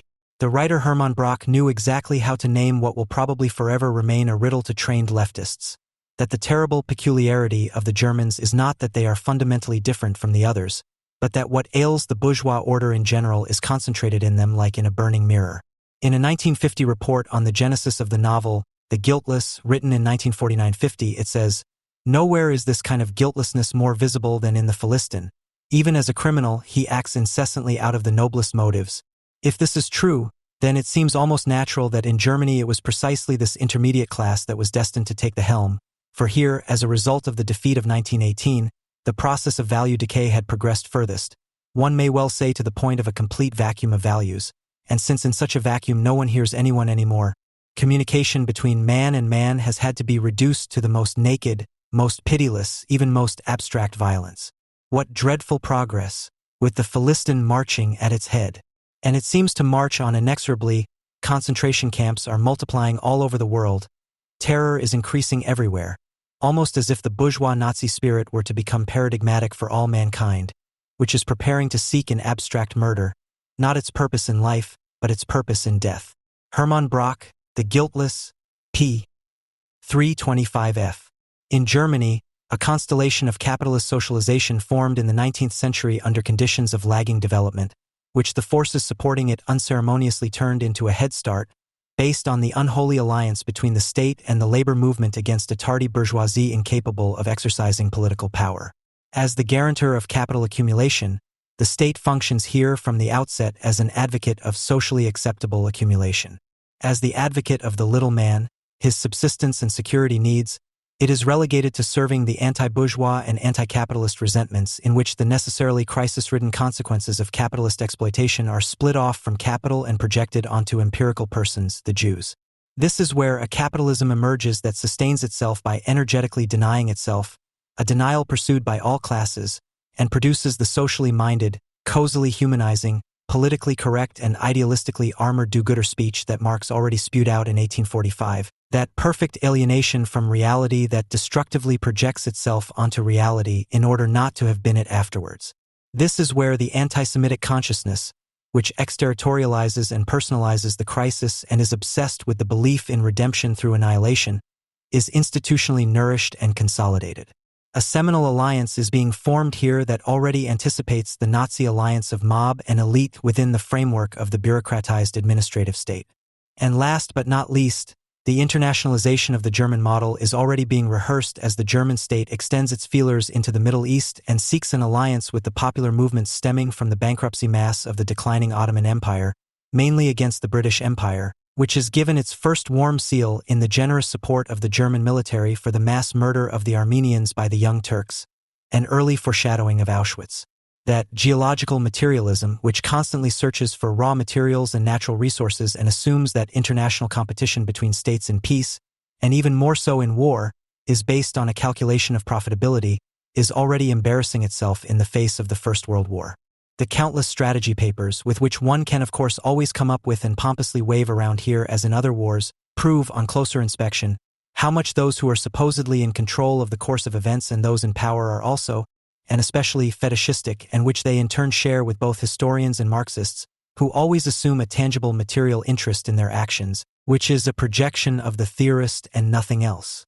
The profit that a state promises itself if, like Germany, it wants to conquer the place in the sun or the world power, i.e. the material interest, that hopes for wealth and prestige from the disposal of territories, is necessarily nothing but uncovered speculation, and the reason for this is quite simple.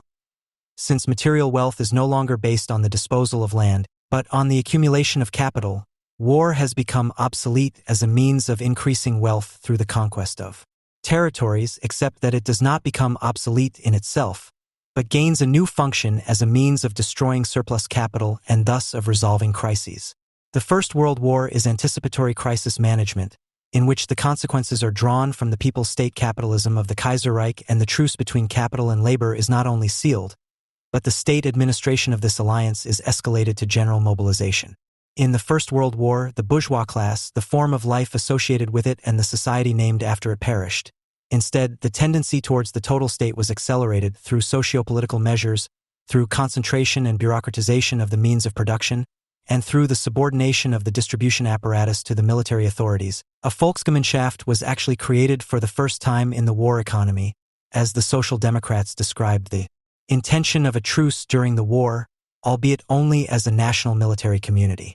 And the state, which is forced to organize such a community under the pressure of the imperialist tensions of our time, and therefore has to assign each individual member of the people and the armed forces his place in the total system of national defense, can then indeed appear as a social people's state, just as the result of a military organization can take on the appearance of a folkish organism. On the other hand, the social character, which perceived its existence as a life of indefinite waiting, finds its first great fulfillment in the World War. In the camaraderie of the trenches, class society is abolished for the first time and democracy celebrates its apotheosis. All become equal in their frailty and their civic sacrifice. The subject, aware of its superfluousness, is finally released from its apathetic twilight. The general mobilization provides it with the opportunity to lash out in unbridled fury and, in a heroic act of sacrifice, to at least be able to reduce the hated world around it to rubble. In war, the world that has become alien is now actually turned into the field of rubble that individuals had long before judged it to be. In the state of mutual comparative validity of subject and object, excessive destructiveness is the only living relationship that the powerless individual is still capable of establishing with things and with his own kind. Such destructiveness had previously been tested and practiced in the alliances and cliques of the youth movement, in which individuals joined together in order to separate themselves from the hated institutions of bourgeois society, family, class, nation. In them, the individual's willingness to make sacrifices and sacrifice was put to the test by declaring the banal things of everyday life to be a matter of life and death.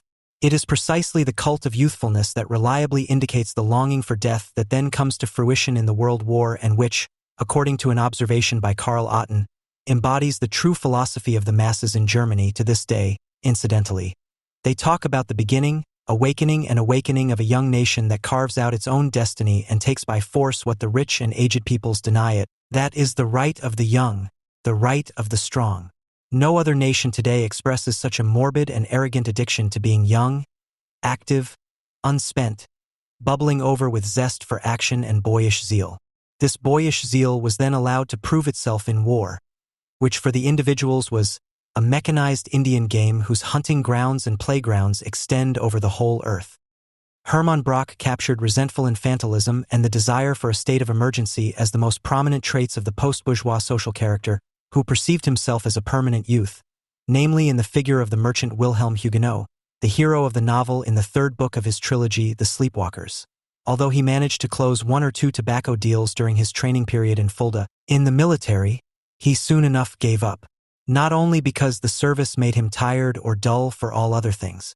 It was just so pleasant not to have to think about anything else, and from afar it reminded him of his school days. The pupil Huguenot, Wilhelm, still remembered the graduation ceremony at the Schlettstedt Institution and the impressive words with which the principal had released the commercially minded youngsters into the seriousness of life, a seriousness of life with which they had coped quite well so far, and which they now had to give up again in favor of a new school period. Now one was once again caught up in a whole series of obligations that one had forgotten for many years. One was treated like a schoolboy, was shouted at, had a similar relationship to the abbey premises and their collectivity as in one's youth. Food was once again the focus of interest, and the displays of respect and the ambitious endeavors in which one was involved gave the whole thing a completely infantile character. Moreover, one was housed in a school building, and before going to sleep one saw the 2 rows of lamps with the green and white shades above one and the black board that had been left in the room. All this confused war and youth into an indissoluble unity, and even when the battalion finally left for the front, singing childish songs and decorated with little flags, moving into primitive accommodation in Cologne and Liège, Fusilier Huguenot was unable to free himself from the idea of a school trip. End of quote. As an anticipatory crisis management, the First World War is the prelude to the fascist era. The permanent war is in reality a permanent revolution, and this permanent war has been at work since the day of the declaration of war in 1914. The National Socialist and Socialist Revolution is the march of the German people into the future of time. Broch, die Schlafwandler, p. 383. But in itself it remains a crude improvisation, and above all, measured against the dream of the definitive exorcism of the crisis, it falls short of the high expectations. The social character that was allowed to let off steam for the first time in the First World War in a frenzy of destruction and annihilation has only sunk back into apathy in the end. Mobilization presents itself as empty time set in motion. However, this does not result in disappointment, but in an iron will to try a second time. The futility of his actions only serves to spur the mania for sacrifice on even further. The deeply shaken contemporary consciousness of this character, who may no longer even know the simple before and after, has led Karl Otten to speak of the dreamlike lack of relationship of the Germans, which makes them morally immune and at the same time capable of anything, even the most atrocious crimes, without their sense of what is right, true, and noble, which has become a functional basis in them as Germanness, being affected in the slightest. The Germans are dominated by the idea of victory, which comes before the deed. Their illusion is therefore a deeply willed anticipation of a deed already accomplished, an active illusion, which as an impulse to victory lies within the masses, but as an idea outside them. End quote. It was only at this time that the extraterritorialization of the character of the capitalist crisis as an international Jewish world conspiracy took shape, that the will to heal capitalism definitively of its infirmities through the complete annihilation of the conspiratorial anti-race became concrete. It is then the National Socialist movement, the legitimate heir to the youth leagues of Europe, that collects the actual or virtual superfluous existences and positions them as followers ready for murder and sacrifice against the old order. In doing so, it draws the ultimate conclusion from the constellation tested in the late Empire and during the war, the People's State model, in which the classes have already been virtually smashed, and above all, and this is what distinguishes it from the folkish bourgeoisie and the National Social Democrats, it is determined to explicitly pronounce the declaration of enmity against the Jews that is necessarily implicit in the concept of the People's State and to implement it in practice too. The bitterest consequences within the framework of a People's State. For the attempt to organize the accumulation of capital freed from its incurable economic and social crisis character and, so to speak, charitable, can, as a logically impossible, literally insane undertaking, practically only be realized in the form of the monstrous deed characterized by a fundamental displacement, such as the extermination of the Jews. Volksgemeinschaft can practically only exist as a defensive community, as a society mutated into a collective of persecutors, which takes up a murderous position against the products of its own projection, repersonalized on empirical individuals, the supposed incarnation of the infirmities of capitalist socialization. The National Socialist movement is given the opportunity to take its delusions seriously in the crisis of collapse, as a result of which production has collapsed, social human capital has been reduced to superfluousness, and the state apparatus has been paralyzed. In this situation, the National Socialist countersovereign now pursues the negative sublation of capital. First of all, this means the state's liquidation of capital as a relationship between conflicting classes, with which the demise of the bourgeoisie and the reduction of living labor, which is constituted by capital but is also contingent on it, to a substance completely incorporated into capital, which the economic process had previously taken care of anonymously, is now consciously carried out. The liquidation of the old, capital-derived social characters denotes a double expropriation, in that Nazi fascism on the one hand destroys both the bourgeois public and its classical representative body, the parliament, and chains the immediate beneficiaries of capital to the political reorganization of accumulation that it carries out on its own initiative, and on the other hand liquidates the organizations of the workers' movement and defines social work in state mass organizations as a quasi-military deployment for the people and the state. However, this does not mean that a bureaucratized, inherently stable, because institutionally consolidated and clearly hierarchically structured social order would emerge, as the conventional view would have it, which fascism has imprinted in images of uniformed masses, party conferences, flag-waving, work brigades, etc.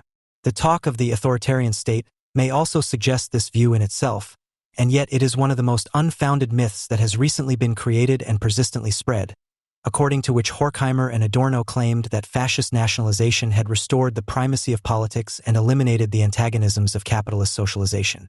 To be more specific, Barbara Brick and Moishe Postwan came up with this fairy tale, and the master thinkers from Nuremberg from the journal Krisis have continued to spread it, with increasingly outrageous claims and at an ever-decreasing level. Adorno had already objected to Pollock and his concept of state capitalism. I can best summarize my view of this essay by saying that it represents a reversal of Kafka. Kafka depicted the hierarchy of offices as hell. Here hell is transformed into a hierarchy of offices, entirely apart from the undialectical assumption that a non-antagonistic economy is possible in an antagonistic society. According to Adorno in another letter to Horkheimer, optimism is wrong, even for the others. What is perpetuated does not seem to me to be both a relatively stable and, in a certain sense, even rational state and an incessant succession of catastrophes, chaos and horror for an incalculably long period, and thus also the chance of an outbreak which comes up short in the Egyptian vision. End quote. In other words, if we focus on deficit spending, state intervention and direct state substitution of circulation, on the state inauguration of a social pact, on the network of hypertrophic mass organizations in which society is reorganized, in short, on the immediate collectivist statism that National Socialism puts into action, then this only names those general characteristics that identify National Socialism as a manifestation of that post-bourgeois society. As it began to emerge everywhere in the first third of the 20th century, starting with the First World War, but not those characteristics that distinguish the German form of crisis management as specific because it is exemplary. As an exemplary form, however, German crisis management and post-bourgeois society, as a bourgeois society that has fallen into crisis and will disintegrate indefinitely, is by definition nothing other than crisis management in permanence functions as the general equivalent among states. World war and world crisis form the historical constellation in which all nations are placed in a direct or indirect relationship with Germany. The bitter dispute that has raged for years about whether the Nazi barbarism should be blamed on capitalism in general or German history in particular, whether the general critique of capital, state, and nation is the prerequisite for opposition to Germany or whether it is the other way around, this dispute has always missed the point because the question is posed incorrectly. Of course, a critical concept of capital, sovereignty, and crisis in general is the basis for being able to understand its specific forms of realization, but conversely, this general is not a creatio ex nihilo, but is itself already necessarily developed and illustrated in a specific form, where it appears in the most concise form and at least clouded by disturbing influences, where the pure procedure of the process presents itself. Karl Marx. Capital, MEW 23, page 12. In Capital, Marx therefore constantly refers to the social conditions in England not because he wants to write an economic and social history of England, but because he uses the conditions there to develop the general and generalizable concept of capital, i.e. a concept that functions in an anticipatory way with regard to other countries. The more industrially developed country only shows the less developed country the image of its own future. Ibid analogously, the recourse to Germany is not intended to write a critical history of just this one country, but to develop a pure concept of the basic features of post-bourgeois society, of the negative sublation of capital, its transformation into barbarism, which presents itself here as at least clouded by disturbing influences, a concept that both anticipates the same or similar developments elsewhere and enables other forms of post-bourgeois society to be identified as broken, imperfect and deficient forms of this post-bourgeois constellation, and thus international state competition as a differentiated crisis resolution strategy. Conceived as an exemplary, because pure form of capital self-cancellation, it is precisely not German crisis management that presents critics with a riddle, but rather the disruptive influences in other capitalist states. Rather, what would need to be explained are the circumstances that have prevented the murderous dialectic of fixed capital in other authoritarian states from finding such adequate expression as Auschwitz did. But what stamps National Socialism as the purest form of this post-bourgeois society, what constitutes its hardcore, so to speak, which recommends it to similarly disposed societies for pleasing imitation and outlasts it as a regime, is the constitution of society as a suicide sect, whose members, in the certain knowledge that doom has been imposed on them anyway, flock together as a victim movement with the sole aim that the Jews, hallucinated as the anti-subject, the supposed authors and masterminds of their fate, should be caught first. It is this common will to destruction, in the sign of which the state and the people of the state form a short and blood brotherhood, and which characterizes the Nazi regime down to the details of its economic policy measures, its institutional constitution, its foreign policy, and its warfare. This will, however, does not arise from an autonomous determination, but is the consciously appropriated expression of the movement of capital, which can only survive its crisis-ridden downfall by settling into its downfall, can only avert its bankruptcy as a form of socialization by continuing to operate as an economy of bankruptcy. As capital can give free rein to its compulsion to produce in accordance with its blind reflex of self-preservation, unhindered by any circular objection, production turns into destruction, self-preservation into self-destruction, history-forming dynamics into history-negating statics, utilization into self-purposeful, indifferent, and destructive frenzy, or to put it in Hermann Brock's terms, the life content of society, the self-preservation of people in the appropriation of nature, turns into a death content. It is this blind frenzy that the Nazi Volksgemeinschaft state appropriates and consciously executes as a will to destruction. What is inevitable is to be taken into one's own hands. In this, Nazi fascism realizes freedom as its own opposite, as voluntary submission to the compulsion of second nature. The objective tendency of the system is always doubled, stamped, legitimized by the conscious will of those who have it at their disposal. In the charisma of the leader, freedom comes to itself as a repetition of necessity. After the collapse of the sphere of circulation and thus of the law of value, it is no longer the arbitrary compulsion of the market that decides on usefulness or uselessness, utilization or destruction, but the compulsive arbitrariness of rule acting as a collective. Anonymity has passed over into plannedness, instead of the free one of united humanity into the conspiratorial one of its sworn mortal enemies. In the past, anonymity was not only the verdict, it also targeted the sinners and the chosen ones of the production process regardless of their human particularity. It did people the honor of ignoring them. So far it was human in its inhumanity. In the Führer state, those who are to live and those who are to die are deliberately designated. Horkheimer, The Jews in Europe, page 48. In this way, however, total valorization, by being consciously executed and thus fulfilling its concept, simultaneously abolishes itself. This is the negative sublation of capital. What National Socialism institutionalizes is the state of exception in permanence. The crisis that the National Socialist regime sets out to eliminate in a delusional substitute action is in fact its elixir of life. The exorcism of the crisis through the preparation and execution of the disenfranchisement and extermination of the Jews on the one hand, and the predatory war on the other, constitutes a society that sets in motion a self-reproducing crisis instead of a self-reproducing production, which in turn fuels the zeal for extermination in a true and delusional circle of hell. The substitution of the market by state consumption in the form of armaments orders eliminates the crisis-ridden friction between the spheres of production and circulation, gives free rein to the production compulsion of capital, and realizes the total exploitation of value for its own sake.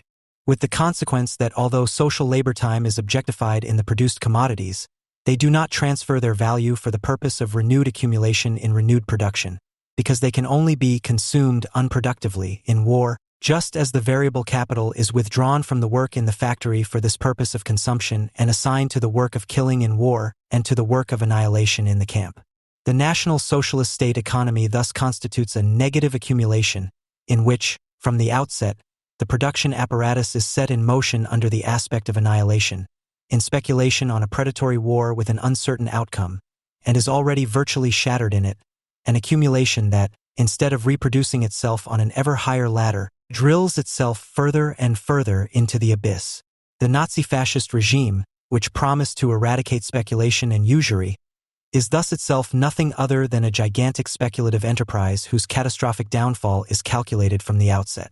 In Heidegger's philosophy, this speculative enterprise is already anticipated. Quote, Heidegger's philosophy, for all his aversion to what he calls man, whose name is intended to denounce the anthropology of the sphere of circulation, resembles a highly developed credit system. One concept borrows from another. The state of limbo that this creates ironizes the gesture of a philosophy that feels so down to earth that it prefers German thought to the foreign word philosophy. Just as, according to a faded joke, the debtor is at an advantage over the creditor because the latter depends on the latter's willingness to pay, so for Heidegger blessings flow from everything he owes. Adorno. Negative Dialectics, page 83f.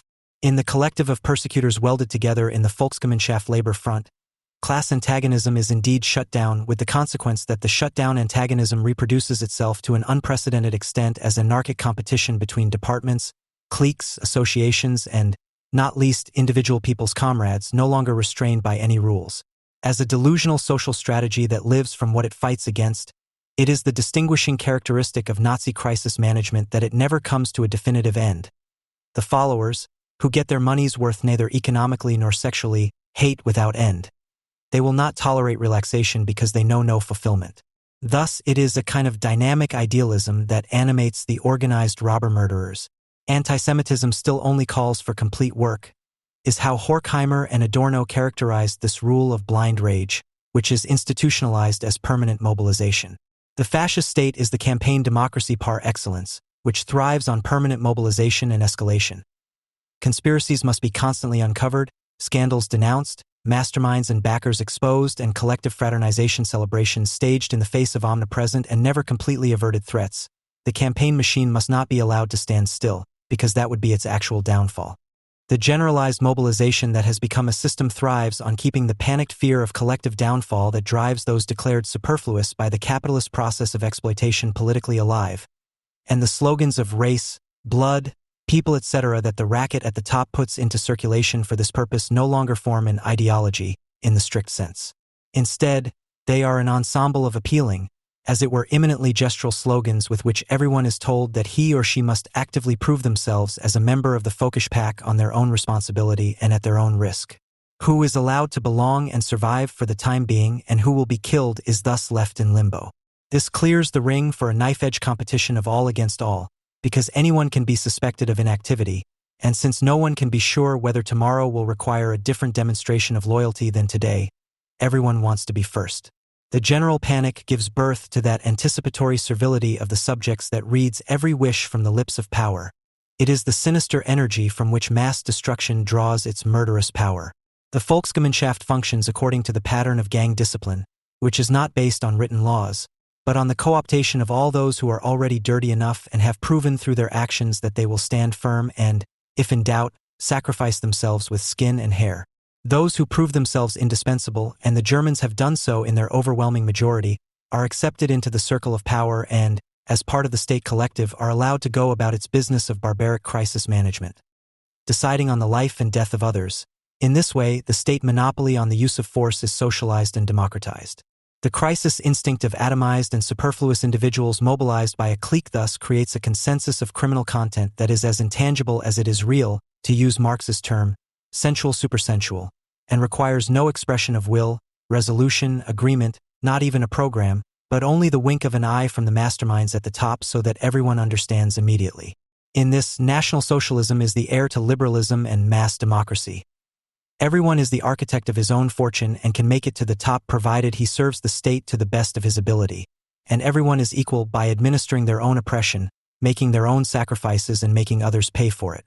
As an ultramodern regime that tears down traditional class barriers and realizes a previously unknown degree of social mobility and upward mobility, Nazi fascism is also the first form of practiced postmodernism. The agility and flexibility demanded of every single people's comrade, the compulsion, objectified as permanent mobilization, for the individual to have to permanently reinvent his or her identity as a moment of power, anticipating its strategies, plans, and swings on his or her own responsibility, realizes exactly what the postmodernists sell as a supposedly progressive concept under the heading of a flexibilized or pluralized identity, thereby revealing themselves to be the democratic heirs of the Nazis.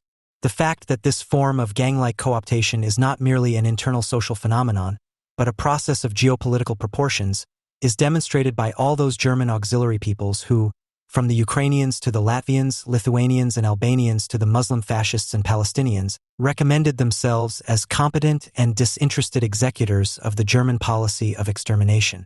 They all seek an alliance with the Nazis because they recognize themselves and their murderous intentions in the Germans, because they want to profit from the German form of catch-up capitalization, i.e. the anti-bourgeois labor front, and consequently from the German crisis management and want to cut off their share. These are the same folkish gangs with which today's sovereign Germany, not coincidentally, once again maintains the warmest relations. The fascist movement is itself a paradoxical international of racially similar collectives that are isolated from and hostile to each other, but which always meet in the anti-Semitic mania for annihilation, and this is why, even in the 1930s, it is inconceivable without its geopolitical escalation into anti-Zionism. Annihilation, which renews itself again and again in a circular fashion, means work without end. In the execution of bad infinity, capital celebrates its regressive triumph as a barbaric present sealed off from the future. The 1,000-year Reich thus proves to be a regime that, once set in motion, can no longer be broken from within, but only from without by the military force of the Allies. The society that takes on the legal succession of the defeated National Socialism, the Federal Republic of Germany, with the re-establishment of a reproductive economy, a multi-party system and a democratic constitutional state, seemingly returns to the status quo ante, while on closer inspection it proves to be a post-fascist society down to the last detail, i.e. a society that moves on the results created by National Socialism. First of all, this applies fundamentally to the term economic wounds, a term that was originally coined in the late 1930s for the National Socialist armaments boom, and which until well into the 1970s referred to the seemingly perpetual prosperity based on the harmony of full employment and mass consumption thanks to generous capital aid granted by the victorious U.S. power. Astonished by the fact that annihilation and mass murder did not result in revenge and punishment, but in the prosperity made possible by the victor's benevolence, i.e. the coincidence of annihilation and national prosperity, the fascized mass consciousness understands the logical consequence. The annihilation was worth it if only the Führer had been allowed to live to see it. The post-war prosperity thus seems to finally fulfill the old dream of German and National Socialist ideology. Capital has finally become crisis-free, i.e. free of Jews, and thanks to the annihilation has mutated into a productive and charitable institution that continually produces things in which the creative power of the German labor front is incarnated. As capital presents itself as a service company, as an oversized public welfare service that constantly makes people happy with VW Beetles, kidney tables, bratwurst, and foreign legionnaire hits, the National Socialist promise of a consumer society of the whole people finally seems to be fulfilled. In the post-fascist post-war boom, National Socialist mobilization appears to have been economized and privatized. While fascism still had to mobilize the masses in an immediate and separate way from their everyday lives, although permanently intervening in them, in post-fascism the staging of community appears banished into the permanently present and now immeasurably diversified totality of goods and services, as a component that has grown together with them in the form of media and advertising. In contrast to National Socialism, the self-enjoyment of community is once again formally private and mediated by circulation. Instead, the consumer and his needs have been deprivatized. In the product, it is no longer a certain use value that is sought, but rather its communizing effect, which identifies it as the incarnation of capital tamed by the people's state. In this, the substantialization of exchange value, which National Socialism had anticipated in cultic events, uprising, celebrations, campaigns in strength through joy and beauty of work, and not least in the envisaged supply of the population with Volkswagens and Volksempfänger, is fulfilled and becomes everyday life, to the experience purchase and the consumption front, on which the decisive battles are now being fought. In the popular capitalist service to the customer, conveyed by statistical surveys, polls, and social research, the people's state service to the people's comrade, staged in the medium of general mobilization, is preserved as a possibility that can be updated. The consciousness that establishes a logical relationship between mass extermination and national prosperity, which in itself only represents the continuation of the redemption mania, is, of course, put into law behind the scenes.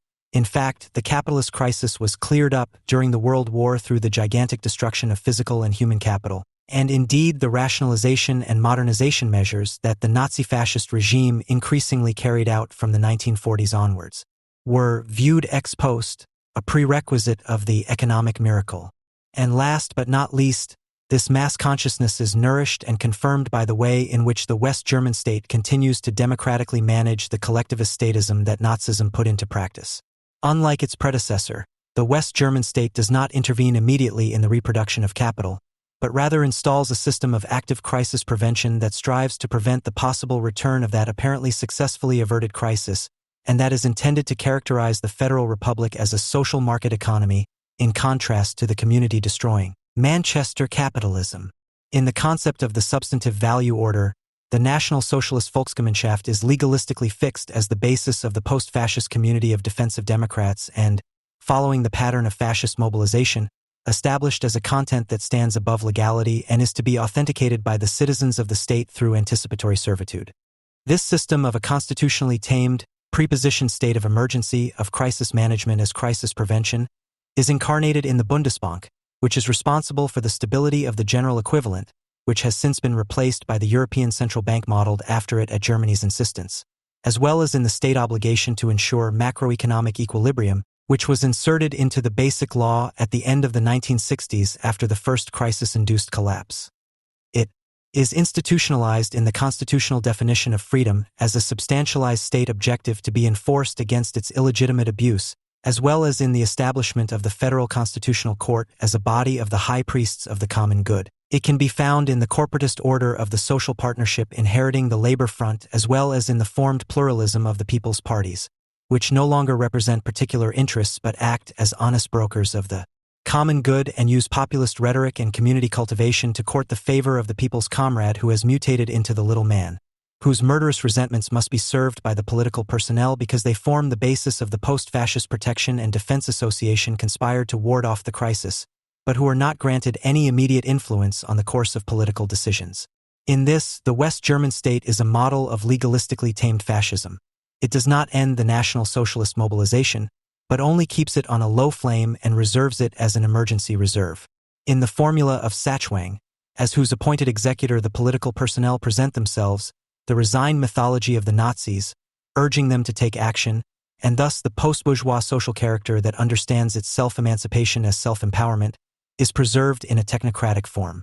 The ecstasy of the total, all-encompassing Nazi-fascist mobilization and the seemingly total depoliticization of the Federal Republic thus do not form a contradiction, but rather a contradictory continuity.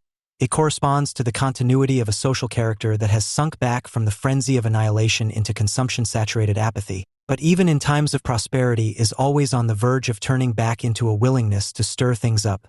Even in the midst of prosperity, even during the temporary shortage of labor, the majority of people secretly feel themselves to be potentially unemployed, recipients of benefits, and this panic mobilizes a longing for the old state of exception, when individuals were still actually set as state immediate. Adorno may have had this in mind when, in a speech in 1968, he justified his opposition to the emergency laws with the suspicion that those who enact them take pleasure in the state of emergency, not without adding that the pleasure in the state of emergency is no coincidence, but the expression of a powerful social trait. In post-fascist Germany, a state of emergency does not mean an authoritarian decree state, but direct democracy and short-circuiting of the state and the people in the medium of general mobilization. The student movement and, in its wake, the New Left not only misjudged this, but also formulated its political goals based on this misjudgment, the quintessence of which was the demand for more democracy, co-determination, self-administration, and personal responsibility. In this way, however, the left not only helped to perfect the Federal Republic system of total consensus, Agnoli, but even before the crisis manifested itself, the community of eternal victims, who already suspected that they would once again be cheated out of their wages, loosened their tongues step by step, demo by demo, campaign by campaign. It was the left that preserved the basic pattern of German ideology, the persecuted and thus persecution-empowered innocents, in campaigns against occupational bans and against extermination detention, and saved it over the years. It was the left that made fascist resentment more flexible in that it provided the need for identification with the persecuting collective with countless new pretexts such as the fighting peoples of the Third World, women, ecology, peace, etc. And it was also the left that made the fascist resentment more flexible in that it provided the need for identification with the persecuting collective with countless new pretexts such as the fighting peoples of the Third World, women, ecology, peace, etc. And it was also the left that made the fascist resentment more flexible in that it provided the need for identification with the fighting peoples of the Third World, women, ecology, peace, etc. And it was also the left that provided it with many new good, human forms of expression and many new imaginative forms of action. Supposedly in opposition to the majority, the left was de facto working for the day when its whim would once again become a mass need. In a post-bourgeois society, especially in post-National Socialist Germany, calling for democracy can mean nothing other than encouraging vigilante justice and incitement to run amok. For the addressee of these demands is no longer the liberal subject of earlier times, but the fascized subject, for whom the relativization of their own interests in state political necessities, the self-responsible de-individuation has become spontaneous second nature. But this is precisely what is being demanded of them ever more vehemently today, in times of crisis. And it is precisely in this that the Federal Republic proves itself to be a legitimate descendant of the Nazi regime and thus a further stage in the course of the fascist epoch, in that its constitution has perpetuated the fascization of the subject and thus created the conditions for the crisis, which has reemerged despite all institutionalized defenses, to be perceived in the general consciousness according to the same patterns that were evident at the transition to National Socialism. This makes it all the more necessary to constitute a collective critic capable of sabotaging this awareness of crisis. The crisis of the people state destroys the phantasm of the taming of capital by the people state and thus the illusion of the final victory over Judaism as a negative principle, and therefore fires up antisemitism all the more, which, however, for lack of empirical Jews to attack, holds itself harmless for the time being with substitute objects. The view that the state community has been usurped by selfish interest groups, which have spread like a felt and are only on the backs of honest citizens and taxpayers, which is why a strong man is needed, who would sweep with an iron broom and clean out the whole mess, this resentment against the unproductive in the name of honest work, which culminated in the call for the leader, or at least the strong state, was the central topos of the anti-bourgeois conformist rebellion, adequately expressed and moderated by the fascist movement, which, as a reprise of the always vicious polemic of the market bourgeois against the swindling of the absolutist state, now put an end to the liberalism that this polemic once helped to inaugurate.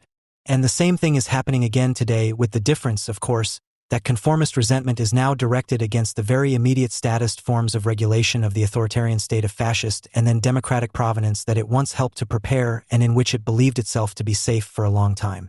To the extent that the welfare state's promises of guarantee and subsistence for the subaltern classes are dismantled, the fascist subject, dreaming of the golden age of full employment and annihilation, where it was still on the immediate spiritual drip of the leader and was allowed to lend a hand in the execution of state political necessities, sees the state itself as a foreign usurper of a society determined to change, its personnel as a corrupt clique that no longer has an ear for what really moves people.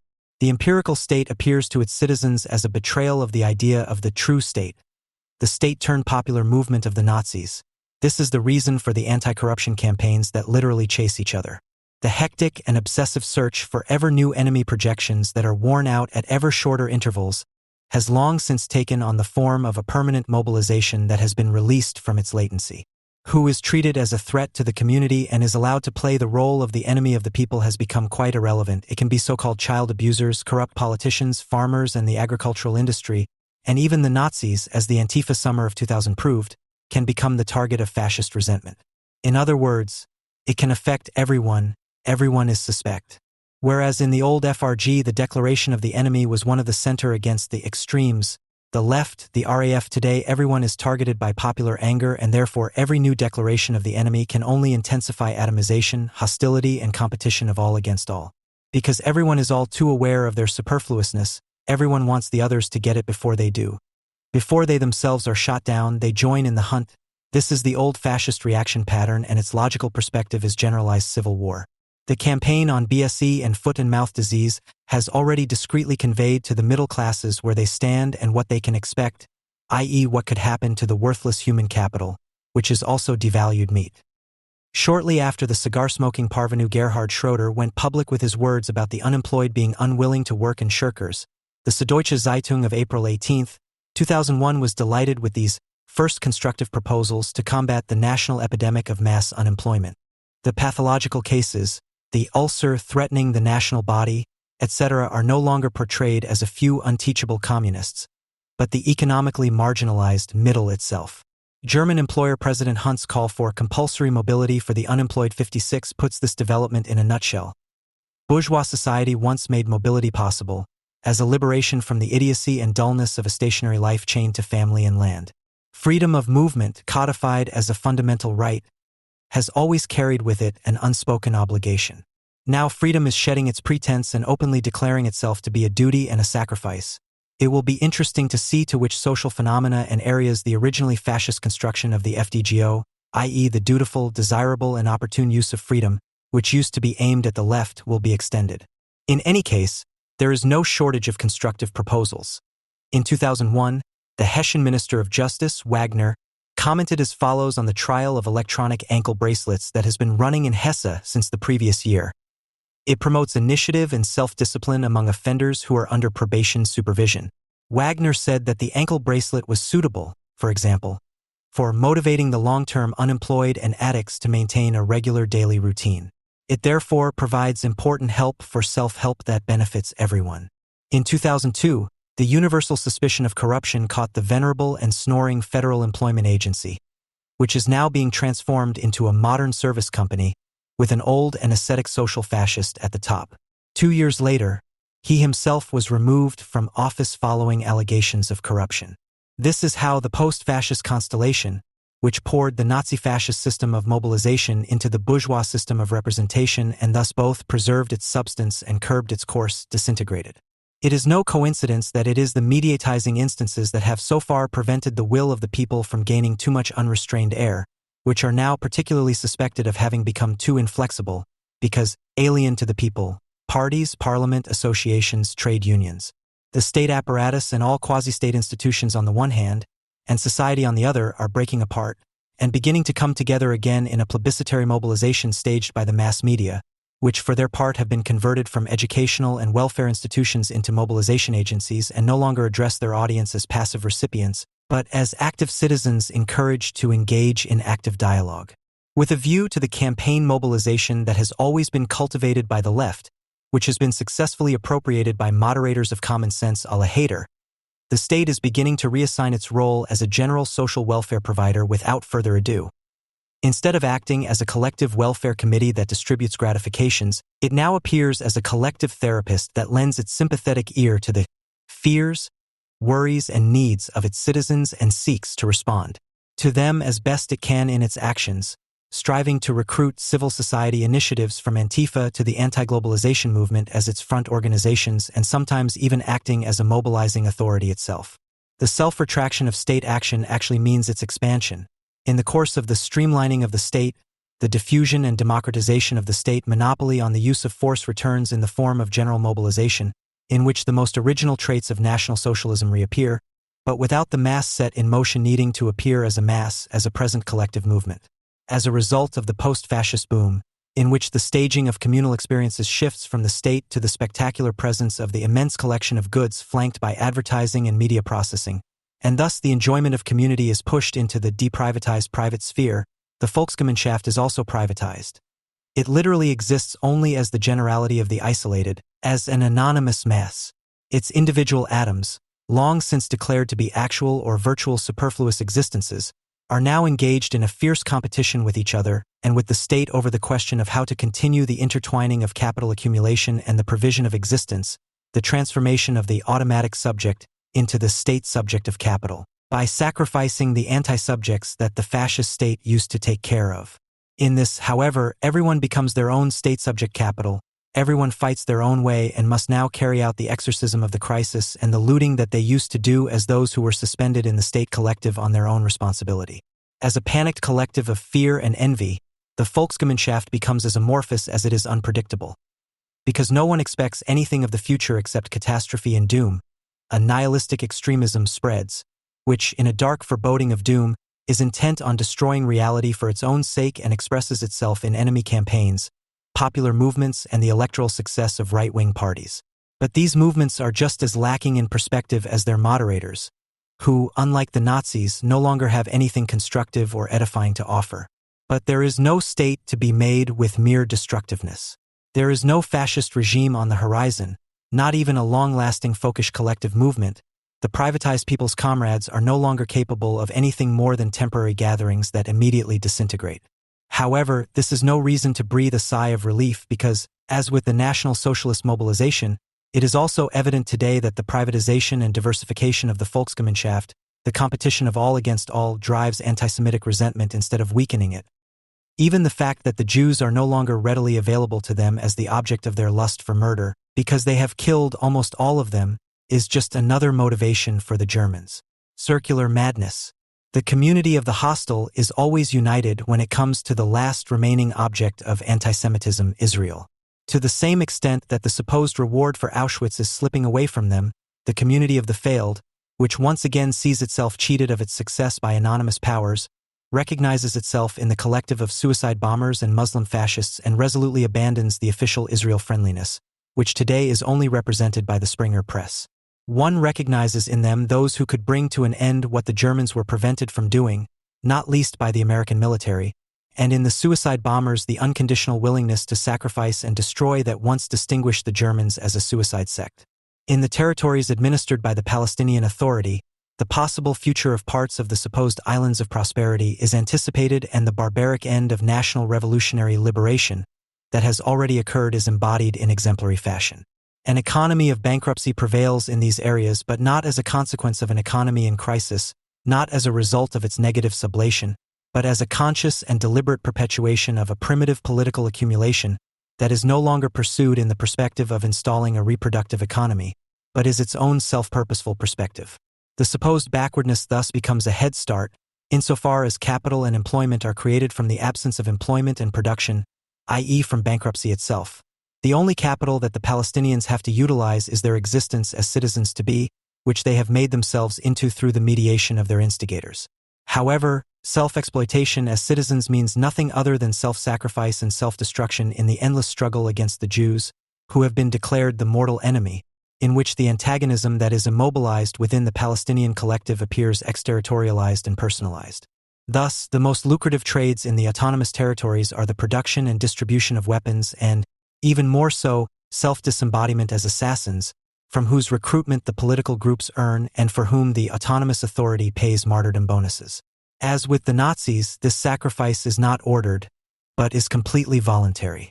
Being a Palestinian, i.e. a suicide bomber, promises income for the bereaved, reputation, and the abolition of discrimination, for example, gender discrimination in the form of female suicide bombers, in death. No wonder that Palestinian society must be keen to perpetuate the state of emergency in which the overwhelming majority have settled in splendidly, and which is their only source of income as part of a peace solution.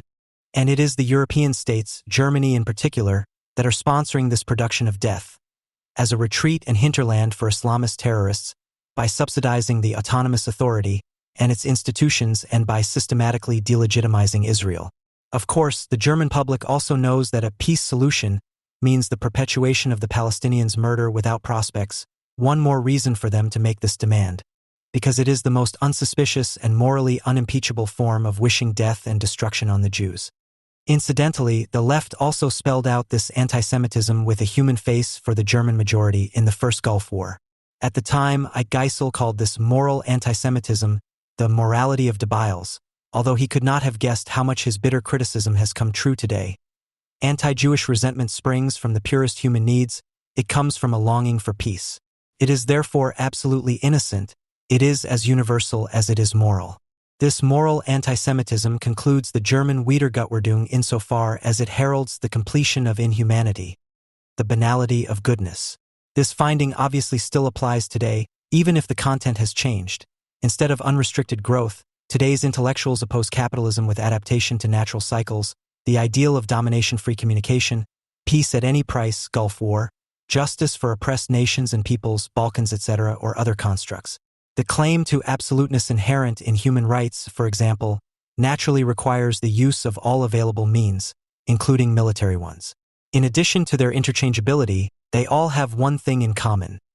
They aim at a generality that is independent of concrete, i.e. individual interests. Incidentally, Arendt, for example, confirms that this way of thinking, which abstracts from different interests, has a great deal to do with total domination. Quote, "The mentality of modern masses prior to their capture in totalitarian organizations can only be understood if one fully takes into account the penetrating power of totalitarian propaganda. It is based on the fact that masses do not believe in the reality of the visible world, never rely on their own, controllable experiences, distrust their five senses, and therefore develop an imagination that can be set in motion by anything that appears to have universal meaning and is consequent in itself. The masses are so little convinced by facts that even false facts make no impression on them. They are only affected by the consistency and coherence of freely invented systems that promise to include them." End of quote. Their own interests are sacrificed to this objectivity of freely invented systems, and this explains the complete contempt for all tangible benefits in the movements and the great indifference of the masses to their own interests, which leads to the fact that they suffer from a radical atrophy of common sense and its power of judgment, as well as from a no less radical failure of the most elementary instincts of self-preservation. End of quote. As far as the generalizability of Sohn-Rethel's findings is concerned, it can be stated at this point. The bourgeoisie of the time pursued its immediate interests. These imposed on it a solution to a problem in which a logic unfolded that was not grasped by this bourgeoisie, and of which it had to realize that a social power was unfolding in it that went beyond the power associated with its class interest and took it into its service.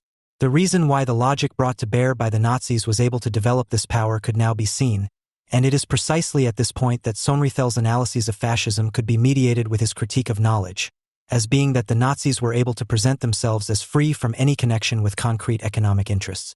If one considers today's scientifically objectively formulated political and problem-solving concepts and the entire procedures of consensus building against this background, the assumption arises that the more they correspond to the pluralist ideal, namely to bring the objective general of all particular interests to bear, the more they generally involve the subjects today in a total socialization of the objective general in exactly the same form as happened to the German bourgeoisie in particular towards the end of the Weimar Republic.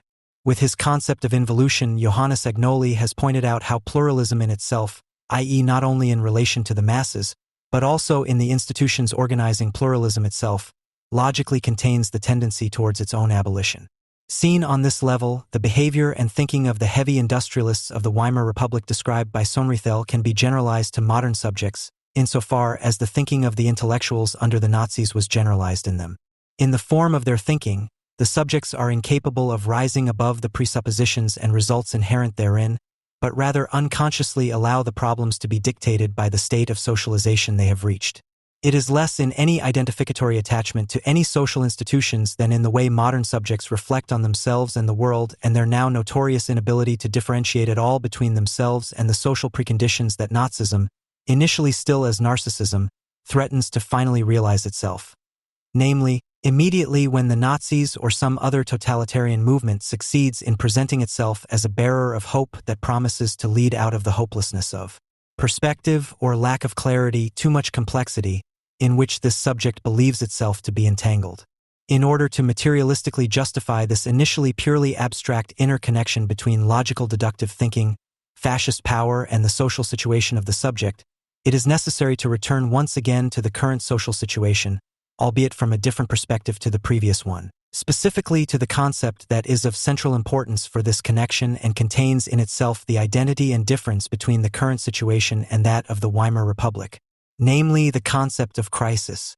The form and content of a social crisis, as all fascism theorists should initially agree, determine the conditions and possibilities of a fascist option for overcoming this crisis. The social basis underlying the logic of the modern subject is also revealed by the concept of crisis. Here, however, and this must be said in a certain way against Sohn-Rethel, it is necessary to distinguish precisely between two foundations.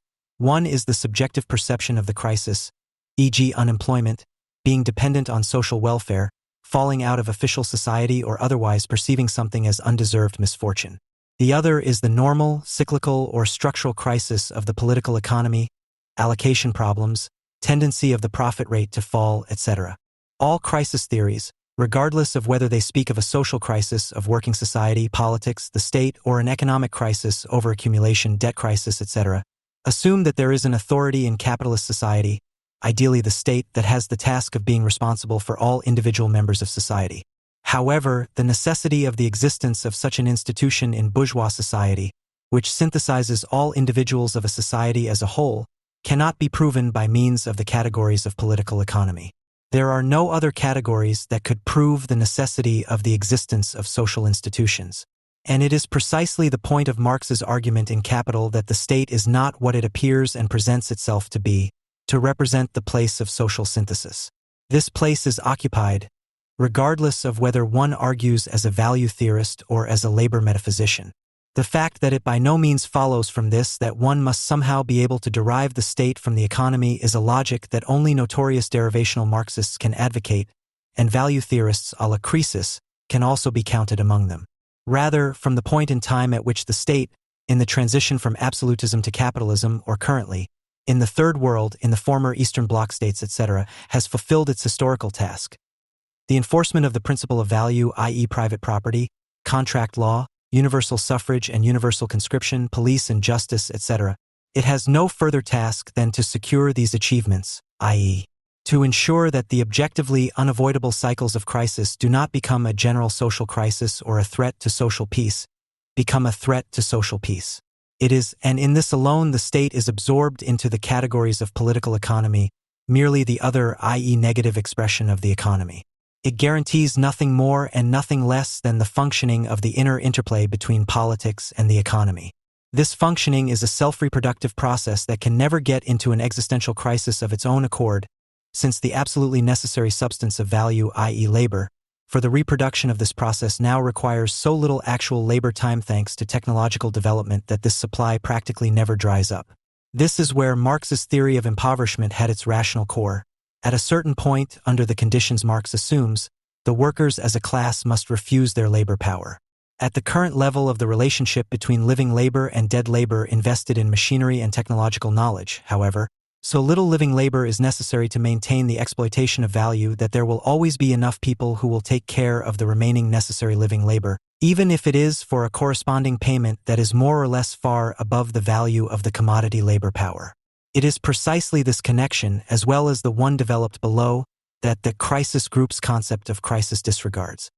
Sohn-Rethel's concept of crisis, on the other hand, like that of today's Marxists, still assumes that if capital does not have the necessary amount of money to invest in new bases of production to remedy the crisis, this investment capital must be withdrawn from the sphere of consumption by political means, i.e. more or less brute force, which then also includes the immediate exploitation of the colonies. This may also have applied to the world economy as a whole until shortly after the Second World War. For Sohn-Rethel, this economically constituted compulsion is the objective reason for the power of the Nazis. Because this may well be true historically, i.e. as far as the Nazis themselves are concerned, he is still blind to the fact that the real basis of the Nazis' power is not to be sought in a crisis situation that remains within the framework of the political economy, but on the other side of it, the thinking of the subjects, their ideology. This connection only becomes clear when, as is the case today, this reason for the crisis has become historically obsolete. Today, however, despite the debt crisis or precisely because of it, because it only affects state institutions and some private households, the problem is exactly the other way round. There is far too much money capital which no longer knows where it can be productively utilized. As a result, there should no longer be the notorious domino effect, according to which, once a number of important banks or stock exchanges have been hit, the entire monetary system must collapse. Left-wing critics have been waiting in vain for this for at least 20 years and are likely to continue to do so for decades to come. The reason for this can be provided by systems theory, and I only refer back to this because it can be made short. A system reacts to a deeper internal networking, in this case of monetary transactions with each other, also and at the same time with internal differentiation, so that even in one and the same medium such as money, different, largely independent subsystems emerge, which can immunize themselves against the instability of others. New major technological projects, transrapid, fast breeder reactor, space travel, etc. do not fail due to a lack of capital, but due to the simplest profitability calculations or because the state can no longer wants to or should no longer bear current or potential losses. The state has the debt, the private sector has the money. The task of the current privatization programs is to balance out this imbalance. They remain helpless as long as the profit rate is not right, but at some point and somewhere it will be right again, whatever may have happened before and at whose expense this may be. Apart from the fact that the hope that times have changed in such a way that the companies, which were once nationalized because they were unprofitable, can now operate profitably in the long term, is probably very deceptive.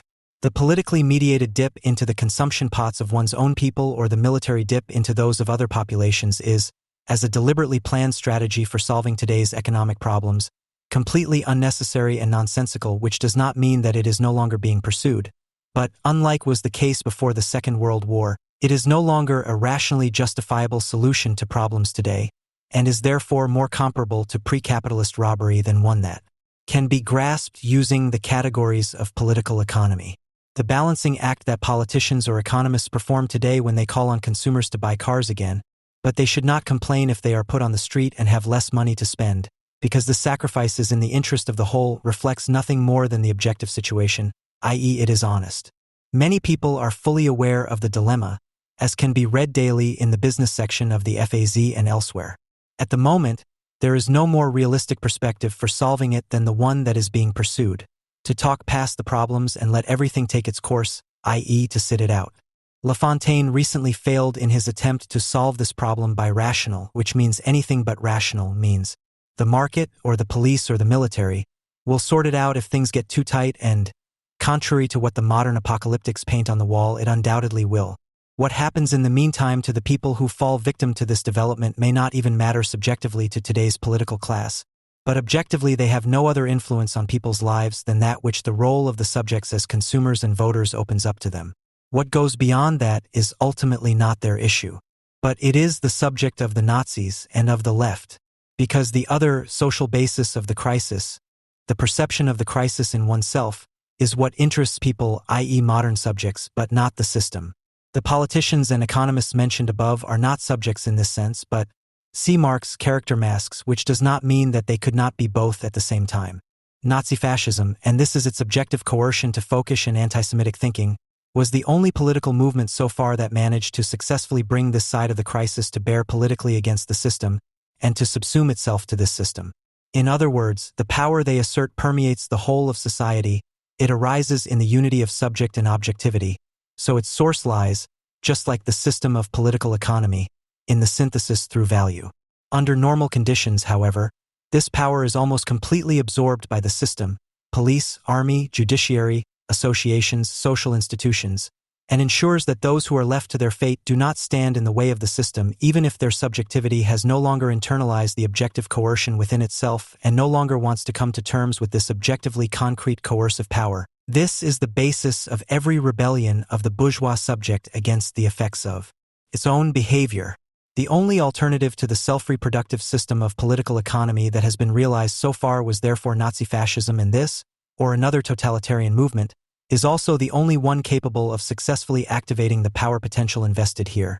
The Nazi fascist is the concentration on his own movement of the power that, although synthesized in society as a whole, is initially only constituted individually in the individual subjects. He welds the individuals into his form of movement in such a way that they are deprived of any consciousness of themselves, that it projects itself, represented in the leader, onto the movement. Through this, and through the fact that it succeeds in this alone, a movement based on the subjective concept of crisis acquires such power that it can ultimately succeed in subjugating economic reproduction to its form of movement. It thus opposes the form of movement of capital, but only in order to consume it, as Sohn-Rethel points out.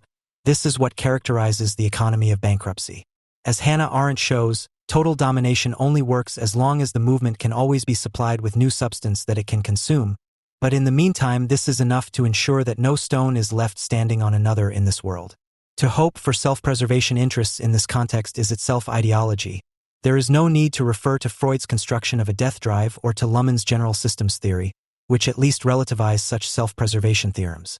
The bourgeois subject is constituted in itself beyond any nature. It utilizes its nature as well as itself. Demise or death occur here at most symbolically, not really. The left, with its social concept of crisis that disregards the separation of subjective and objective crisis, is thus poaching in an area in which it must prepare its own demise. Every crisis theory that claims, for example, that there is an absolute limit to the reproduction of capitalism is poaching in precisely this sense. On the one hand, it disregards the fact that with the categories of political economy, assuming that the relative production of surplus value and with it the real subsumption of labor under capital has been historically completed, such a hopelessness can be conceived, but cannot be justified. On the other hand, it disregards the fact that hopelessness is an ideological, albeit subjectively fatal real construct that can only be politicized as a reactionary and anti-Semitic ideology of the national community. Reference should be made here to the strange circumstance that the left of course immediately notices the evident weak point in Sohn-Rethel when he believes he has seen an anticipation of conscious socialization in the organization of capitalist production. But this does not prevent the left from claiming such an anticipation for itself.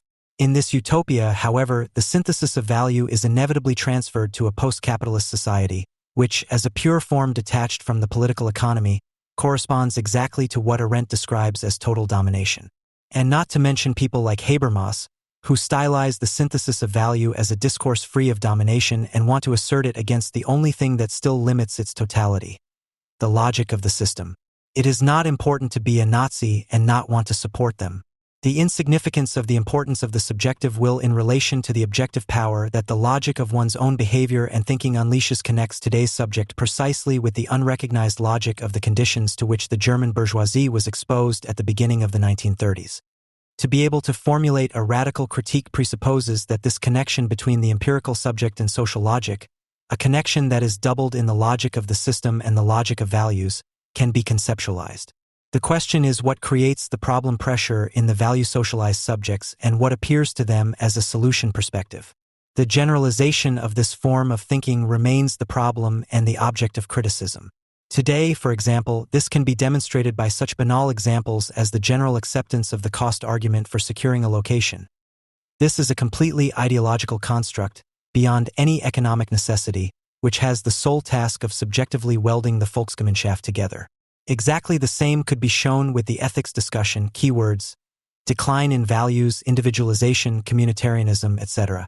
This generalized form of thought, beyond any real problems of political economy, has its real core in socialization through value and can be used both to safeguard the system and to build a new fascist movement, but not for one thing, as a positive point of reference for criticism. To summarize, the moment in which the political pluralism of opinions and interests tips over into its mirror image counterpart, total domination, is only dependent on whether the subjects succeed in doing what they all already want of their own accord, to agree on a sovereign. Because socialization has long been totalitarian in itself, this transition no longer requires the empirical preconditions that the Nazis needed. Can therefore take place tomorrow, but it can also take decades. If one considers Sohn-Rethel's explanations on the logic of National Socialist socialization on the one hand and his epistemicritical considerations on the other as a unit, then the following conclusion emerges, which is only paradoxical at first glance. The more capitalist society empirically distances itself from the concrete causes of Nazi fascism, the greater the probability of a renewed negative sublation of capitalist socialization. The boom that Heideggerism is currently experiencing in its reimport from France via Foucault, Derrida, and the like can serve as an indicator of how far this development has already progressed.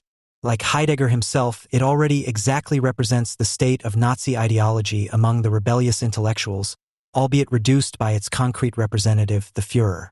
His placeholders at the moment are being, power, desire, and whatever other supposedly purely nominalistic constructs are haunting the minds. When the Führer really appears, he will be warmly welcomed, and if he then fails again in the face of reality, i.e. Allied troops, then once again this is not what was meant. The generalizable basic features of a theory that can be traced back to Sohn-Rethel, which encompasses both scientific, ostensibly value-neutral thinking and the decision-making structures of pluralistic societies as a unit, are now summarized at the most abstract level possible, from which they would then have to be developed in more detail. There is a unified functional context of bourgeois socialization that is inescapable even for an observer, a social synthesis in which every thought and action of human beings is embedded. Racism and antisemitism would then have to be included in this unfolding as constitutive moments. However, this cannot be done here. Luhmann, Schmidt, and other ontologists should be mentioned here, to whose level the intellectual left would first have to go. This synthesis is form, or more precisely, it is the value form into which all content must fit, i.e., we live in an age of total socialization. On the basis of the content that individuals place into this form through their actions and thoughts, through their decisions, this synthesis unfolds a logic that in turn presents itself to thinking, acting, and deciding as a problem to be solved. Viewed from this perspective, the problem situation of the heavy industrialists of the Weimar Republic thus represents nothing other than a particular historical situation that has generalized into the thought form of each individual subject under today's conditions. In the same way, this problematic situation in its objective references to the political economy also shows itself, as described above, as a problem of the world economy that has meanwhile become generalized. This logic, into which every thought and action of the subject must fit so that it does not lose its social connectivity, is to be understood in the precise sense handed down from the philosophical mathematical tradition, as a general form of thought and no longer merely as an externally imposed constraint that follows a logic of the thing itself. This means that every action of individuated people under the conditions of a finally enforced capitalist socialization of value can be reduced to a simple logical formula. There exist the conditions A, B, C, and there exist the possibilities to decide in favor of A, B, or C.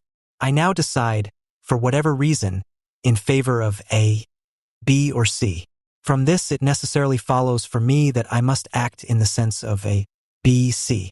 This logical shift from one to the other has no, or what is the same. Any empirical reference is therefore completely pure, and for this very reason can abstractly refer to any empirical datum provided it has the form of a commodity, but which one does not have this today? Can refer to. This arbitrariness is precisely what the postmodern talk of anything goes means, what the deconstructionists understand by difference, or what Foucault understands by an event. This is a transformation carried out in the subject that is objectively inherent in the value form. More details on this can be found under the title Practical Solipsism in Sohn-Rethel 1973. Of course, this transformation is not consciously reflected upon by the subjects, but is condensed in them as an emotionally felt insight into an absolute necessity, as an individually inescapable certainty that legitimizes their actions. The subjects act according to this logic and thus realize the objective general, i.e., the death of their particular individuality, without anyone having to force them to do so. The free will underlying this particular individuality, which is the only thing capable of breaking through the logic of consequences described above, is, as all his adepts since Nietzsche and positivist science anyway agree, a grandiose illusion that belongs on the funeral pyre of history. It is, as we have known since Lacan at the latest, a Freudian lie. This is precisely where it differs from past, pre-capitalist forms of social synthesis. In these, behavior, as soon as it went beyond natural reactions and ingrained traditions, this should be common knowledge since Hegel, Marx, etc., was based on immediate coercion exercised by people over people. This certainty of having to do exactly what one is doing arises because the premises and constants of this logic are not reflected upon, not understood as a reified expression of historical and decisionist preconditions. This expresses itself insofar as these subjects are intellectuals, as rationally justified judgment. However, as every newspaper article and every politician's speech shows, this judgment has nothing whatsoever to do with reality or objectivity, but proves to be just as unfounded and emotional in structure as the judgment of the average citizen on the issues of the day that affect him. And this applies all the more to the scientifically based judgment. To avoid misunderstandings, what is at issue here is the objective basis of social power as it is constituted in the subject, i.e., the condition of the possibility of integrating the subject, although it remains the same in itself, into both the pluralistic and the total form of domination. It is therefore not about subjective sensitivities, about violence, about a psychology of right-wing radicalism, Nazism, or the like. Rather, these are different forms of this principle which can be found in the ordinary citizen as well as in the manager, in the fascist as well as in the green intellectual. Fascism as a mass movement succeeds in penetrating this subject constitution in such a way that the subjects are absorbed into it. They then lose all reference to a reality distinct from themselves, see Arendt. Approaches to criticizing this logic, but nothing more, can be found in Marx's famous chapter on fetishes. It is the compulsion inherent in commodity fetishism to have to think things that do not follow the theorem of identity at all, the commodity, for example, as a unity of the opposition of use value and exchange value that is incomprehensible to rational consciousness. Nevertheless, under the premises of this theorem, which virtually forbids the citizen, if he wants to remain the citizen, on pain at least of schizophrenia, to acquire an awareness of the real foundations of his actions. The logic in question here is therefore sheer ideology, or rather sheer delusion, a delusion, however, that is highly regarded everywhere as realism, and for which even the greatest terror against humanity requires no more mental and psychological effort than any number of abstract logical arithmetical operations. What Arendt says about totalitarian ideology. The reason why all experienced observers of totalitarian movements underestimated this apparently small, in truth decisive operation of literally taking ideological opinions seriously was that it looked like demagoguery for the purpose of popular assembly. What was overlooked was the element of their reasoning, their peculiar fanatical coherence and the logic of their deductive process from a premise with which they had already set out to consume reality itself and their own substance, page 721. Thus does not only have general validity in a total rule, but is always already objectively valid in the capitalist form of socialization. Only with this logic is the subject integrated into the general of society starting from itself. In normal, pluralistically constituted social situations, however, this generality is still broken by the reality of different interests, and the existence of the many idiots who initially only play the sovereign on some stage of politics. Between total socialization, the logic that unfolds within it and its realization as total rule, A series of almost arbitrary constants are thus at work under the conditions of the pluralistic organization of society, which initially limit the narcissistic delusion of the subjects and do not allow it to fully unfold, but which in themselves are all encompassed by total socialization.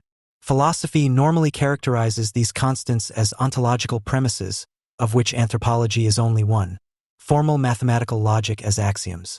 The axiom behind which we must not go back under any circumstances is the principle of identity. Even though every subject in this society experiences the contradiction every day of having to appear as a split individual in at least one respect, constantly having to keep buyer and seller together in one person. These constants, also in the sense of classical logic, are, and nothing other than the value form is responsible for this set in two respects.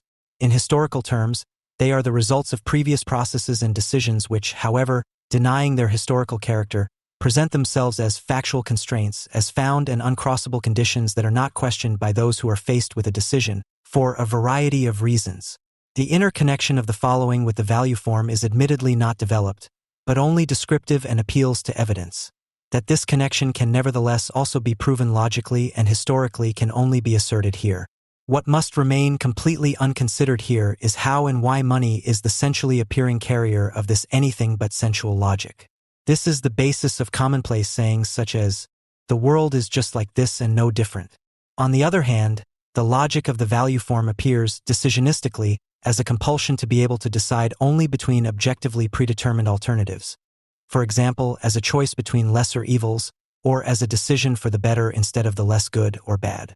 Whatever the case may be, the alternatives yes or no, positivity or negativity do not affect the fundamental form that makes a judgment valid. It is not called into question, but is presupposed to be unassailable. With these few words, the entire relationship between system and action logic, society and the individual, about which so much literature has been written, is basically described in full. Every event is pressed into this logic by the subjects. This has two effects. Firstly, despite all the changes in fashions, of which the swing of the political pendulum sometimes to the right, as at present, sometimes to the left, as before, is only one, everything continues as before.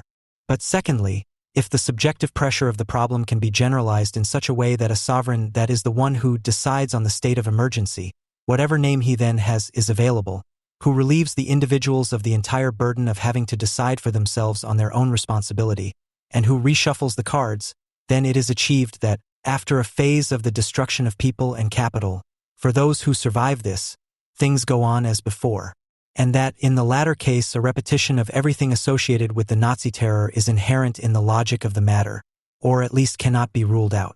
For this logic in itself demands purity, the eradication of exceptions, unconditional submission to the social consensus once found, or set by the sovereign and confirmed by scientific methods. For critique, everything would depend on being able to leave the role of the descriptive observer of this logic, which is initially an indispensable prerequisite for everything else. At some point, how this could happen can only be discussed in concrete cases, but not anticipated theoretically. There is a political and an economic line of argument in the literature for the view that the German Sonderweg came to an end in 1945.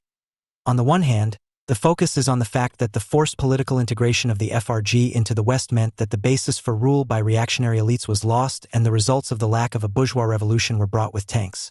In the other case, it is pointed out that, with the complete development of the world market after 1945, the special features and effects that characterized Germany's rise to become a world market competitor also disappeared. For both approaches, contemporary German imperialism has become confusingly similar to its Western competitors, and the preoccupation with the Sonderweg has become obsolete. What is striking, however, is that the criteria for sameness or peculiarity are not drawn from German conditions themselves, but, as in almost the entire discussion of the Sonderweg, from external comparisons with Western countries. The development of bourgeois economy and statehood, as it took place there, implicitly or explicitly provides the benchmark for comparison. It is regarded as the reasonable ideal of bourgeois civilization, which Germany failed to realize for a long time. The German Sonderweg is thus introduced a priori as an aberration, as a fundamentally non-bourgeois phenomenon. This deviation is explained by the fact that in Germany a prosperous economy corresponded to a stagnating development in the political sphere. Although this thesis of the historical non-simultaneity of German conditions provides all sorts of opportunities for long and useless arguments about what the ruling bourgeois class should have done in order to live up to its unjustified ideal, It blocks the possibility of describing Germany's special path as a particularity of the general, as a specific manifestation of the socialization of value. Only then would the analysis of German conditions be synonymous with a critique of capitalism. The German model of bourgeois socialization makes it possible to understand how the bourgeoisie not only refers to the state in its world of thought as well as in the perception of its interests, but also places itself in the state. The phase of total executive power based on consent did not, of course, only exist in Germany. Here, however, this phase, essentially supported by the bourgeoisie, began before the foundation of the state and hardly stopped afterwards. This specific relationship between the state and the bourgeoisie created the conditions for National Socialism, which was characterized by the fusion of the masses and the executive to form the Volksgemeinschaft. The main subject in the literature on German history is a large black hole. According to the unanimous opinion, the specific feature of German history is the lack of a self-confident bourgeois class. Thus, measured against the classical English model, the absence of liberalism is thematized. Being able to explain this absence is seen as the key to understanding German history. The idea of the weakness of liberalism is linked to what is discussed under the keywords Sonderweg or authoritarian nation-state. Liberalism is generally understood as an intellectual and practical characteristic of the bourgeoisie. As an ideology, it is based on the optimism of progress associated with the establishment of capitalism, which, in case of doubt, lasts until the next economic crisis. If the middle classes are in power, this is associated with the rule of the greatest possible reason and normality. If, as is the case today, historians of both right-wing and left-wing provenance largely agree on these premises, then the central question of historical research is which evil powers, represented by the respective anti-bourgeois force, are responsible for the fact that the bourgeoisie remained excluded from the exercise of power to which it was entitled. Accordingly, the First World War was promoted by the backward social structure, which enabled the agrarian and industrial aristocracy to rule. The downfall of the Weimar Republic was sealed by the fight against the left and the right. Finally, the Second World War was caused by the Hitler dictatorship. In each case, the elite of liberal citizens actually appointed to rule is seen in opposition. The liberal bourgeoisie is presented as a completely unspent force. The German wrong path is therefore a chain of exclusively politically determined misguided developments and decisions. Supposedly recognized political mistakes are then presented as lessons of history, such as the defeat of the parliamentary liberals by Bismarck, the alliance of Schornstein and Scholl, the relatively early strengthening of the organized labor movement, the monopolistic heavy industry allying itself with the NSDAP, etc. In place of the liberal bourgeoisie, according to this interpretation, reactionary elements of society in Germany made fatal use of the possibilities of modern capitalism.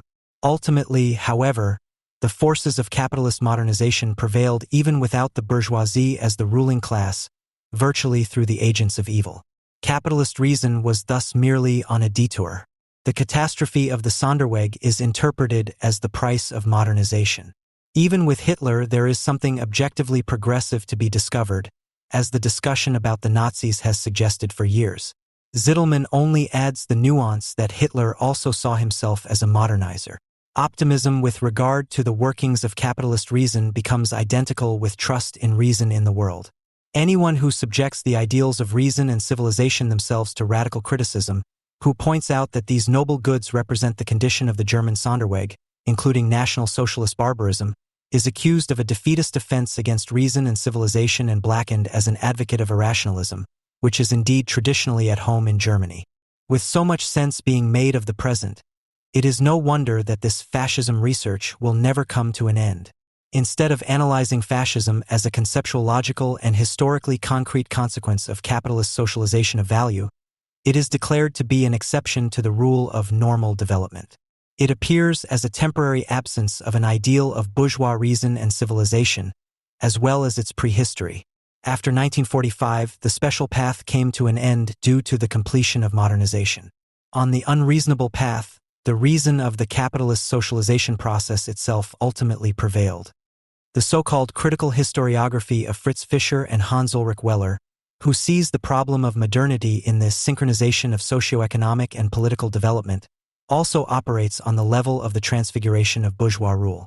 German history up to the Nazi era is therefore that of a defect in this synchronization, which is understood as the political task of bourgeois society so that it can fulfill its civilizing mission. The synchronization thesis excludes other explanations of German conditions, which could, for example, be as follows: before the I. After an unprecedented rise, Germany was the most economically advanced country in Europe before the First World War. This was synchronized with a socio-political development that was at the height of the times. The pioneering deeds in the introduction of social insurance in the 1880s could then be seen as serving to create national effectiveness.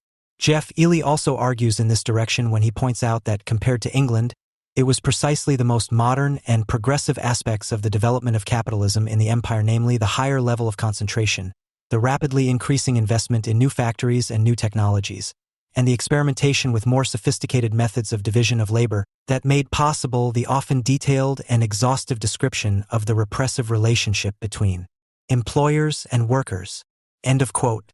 The thesis of the inadequate synchronization of economics and politics interprets German conditions as a failure to live up to the Western ideal and thus, for its part, misses the German specificity. Disorder is identified where it is characteristic. The historically simultaneous is understood as an undesirable development. Objectively advanced economy versus, unfortunately, backward politics. The tasteless category of belatedness is used excessively. Quote, the German form of industrialization took place, from a qualitative point of view, comparatively with considerable delay and at the same time in hectic spurts. The phase of early capitalism, a form of industrialization to which the future expectations of liberalism had been directed, was skipped, as it were. End quote. For Weller, the outcome of the constitutional conflict in Prussia in the early 1860s, approval of Bismarck's military policy bypassing Parliament, with an overwhelming majority by Parliament, sealed the political impotence of the bourgeoisie until 1918. Before the Second World War, in the discussions on the evaluation of German history, the liberal side in the constitutional conflict was still considered a partial victory by German historiography. Bismarck had been forced to admit the illegality of his actions. After 45, its outcome was interpreted as a defeat. After 45, liberalism, which until then had supposedly always been inferior, was hypostatized as a historical alternative, a liberal anti-conservative force. Consequently, critical historiography emphatically charged terms such as civil society or modernization. The German Sonderweg was invoked in order to bring it to an end in 1945. This historiography, with pedagogical intent, first had to be asserted against the reactionary post-war historians guild of the FRG. This historiography was particularly opposed by conservatives because, in their view, e.g. for Weller, the division of Germany was virtually self-inflicted. After 1989, however, the basis for this dispute ceased to exist. Necessary corrections to Weller's Ohnmacht des Bürgertums bis 1918 can be found in a book rich in material by Michael Google. Google shows that there was no real defeat or even resignation of the bourgeoisie. The same demands were made before and after the constitutional conflict, that neither emancipatory actions nor slogans were supported by the bourgeoisie at that time, and that the development in Germany was essentially determined by the bourgeoisie and its interests in the economic upswing phase with an already developed world market. The rapid and violent development of industry also corresponded to a rapid development in the social and political sphere, in which the traditional elites also participated alongside the bourgeoisie. One could also say that the already existing world market made different demands on a newcomer than on the old established. In order to adapt the social structures to accumulation, it was by no means necessary to establish a rule exercised by the bourgeois class against the unbroken power of absolutism or feudal nobility, since it was clear anyway that no policy could be made against the capitalist economy in the long term, especially since the Prussian supremacy over Austria had acquired a strong economic component with the Customs Union, 1834. A constitutionally oriented bourgeois policy could dispense with the bourgeoisie as an empirically ruling class. However, this meant that liberalism could no longer act as the embodiment of the interests of humanity as easily as it had in England. It committed itself to the nearest national goals, and in doing so made use of the concepts and ideologies that existed in the emerging anti-Napoleonic Germany, long before the industrial takeoff. Google proves that the aspirations of liberalism in Prussia had only one goal, to which all others were subordinate. This also applied to constitutional issues, as no theoretical questions should hinder practical national politics, the creation of a centralized German state through the leadership of the strongest power in the German Confederation, i.e. Prussia. The strong state was to protect the German economy in international traffic, demand for a fleet, Trust in state power was to enable greater domestic investment, and the state was to develop its efforts to contain the disputes of the parties internally. Even then, the aspirations of the bourgeoisie had nothing to do with individual political freedoms or the like, but were an expression of power considerations.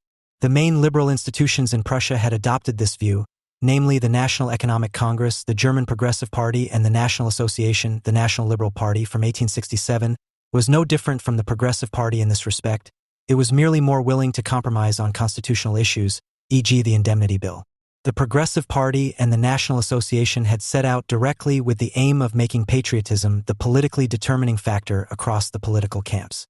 This also reinforced anti-Semitic tendencies in armed patriotic associations, shooting practice at the Turnerbund, as well as a general chauvinism. For example, with reference to indispensable German interests, it was pointed out that it was the right and duty of the Germans in the provinces of West Prussia and Posen to oppose by all means the demands of the Poles to incorporate these parts of the country into a unified Polish Empire, p.49/50. All elements of Prussian liberalism were united around two goals: national power politics and economic expansion. It was the liberals who preformulated Bismarck's later policy.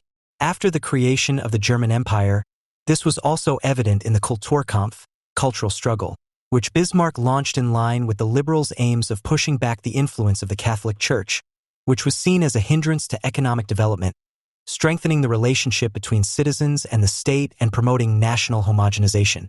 Bismarck's policy of strengthening the elites and the monarchy was not fundamentally opposed by the bourgeoisie because it served to strengthen Germany. Nationalism in the German Empire is often divided into a good one during the phase of the elimination of the small states and a bad one during the later imperialist phase.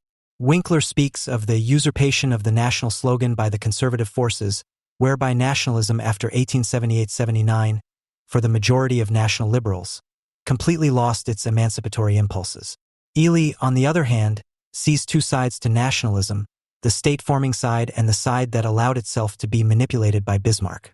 However, these distinctions are difficult to maintain, even if they are convenient for those who always and everywhere want to see a mysterious dialectic at work.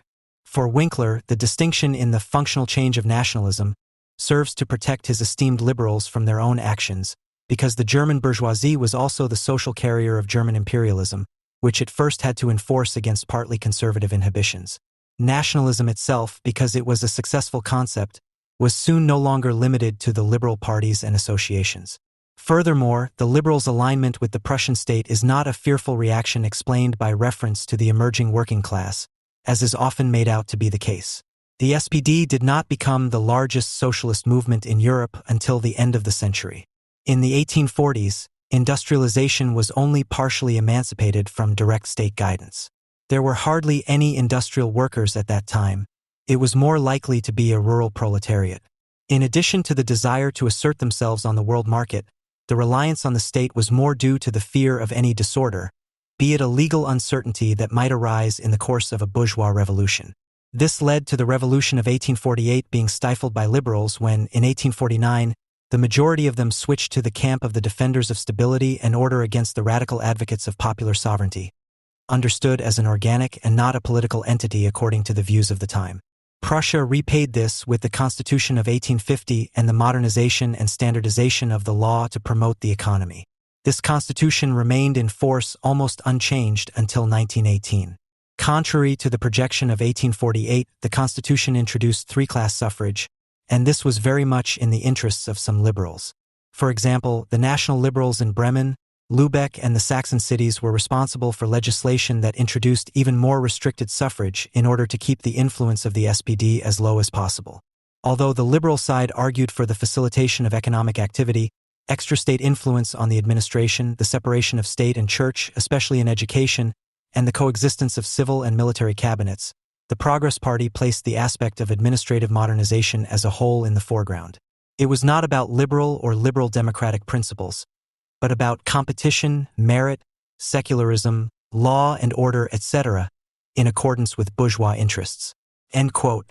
If the bourgeoisie in Germany showed an interest in emancipation, it was as emancipation from state weakness and emancipation on the world market.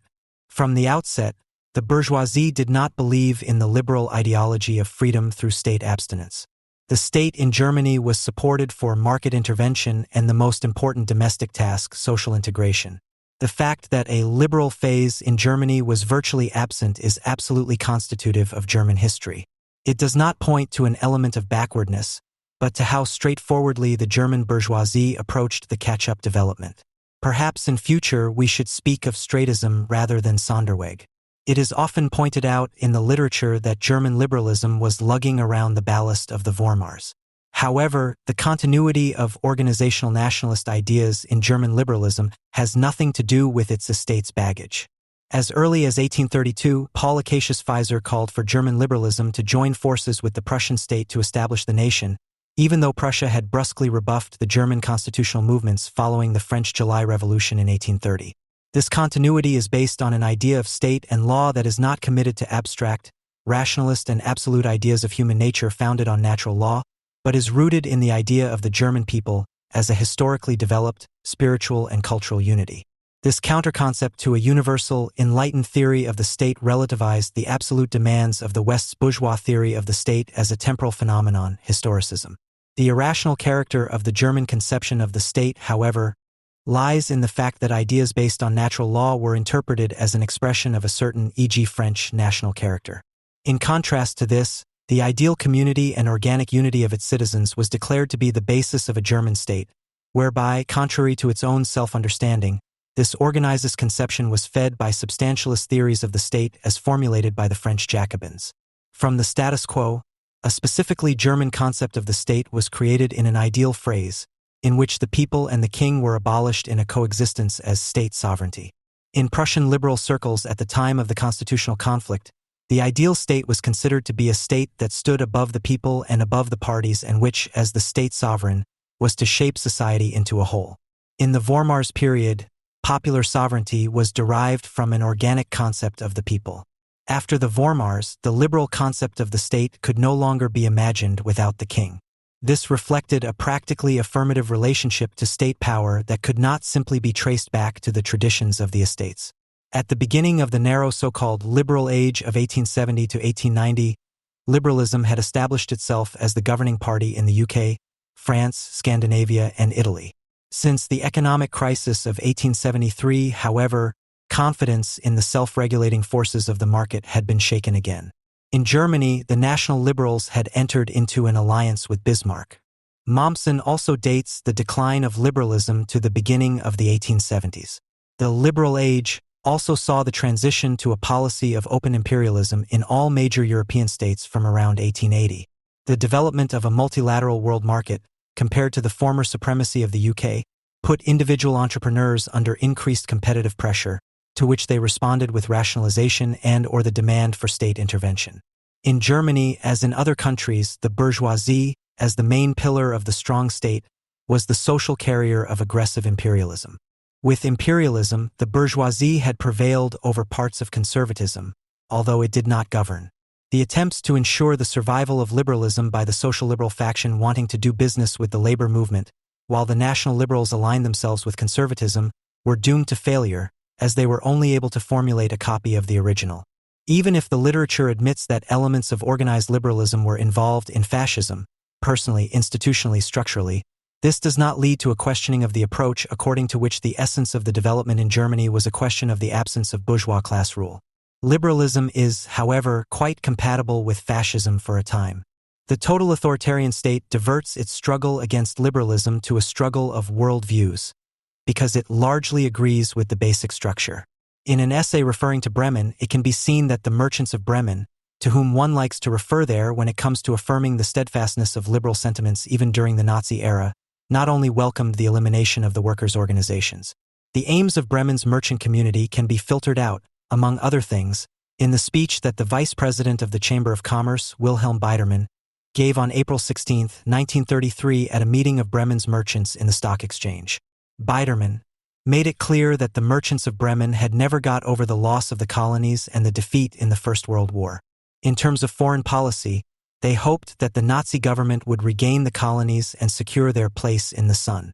The fact that this was not the fantasy of a single individual is shown not only by similar statements made by the Chamber in the following period, but also by the efforts to make Bremen a city of colonial ideas, such as the joint exhibition of the Party, Business and the Senate Bremen Key to the World, which took place in Bremen in 1938, are an expression of imperialist dreams.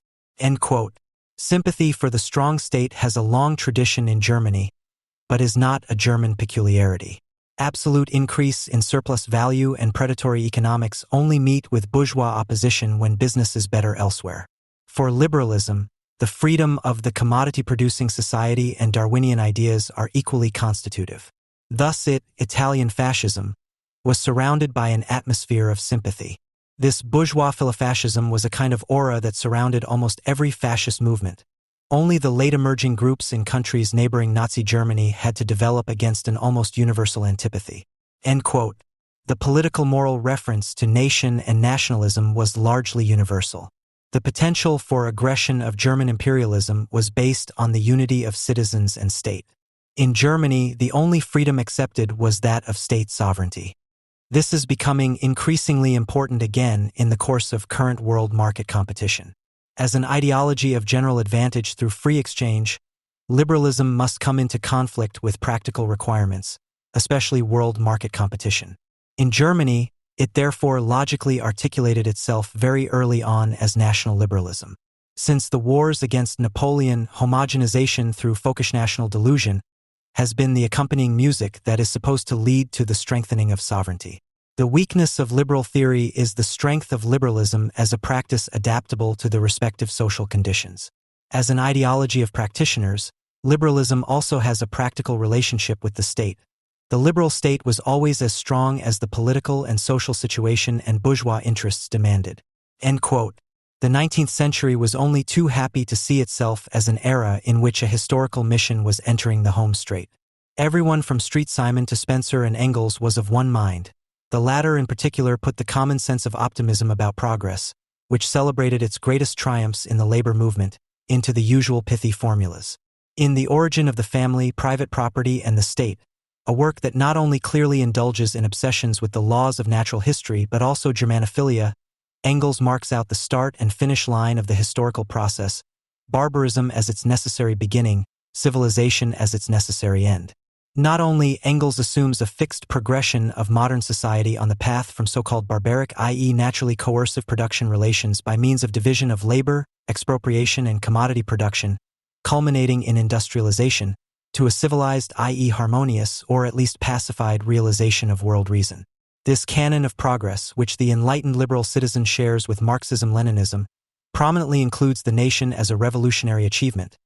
It embodies the transition from the type of subject mired in provincial narrow-mindedness, in personal concrete dependence on the feudal lord, to the state citizen of a central state overcoming local differentiations, within the framework of which everyone interacts with each other in impersonal abstract freedom and equality.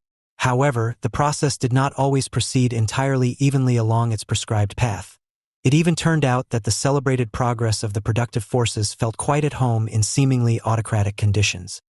For the sworn supporters of social progress, the Social Democrats, however, this was only a minor problem.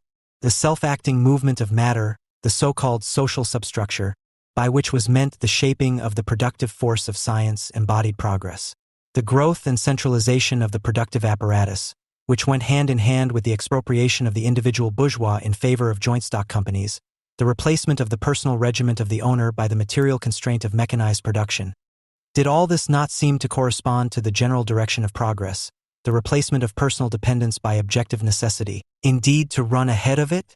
Accordingly, advancing social progress meant adapting the superstructure, first and foremost the central state, to the advanced development of the substructure.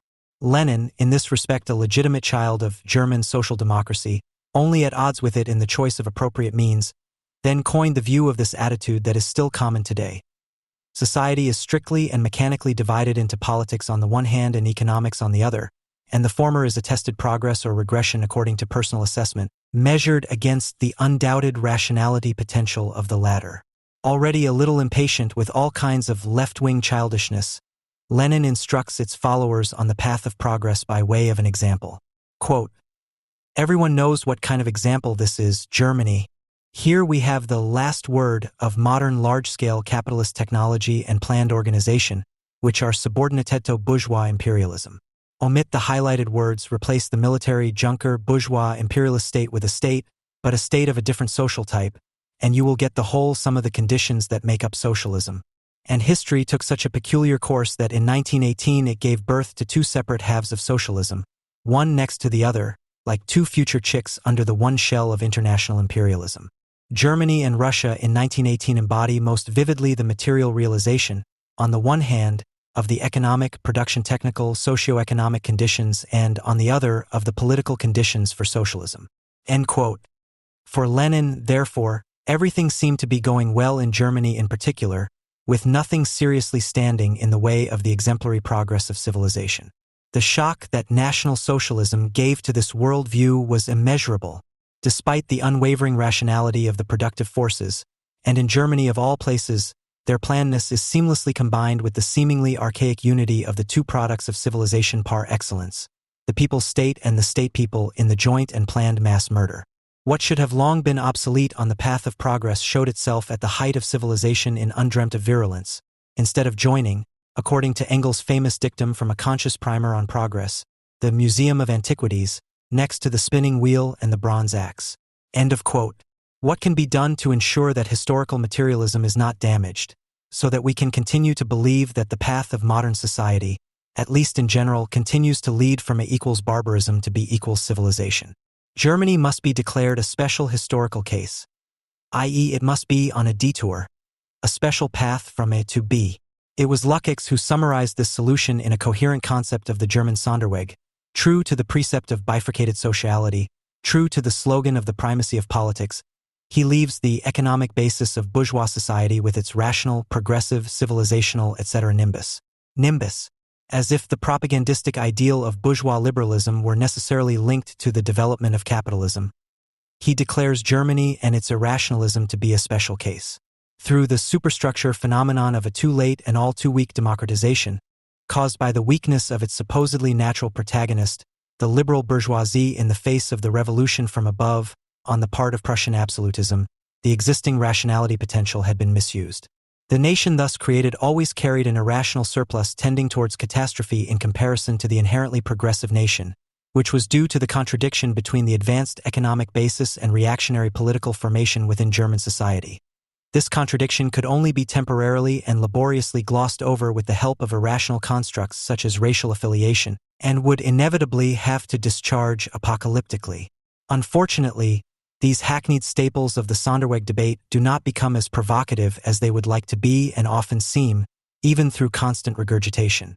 If you look at the consequences of the Sonderweg model drawn by Lukács' spiritual mentor quite deliberately and logically, the close elective affinity to the reformist historiography of the 1960s and 1970s is striking. Germany becomes, alongside the United States, the most highly developed capitalist area in the world. At the same time, however, its democratically backward social and political structure is solidifying. Thus, the contradiction of the earlier stages is reproduced on a higher and qualitatively new level. Abstractly, there are two ways of abolishing this contradiction. In the demand that the social and political structure be assimilated to its economic development. This demand can be raised in a revolutionary way. The task can be set that finally the completion of the democratic revolution in Germany is to be accomplished. But it is also possible, from the standpoint of a truly and internally contemporary German imperialism, to strive for the harmonization of the political superstructure, without touching the social structure, with the tried and tested forms of Western parliamentary democracy, which have always proved themselves vis-a-vis Germany. End of quote. According to the magic formula of the Sonderweg thesis, according to which the basis, i.e. the so-called economy, cries out for civilization, be it socialism or Western standards, peace can also be made with patriotism. It depends only on personal taste which of the two options mentioned by Lukács the individual Sonderweg supporter chooses. For the lack of correspondence between economics and politics can just as easily be brought about within one and the same theoretical framework by Western integration and the basic law instead of the proletarian revolution, as Weller, Fischer, Kaka, etc. have demonstrated. The assumption common to all Sonderweg theses, namely that the economy represents the indisputable rationality bulwark of society, to which the superstructure must prove equal, is one that the social democratic Leninist progressives of yesteryear have taken with them into their up-to-the-minute existence as apostles of civil society. Except that today, with unbroken unholy earnestness, they trumpet the bombing of Serbia, no longer Hitler's Germany, back into Western civil society as an anti-fascist feat. To avoid misunderstandings, it is not the moral rightness of the Sonderweg representatives, the insistence on the unique character of German genocide, that is to be disputed here. On the contrary. Rather, it is the theoretical vicious circle lurking in the concept of the Sonderweg that is the subject of criticism. The compelling consequence of the Sonderweg theory of distinguishing the better from the worse capitalism, or of having to prefer rational normal to irrational pathological imperialism, makes it all too easy for the smooth talkers of German history.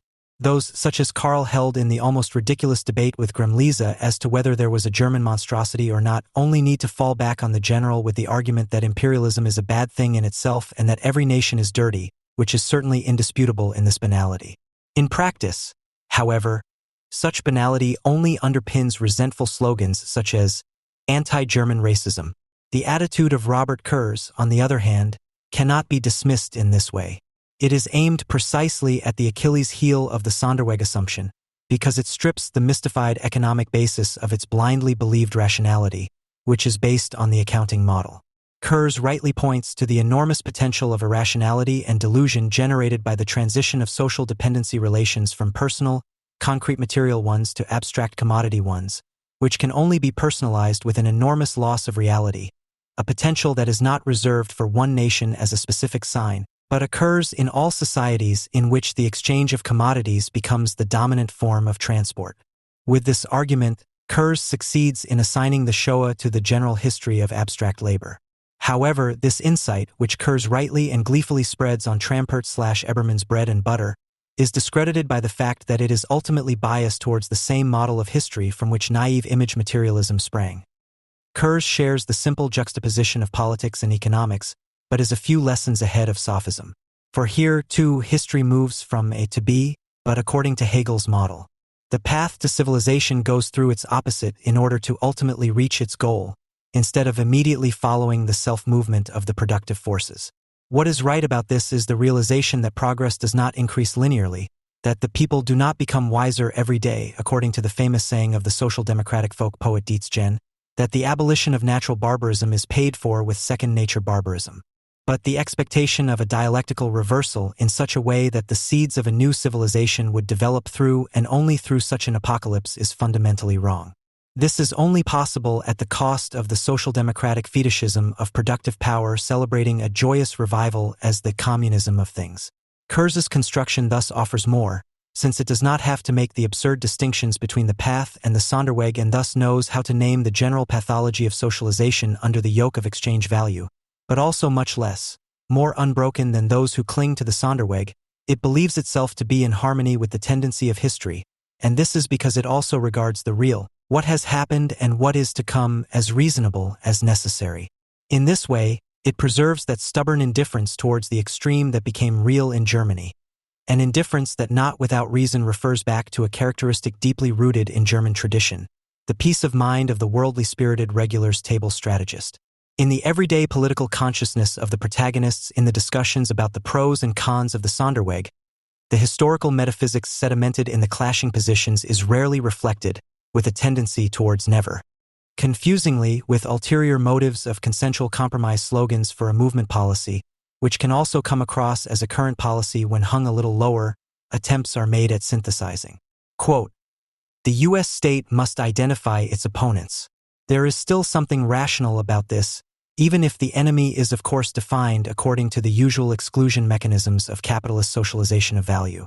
In Germany, on the other hand, the German victim myth and its hallucinations, which have been most radically expressed in the slogan of the Jewish world conspiracy, can be identified as a potential basis for determining the enemy." End quote.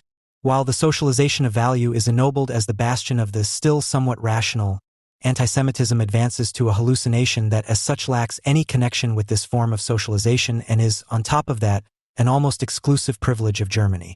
To use Ulbricht's unforgettable words, what does this teach us? Perhaps that Western socialization of values must be imported into Germany in order to channel anti-Semitic hallucinations into somewhat more rational channels? The confusion expressed here is probably due to the deficits of the theoretical fragments on which this passage torn from the context of a book review is based. deficits that stem from the attempt to elicit some kind of superordinate rationality from modern history, including the nation and the central state, in view of the case of Germany. But what if no such rationality were at work there? What if the nation itself were the product of a barbaric, pathogenic socialization? What if the case of Germany was not an aberration of a development that came too late, but a prototypical manifestation without a built-in happy ending?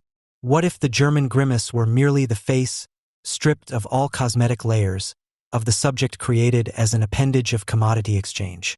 The habitual juxtaposition of barbarism and civilization has become untenable in the face of these questions, and neither Sonderweg nor Weltgeist can lead us out of this predicament. Adorno summed up this dilemma as early as 1951. Fascism, as a rebellion against civilization, is not simply a repetition of the archaic, but its recreation in civilization by civilization itself, providing answers to the question of why and how such a reproduction of the archaic occurs, and then trying to find out why Germany, of all countries, has had the proverbial edge in civilized archaization up to the present day, must take precedence over all politicizing and reasoning about the continuities of particularly aggressive German foreign policy.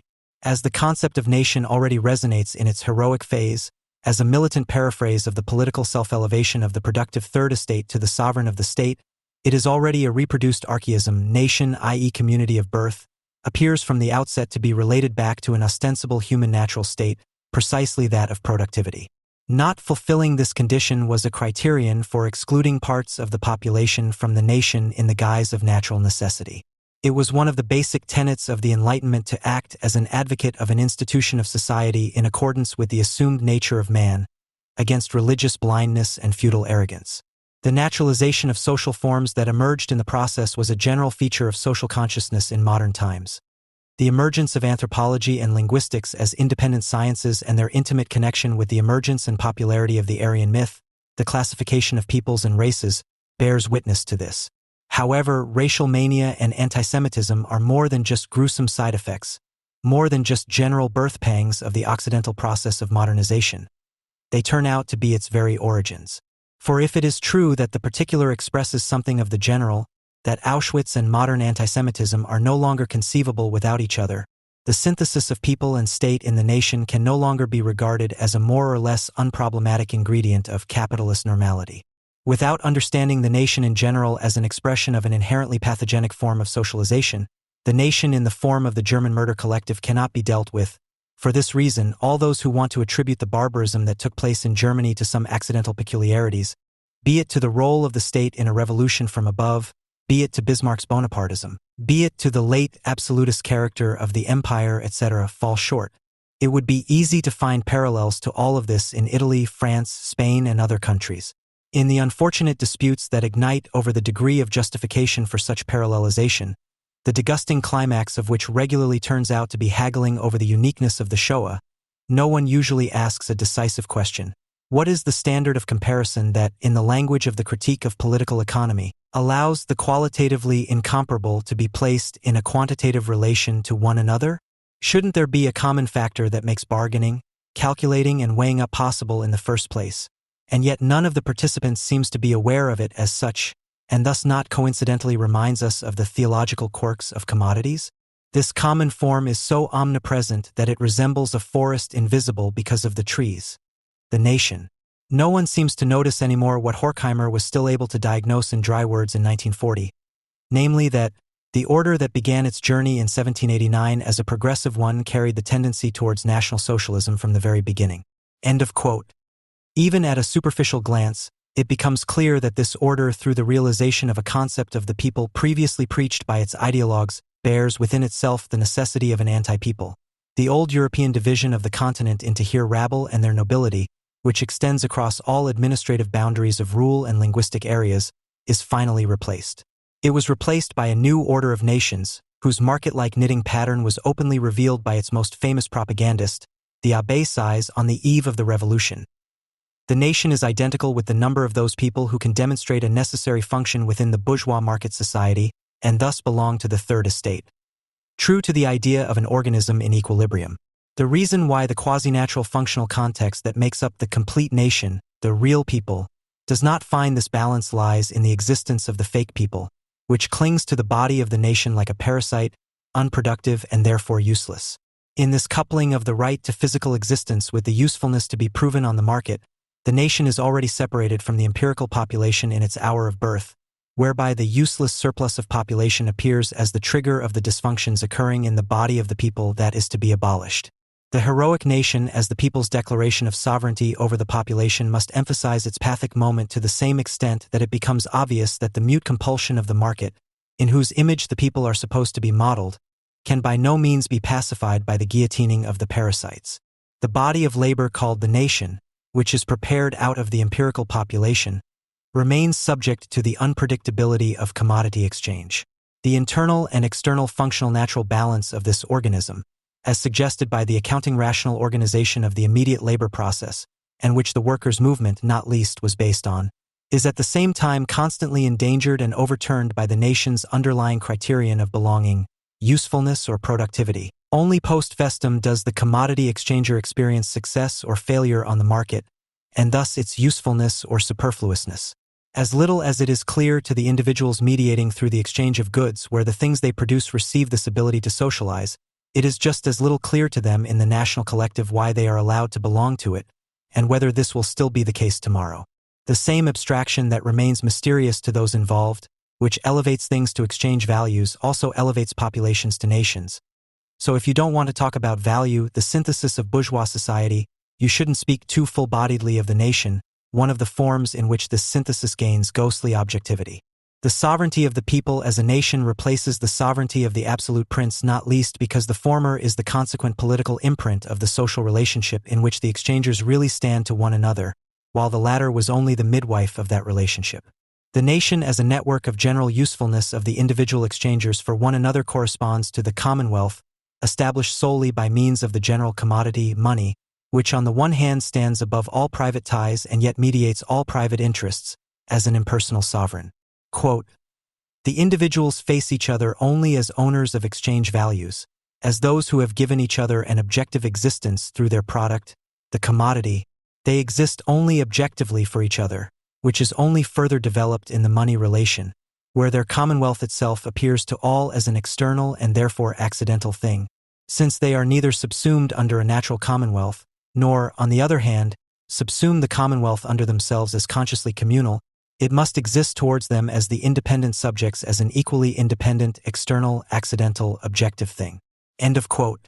From the outset, this independence stands in a special relationship to the political sovereign. Without princely protection through the latter's monopoly of power, the monetary relationship could not have spread. The framework conditions of the exchange relationship could not have been maintained against its effects. It was not for nothing that the money coins bore the insignia of the territorial ruler's power. On the other hand, however, both sovereignties only develop parallel to each other up to a certain point, because the motivation and legitimation of the absolute prince to protect the commodity-money relationship stemmed from the private interest of personal representation, which was alien to this relationship and mocked the rationality of the bourgeois interest in the increase of value and hindered the freedom and equality of exchange. With the bourgeois class, as the protagonist of free and equal exchange, declaring itself to be humanity, the disruptive role of the state seemed to have been given up in favor of a society left to its own devices. But the social harmony that the exchange of equivalents had promised failed to materialize. On the contrary, social conflicts increased.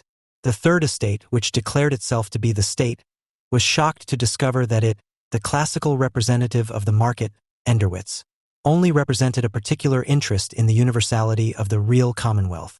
The sovereignty of exchange value, which had found in money an existence corresponding to its self-sufficiency, self-legality, and autodynamics, demanded an equally universal political sovereignty not of the ideal total capitalist, i.e. the sum total of the subjective personal intentions of the social class of capitalists, but of the ideal total capital, i.e. the expression of the self-legality of the utilization of value, which appears as an objective material constraint of the actual, non-personal subject of society.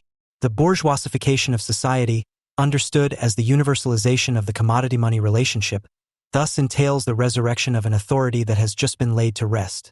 The state, standing above the conflicting particular interests, endowed with the characteristics of the absolute, but now no longer as a necessary foreign body, but as the incarnation of the socialization of value. as the lawmaking mediator of the conflicts between the respective participants in generalized exchange articulated as group interests, which inevitably center around the buying and selling of labor power, and as the organizer of the social and natural resources and framework conditions required for commodity production at a high level, the state now appears as the administrator of reason in history, a reason that seems to stand above the particularity of bourgeois rationality of purpose, but, in reality, only frees the same contradictory self-movement of value that underlies particular rationalities from its personal barriers, and inflates it into general objective absurdity. Because, independently of the will, foreknowledge and action of the exchangers, their own social movement takes the form of a movement of things under their control instead of controlling them, the fetishistic consciousness of the subjects of exchange can no longer decipher value, which does not contain an ounce of natural substance, even in its particular personal representation as private capital, which appears to them like an accumulation of useful things. Even more so, the state, as the particular that has become the general, appears in a fetishistic natural form as the bearer of the counterprinciple to the contradictory, particular and thus irrationally constituted society of exchange. As the, at least potential guarantor and executor of organized rational necessity and utility, its impersonal objectivity corresponds much more to the rule of the thing than the bourgeois character mask did. The fetishistic perception of this new type of state sovereignty hardened in the course of the 19th century to the same extent that it became popularized. The homogeneity of state organization in the bureaucratic apparatus and the work organization of commodity production on a large scale, the formal assimilation of industrial division of labor to the military and administrative hierarchy of functions, strengthens the effect against the anarchy and crisis-proneness, mostly perceived as the personal arbitrariness of the owners, which asserts itself in the sphere of circulation against the commodity-exchanging society.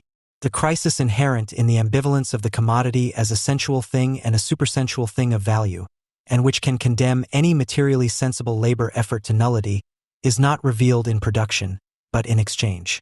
Exchange is perceived as a disturbance or devaluation of honest labor, in that private labor, which is carried on independently of one another, but which, as natural links in the social division of labor, is mutually dependent on one another, is continually reduced to its social measure, because in the accidental and constantly fluctuating exchange relations of their products, the labor time necessary for their production is forcibly enforced as a regulating law of nature, like the law of gravity when the house collapses over one's head. End of quote. The state as the stronghold of plan practice is, to stay with the image, being expanded from a house into a fortress. The pathic state of mind, tormented by constant fear of the effects of gravity, clings to it. It is to it that appeals are made in the name of the concrete, the work actually performed in order to escapeist the abstract, the danger of the worthlessness of the product of labor becoming apparent in exchange. It is before him that the culture of production, which imagines itself innocent, accuses the corrupt civilization of circulation. The already inherently murderous institution of the nation as practiced popular sovereignty finds its destiny in this invocation of the state. The bourgeois subject is only conceivable as a structurally racist and anti-Semitic citizen. The individual only belongs to the nation if it succeeds in self-exploitation. The constant danger of failure of this project in the exchange process also results in the permanent panic-stricken fear of excommunication from the nation. The only remaining way out of this dilemma is the recognition of an essentially natural affiliation to the nation, and thus the a priori guarantee of successful self-realization by the state, the authority supposedly removed from the devastating consequences of exchange. However, as long as the natural law of value described by Marx above applies, such a pre-given guarantee, i.e. nationality, is absolutely impossible as a rational one. The constantly repressed knowledge of the fragility of such a guarantee, which is evoked by every crisis, indeed every unemployed person, pushes for a natural collective criterion for citizenship in order to be relieved of the constant, individual burden of proof concerning one's own usefulness. With the same panicked consistency, however, the citizen must also pursue the naturalization of the anti-people belonging to the people. The short-sighted hatred of the unproductive, i.e. beggars, the disabled, the asocial, which is an inevitable part of the productive nation, is often not enough. Those poor victims of the mechanism of repression that characterizes the bourgeois subject, as the embodiment of their own possible superfluousness, are not enough to impose the whole diabolical situation that the incomprehensible socialization of value appears to the subject as, i.e. to fantasize anti-nation out of them. For this must unite all the qualities of the abstraction of value in its nature, since it must also be responsible for all the seemingly paradoxical effects of this abstraction. It must be possible to attribute omnipresence and power, secret societies and greed, Wall Street and Bolshevism to it. The result of the negative dialectic of the nation, the coupling of people and state, is found in the sphere that appears to be the opposite of the productive state, where one suspects the origin of fatal abstraction, where the commodity exchanger experiences his fate, i.e. in so-called finance capital. In a fateful reference to earlier epochs of European social history, to the figure of the moneylender and court Jew that emerged there, the collective of fetishistic repressors localizes their longed-for distortion in the Jew as such. Just as antisemitism is an original product of the socialization of value, whose archaic appearance expresses the barbarism of progress itself, it is just as short-sighted to assume that there can be national socialization without such naturalization, that one can have a people instead of a population without folkish nationalism. The ius sanguinis is inherent in the ius soli as a consequence. There is only a gradual difference between the two and no qualitative contrast, even if it could become a matter of life or death during the Second World War. The repressive comparison of individuals to subjects of self-utilization, which makes blood rationalists and contract mystics comparable, ensures that the formal equality of all before the law is always in danger and is exposed to the temptation to turn into their material equality before blood and race. End quote. United in hatred of the abstraction that threatens to make the promise of guarantee given in citizenship null and void, the organic connection between the productive people and the organizational state always tends to make the impossible possible. Citizenship can therefore reveal itself at any time as the fateful blood bond of the compulsive community of exploitation, which longs to rid itself of the exchange perceived as an external compulsion and to eradicate the anti-subject fetishized as a troublemaker. Nevertheless, even the most worldly-minded German quietist, with his reference to the generality of value abstraction, and thus to the generality of the pathology of the nation, will not be able to avoid the question of why such a general pathology of the nation seems so extremely familiar to him of all people, as familiar as if the nation had been brought to its concept in Germany. The fact that the same is by no means the same, that Auschwitz, the Dreyfus Affair and bans on Jews in American golf clubs owe their existence to the same root and yet are not interchangeable, is something that both the well-meaning and the Philistines struggle with. Gunther Jacob, for example, struggles to establish that Auschwitz could not have been executed by the Danish state. Now, unfortunately, it may be bitterly necessary to emphasize such facts, but the fact that he thinks he has to briefly conclude from this that an identity of critique of antisemitism and critique of the value form leads to an apparently anti-capitalist motivated disappearance of Auschwitz in the concept of capitalism, leads back into the all-too-shallow waters of the Sonderweg debate. Only those who can hope that no one will notice how they tacitly equate the concepts of value and capital with normality, rationality, and the Siberian summer of the post-war Yalta order can make Auschwitz disappear in the category of value. As long as the anti-Germans are willing to swallow this toad, they will continue to provide the horse deceivers from MG to LUPUS with a new cardboard comrade, through which they conceal their, presumably futile striving for national integration. Only the destruction of the idea of a bourgeois nation-state imperialist normality can drag the national conformism of these positions based on the banality of evil into the light of day.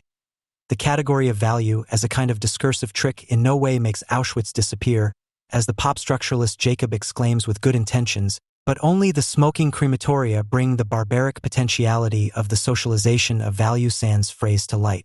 The question of the German peculiarity must therefore not be that of the special abnormality of a Volkscharacter, however historicized, but of how and why the tendency to criminal blood brotherhood between people and state, which is always inherent in the character mask of the citizen, was realized as a quasi-model Volksgemeinschaft, especially in Germany. What is normally, i.e. liberally, seen as a deficit of a belated German nation-building that is pregnant with fascism, namely that it was not, as befits the democratic myth, staged by a heroic bourgeoisie, but by an absolutist state bureaucracy, then turns out to be a head start. As a head start, however, in the catastrophic transformation of the bourgeois exchange subject into an ethnified citizen by virtue of the fetishistic momentum of exchange itself. Whereas in England or France, in different ways in each case, the contractual citizenship of the market temporarily suspended the pre-industrially legitimized political sovereignty of absolutism, in Prussian Germany the well-ordered absolute state bureaucracy functioned, albeit often reluctantly, as the surrogate mother of the self-exploiting subject. The latter experienced itself more as a creature of the state, to which German idealism also bears witness, than as its productive interplay legitimized by market success. The nation of Prussia-Germany skipped the phase of the nation of the Third Estate, which characterizes Western societies. Here, as there, it is true that sociality is only given by the generality of the value form, i.e. that the persons exist only for each other as representatives of commodities and therefore as commodity owners. But the character masks of the persons, which they are as personifications of the economic relations as whose bearers they confront each other, differ from each other. If in England or France the character masks that the commodity owners turn to each other are shaped by the specific commodity forms that value takes on in the course of its valorization, i.e. if the citizen defines himself primarily as a capital owner or commodity labor power, in Germany the bourgeois subject arises from the outset as a character mask of the generality of the abstraction of value, the expression of which is, after all, modern state sovereignty. In Western societies, the mediatizing role of a state sovereignty that is superordinate to the social conflict of interests has encountered and continues to encounter mistrust and resistance from the character masks within society that cling to their particularity. Such obstacles never had to be reckoned with in Germany, since the state immediacy inherent in the subject form does not only unfold through the crisis nature of commodity exchange, but this state immediacy of the subject in Germany represents its birth characteristic. The fatal fetishism of the nation, which invokes in the state the custodian of the abstraction of value in order to protect the subjects from the consequences of the same qua-citizenship, therefore unfolds its spell in Germany in a kind of ideal typical form. Due to the fact that the state seemingly brought industrial capitalist society into being on its own authority, the people-state's appeal to the people-state to set a limit to the chaos of the market resounds here as nowhere else as a social unison. It is not for nothing that Post 1 points out that the answer to the question of why antisemitism became hegemonic in Prussian Germany of all places must be sought in the dual rule of the commodity and the state bureaucracy, because the never-broken extent of the concrete, personal rule of the early capitalist type makes the abstract rule of capital appear particularly mysterious and strange. The connection between the two, namely that even in the concrete despotism of the police and the army, and later that of the factory now only the abstraction is expressed, escapes the consciousness of the state immediate subjects who seek their salvation in despotism, regardless of whether they are functionaries of the state bureaucracy or merely citizens of the state. How deeply and constitutively this fetish penetrates the collective consciousness of the character mask, how firmly it casts a spell over it, can best be seen in those who are generally regarded as the antipodes of the state machine, the social democratic labor movement which celebrated its brightest successes in this country. It is not without reason that it is quite a German specialty, as its ideology, with a few exceptions on the left, probably reflects Prussian German state fetishism most clearly. The common, not only Lassallean, talk of the free people's state or social democratic future state already contains the knitting pattern according to which the various German revolutions have been knitted to this day. Willy Huhn's pioneering essay on National Socialism in the Literature of German Social Democracy has collected the constantly recurring motifs of pronounced civic fetishism, in which social democracy, national liberalism, and state bureaucracy converge in an almost agonizing density. Lassalle's spectacular call for truly social Volksgeiserdom is by no means an individual aberration, but an inevitable result of Prussian German state immediacy. In a quid pro quo, in return for the pseudo-military discipline provided by the German workers, the barracks operating organizational state is made responsible for solving the social question entirely in its own image, namely by the state abolishing the unproductive pouch-cutting of the bourgeois class in favor of taut dictatorship, in the form of an overall social factory barracks. The desired overall social factory, the people's state of labor, represents the completion of the nation as a body of labor, just as the German labor movement, in a sense other than that of its civilizational self-assessment, felt called to be the true finisher of the bourgeois revolution. The cult of seemingly concrete, naturally creative and factory-organized labor always implies the effect against social anarchy. This is also how the late Engels characterized the main contradiction of bourgeois society, in whose anarchy only the fetishized value character of that very labor comes to light. It is not difficult to see how structurally close the fascist topos of the contradiction between creative and grabbing capital has already come, how closely related Junger's worker is to the social democratic delusion of the production state. The continuity of an almost nauseating nationalism in the German labor movement, which has been convincingly described elsewhere, is revealed as ultimately consequent citizenship. Of course, it was not German social democracy that set up the extermination camps. But its history reveals much of the specific state immediacy of the Prussian-German model, which only made possible the construction of the Führer state as executor of the Volksgemeinschaft, in whose dual power alone the final solution could mature as an attempt to radically realize the nation of citizens.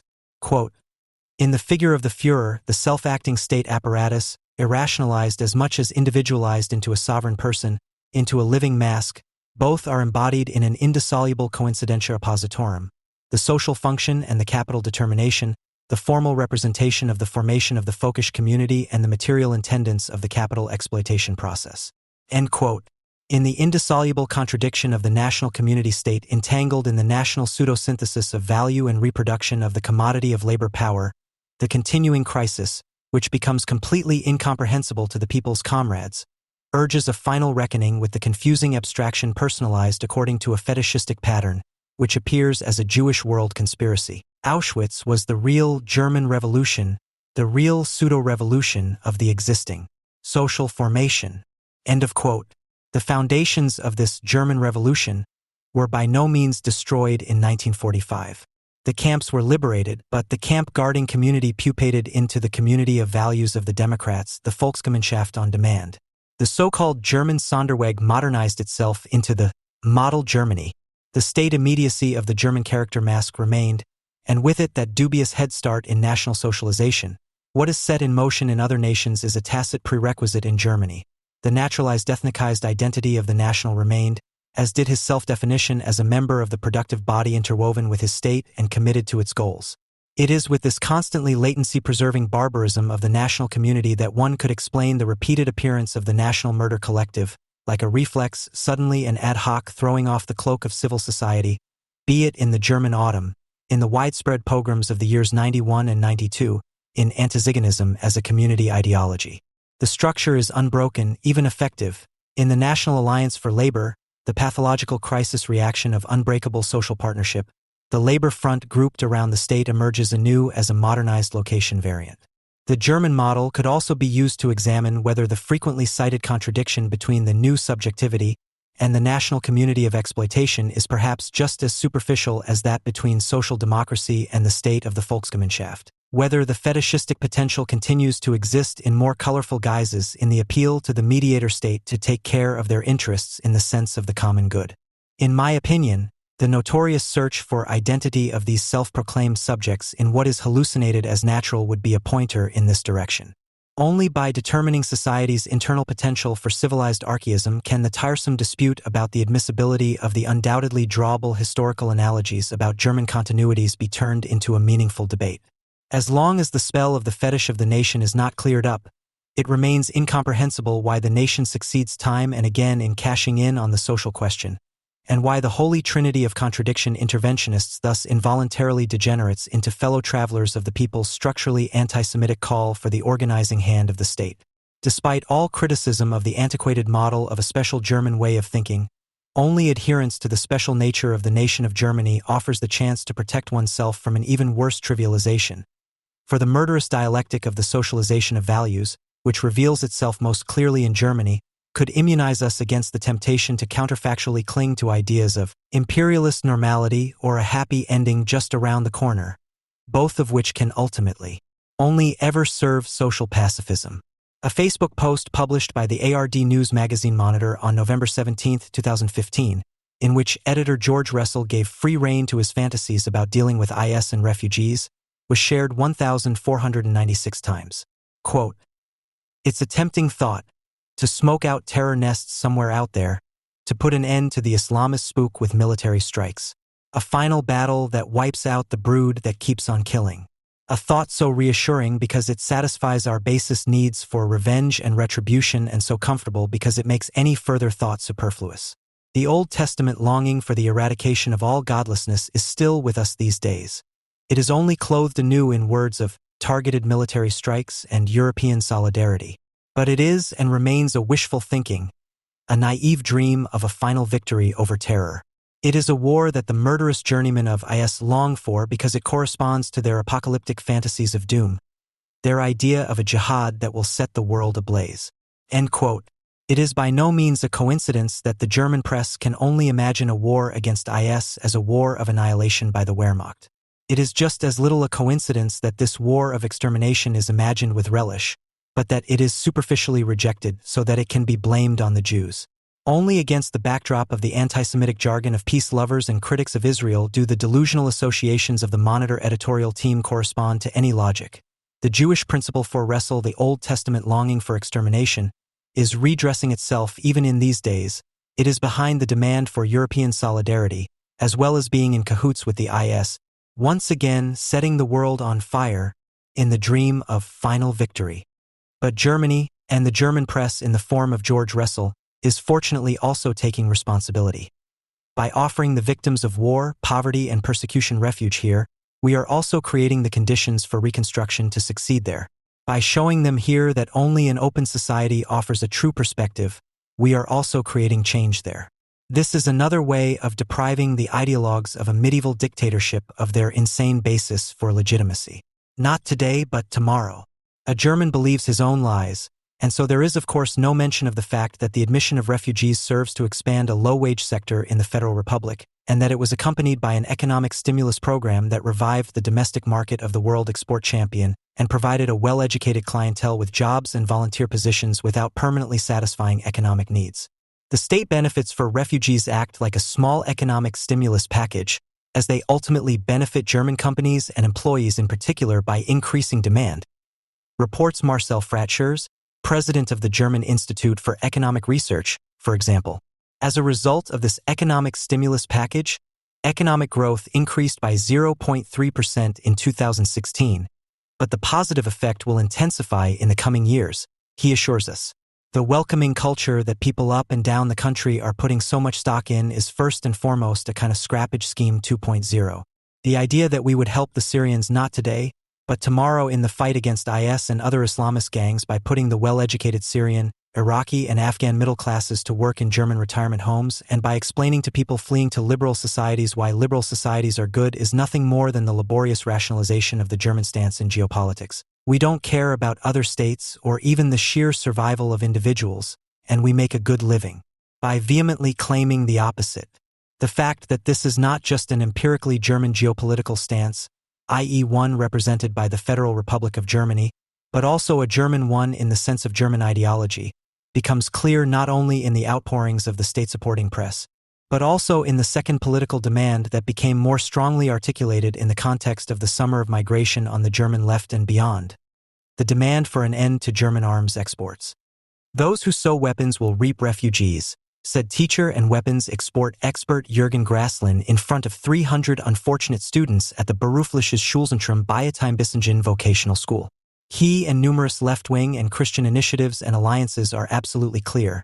The refugees arriving in Germany today all have something in common. They are also fleeing from our weapons. And indeed, rifles, for example, which were produced or at least developed in Germany and whose production licenses were sold to numerous countries, are used by a wide variety of actors in almost every conflict in the world. The fact that the so-called end-use declarations, which are supposed to guarantee that sold weapons only remain with the buyer and may not be passed on or sold, are, like all international treaties, mere conventions, is not conceptually clear to the peace movement, but is nonetheless quite rightly noticed. Now the Left Party, Pax Christi, Action Outcry, and whatever they are called can certainly counter that none of this makes the weapons ours, as they do not want to be associated with those peace lovers, and there are also very clear ownership and possession relationships with regard to the exported weapons. Concealing this only serves to excuse the murderers and sometimes to overlook the rescuers. What role German weapons actually play in the conflicts from which millions of people have fled to Europe in recent years would also have to be revealed first. And yet one would like to counter the reflexive and certainly generally completely accurate criticism of the peace movement from ideology-critical and anti-German circles with the fact that their desire not to be involved in any way in the warlike relationships between states and other warring factions is all too understandable. Germans in particular could hardly be blamed for not wanting to take part in the killing in the world. The fact that the peace movement only ever ennobles violence as war when it is carried out between state or proto-state actors does not distinguish it from less peace-minded sections of the population.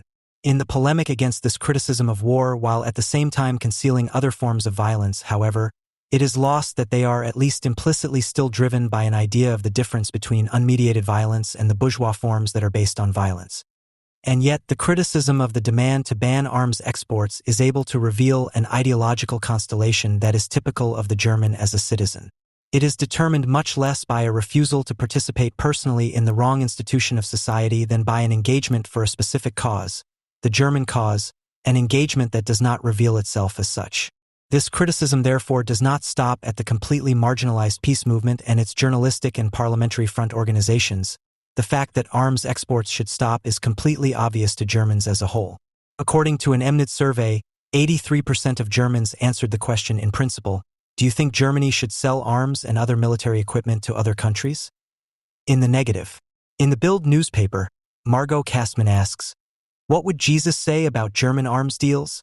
Even without biblical evidence, the answer is hardly surprising. He called the peacemakers blessed, not the arms manufacturers and the arms lobby. In the desperate election campaign, the SPD is trying to act as an opposition party, even if its statist agitation against the arms trade seems somewhat toothless. Sigmar Gabriel then dares to do no more than demand greater involvement of the Bundestag in approving the sale of armaments. There is no need for secrecy. 3 things are particularly striking about the demand. Firstly, the end of arms exports is seen as an effective means of resolving conflicts worldwide. Once the parties to a conflict no longer possess weapons, according to the compelling logic of common sense, they can no longer wage wars and must enter into the much-vaunted dialogue with each other, a dialogue which, incidentally, cannot even be conceived as a quasi-interstate dialogue without the destruction potential available to the parties to the conflict, but which is constantly affirmed as nonviolent. If the effect of the availability of certain weapons on certain conflicts cannot be denied, the logic of the criticism of arms exports is particularly interesting because other demands to end the war in Syria, for example, no longer come into play at all. With the end of arms exports and integration courses for refugees, the problem seems to be solved. Secondly, the demand for an export ban is general. Details of who is purchasing which weapons and to what extent are of no interest in the assessment on sites such as waffenexport.org, even if they try to convince the inclined reader with a veritable flood of figures and statistics. The scandalous and politically insane arms sales are completely drowned out by the outrage. For opponents of arms exports, the hunting rifles delivered to Lithuania are just as scandalous as the delivery of a frigate to Algeria. The only demand formulated by the Action Aufschrei campaign is, weapons of war and other armaments will not be exported as a matter of principle.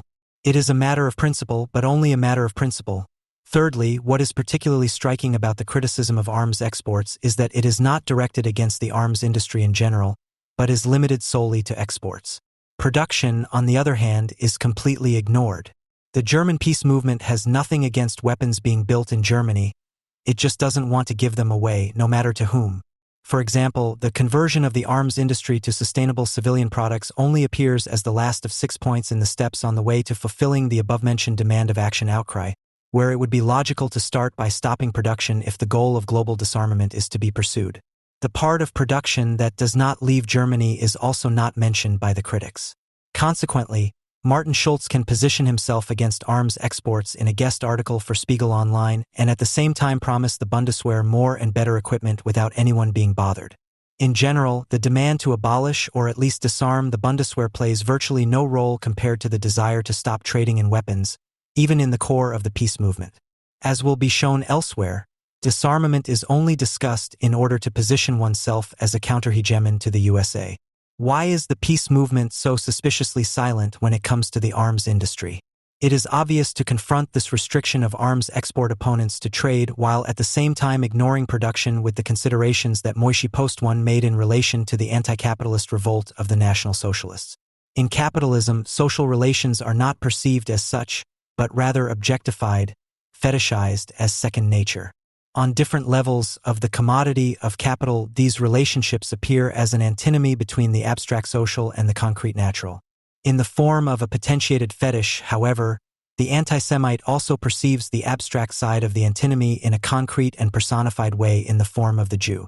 Thus, for example, money, banks, and the financial sphere are generally rejected as capitalist, Jewish, or acquisitive, while industry and production can continue to be affirmed as natural and creative. The peace movement and critics of arms exports adhere to this projection, albeit shifted according to the post-Nazi jargon. The industry as such hardly appears in their statements. In contrast, The focus is on arms dealers as merchants of death, Action-Aufschrei. If the arms industry is mentioned at all, it is as a lobby. Protest actions are sometimes held directly in front of the offices of the lobbyists working for the companies. This also allows the sphere of production to be left out of criticism. While mechanisms of mediation such as trade and lobbying are approached with resentment, and politics is seen as a powerless pawn of those lobbyists.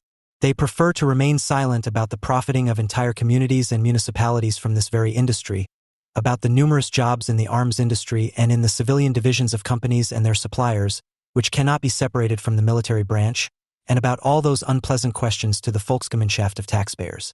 Instead, 7 managers are identified as the only ones to profit from the arms trade.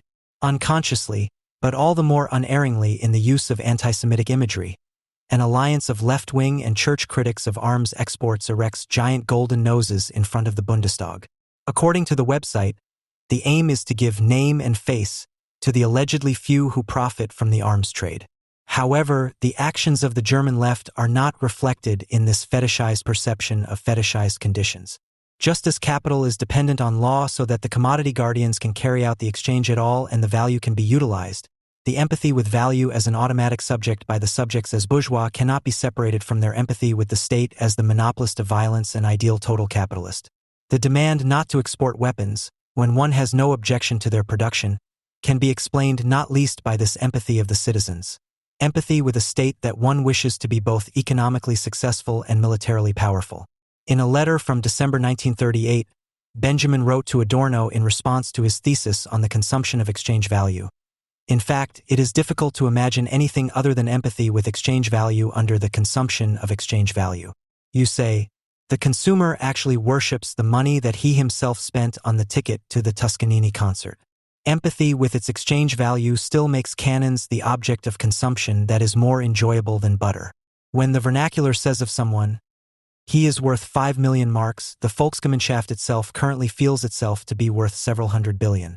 It feels part of these hundreds of billions. The World's Fairs were the high school where the masses, pushed away from consumption, learned to empathize with exchange value. End of quote.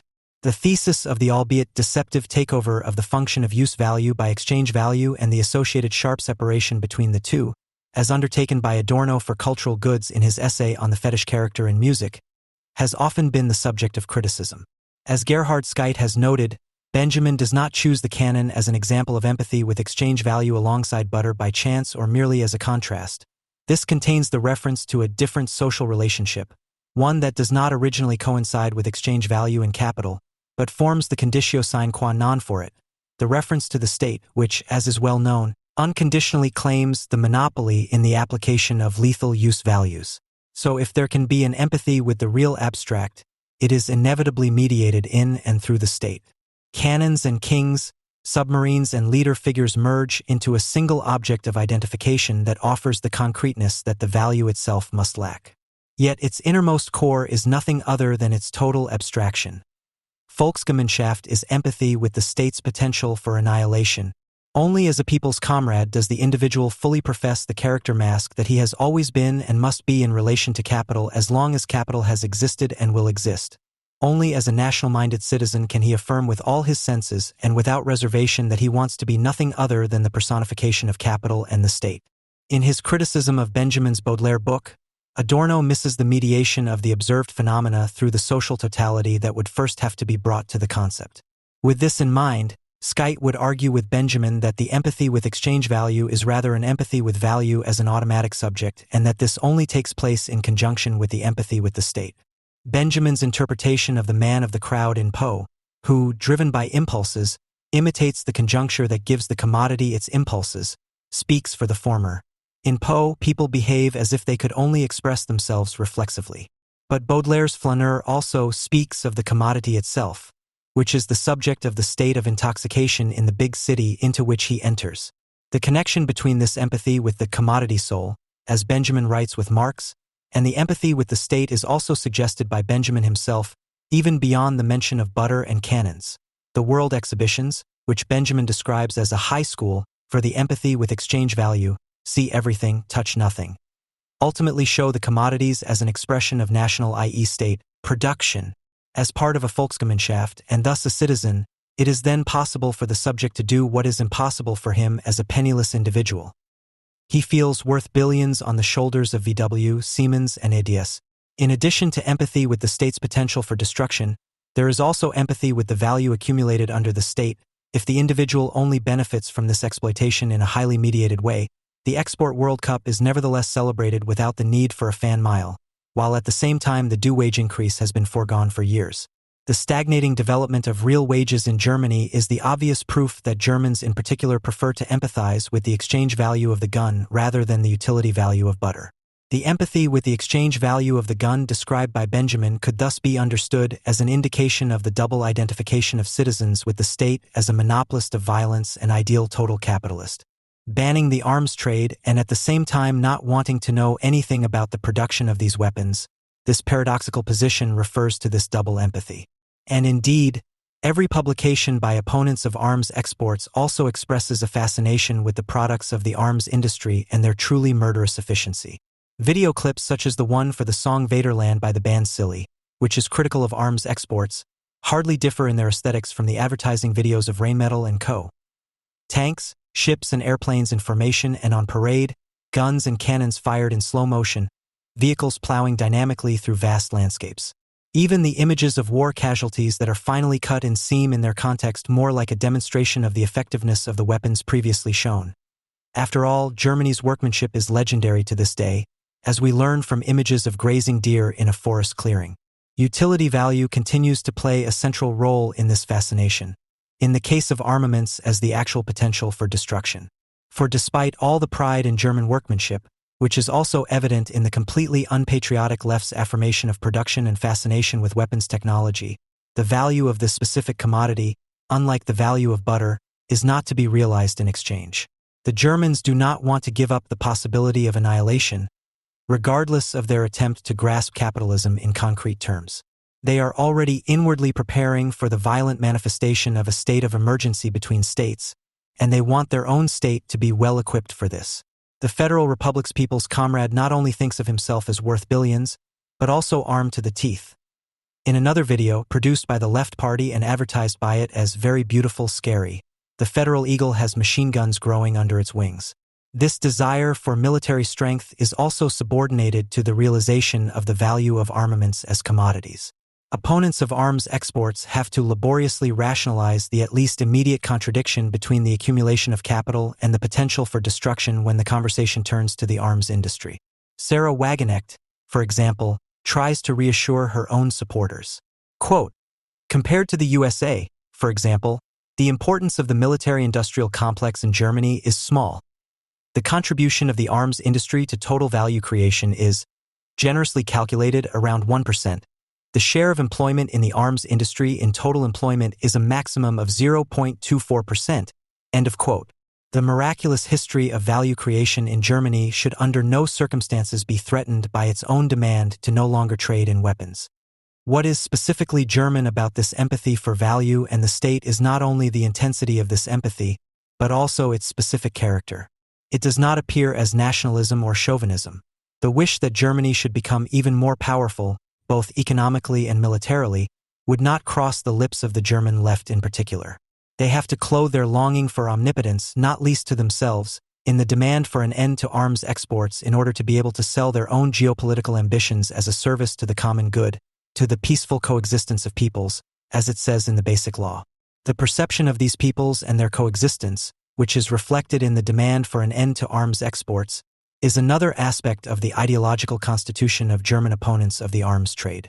The belief that conflicts can be ended by ending arms deliveries reveals an infantilization of the parties to the conflict, whose real aim is to absolve themselves of any blame for the Germans' war of extermination.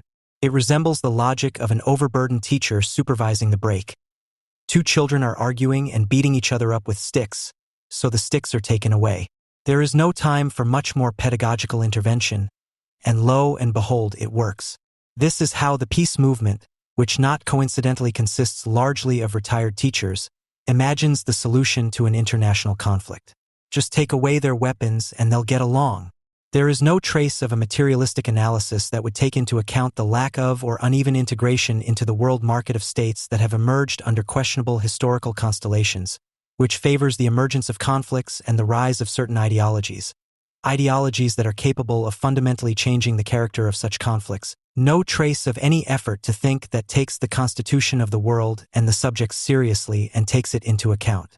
Instead, the already fetishized conditions are further fetishized by making the human being merely an appendage of weapons technology. If the third country national, a particularly bad form of foreigner in the jargon of arms trade regulation, has a weapon, he will use it.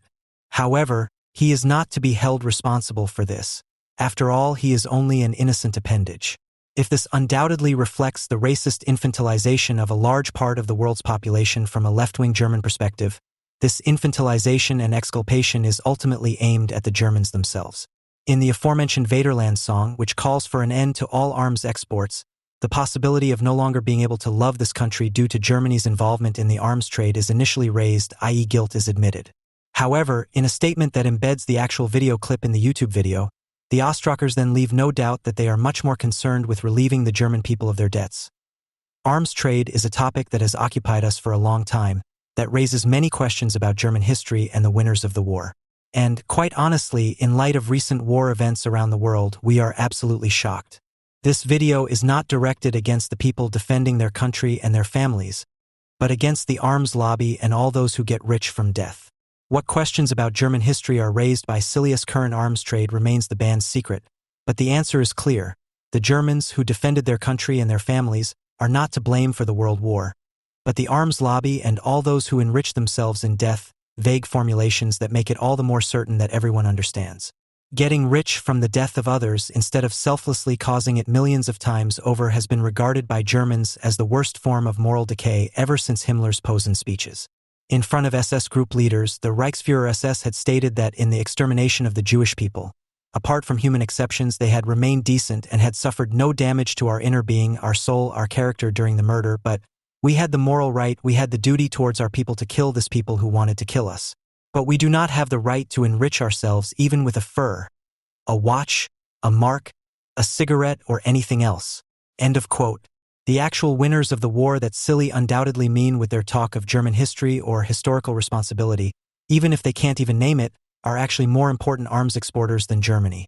The USA, Russia, and France all accounted for a larger share of the global arms trade between 2011 and 2015.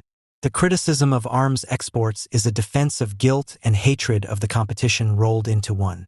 However, the idea outlined above that without the supply of weapons there would be no more conflicts is not only based on the infantilization of opponents of war by the peace movement or their attempt to deny their guilt for the World War and the extermination of the Jews. It is also an expression of the suppression of violence from the state and international relations, which are instead to be dealt with by means of domestic politics. In this way, the state is conceived as inherently nonviolent, the violent is externalized, in this case to individual capital factions, which in turn can only be imagined as lobbies and traders. This already serves to rationalize a contradiction that citizens cannot escape. In order to be protected from violence as individuals, in a world in which anyone can kill anyone and economic competition and precarious possibilities of satisfying needs do not exactly make the use of violence seem absurd either, they must accept the only possibility for the legitimate use of violence that lies with the sovereign, a sovereign that can enforce or demand the death of the individual as a convict or soldier even beyond the state of emergency. The fact that the individual accepts this contradictory and frightening relationship is due to the existential threat that threatens him beyond the protection of the sovereign. Economic superfluity as a bourgeois, statelessness as a citoyen. The effort to disarm the subjects in a state must face up to precisely this dialectic of ending violent conditions and the omnipresence of violence, and this is one of the reasons for the different levels of strictness of gun laws within states. But as little as the opponents of arms exports want to take note of the violent conditions in their state, they do not want to differentiate between the relationship between citizens in a state and the relationship between sovereigns. In this sense, they are, in Skyte's words, politically committed. The illusion of a possible pacification between states similar to that between citizens, however, arises again and again from the need to deceive oneself about the fact that the form of the state itself, which enables pacification on the inside, has this latent state of war on the outside as a condition. Appeasement, in the sense in which it was exposed by National Socialism, is thus always based on ignoring the relationship of violence between states. on suppressing the fact that the state, as a monopoly on violence and organized coercion that guarantees the accumulation of capital, is based on this relationship of violence. Appeasement is therefore the epitome of political engagement. By ignoring the nature of the state, one repeats in ideology what the unstate does in practice and knowingly or unknowingly promotes the disintegration of society and the state into rackets, which already includes tending to attribute more importance to international institutions, which by their very nature are all based on agreements between states, than they can possibly have. Critics of arms exports see violence as something external to the state and the relationship between states, which is only inflicted on it by the greed of arms dealers and arms lobbyists. However, violence does not simply disappear from the political consciousness of Germans, peace activists or not. It is projected onto the state of Israel. It alone appears as a violent sovereign. And this also explains why the demand to stop arms exports is always a general one, and why the failure to address such a popular demand is generally accepted with complete equanimity. Israel is to be hit with the end of the arms trade and deprived of its ability to defend itself against the murderous enemies on its borders. It is not enough to sell tanks to Saudi Arabia, frigates to Algeria, or small arms to Mexico for the German Volksseele to be stirred up in the form of poems and discussions on anti-Semitism. It has to be submarines for Israel to mobilize Germans from all countries with the demand to ban arms exports. This mixture of folkish anti-capitalism, empathy with the state as a monopolist of violence and ideal overall capitalist, of defending against guilt, infantilization, repression of violence and hatred of Israel meets a specific form of political understanding in the demand to ban arms exports, which is also reflected in the Monitor editorial text quoted at the beginning. This understanding pretends to have no material or geopolitical interest. By openly criticizing and tackling power politics, one ruthlessly asserts one's own economic and geopolitical interests. This is a politics that does not want to be politics, but which accuses others of politics all the more vehemently, and in this case that means standing up for national interests offensively and sometimes publicly. This understanding of politics goes hand in hand with a ruthless unilateralism that knows no friends, no binding agreements, but also no opponents or competitors in its efforts to save the big picture peace, the climate, the refugees. Because German unilateralism supposedly serves no interests, it pursues politics with the means of pedagogy. Anyone who does not align themselves with German interests is violating a higher, moral principle, lacks insight, and can therefore expect to be punished. Anyone who wants to renegotiate the climate agreement is to blame for the destruction of the earth. Anyone who suddenly refuses to take in refugees, only to turn them away again shortly afterwards, is showing their inhumanity.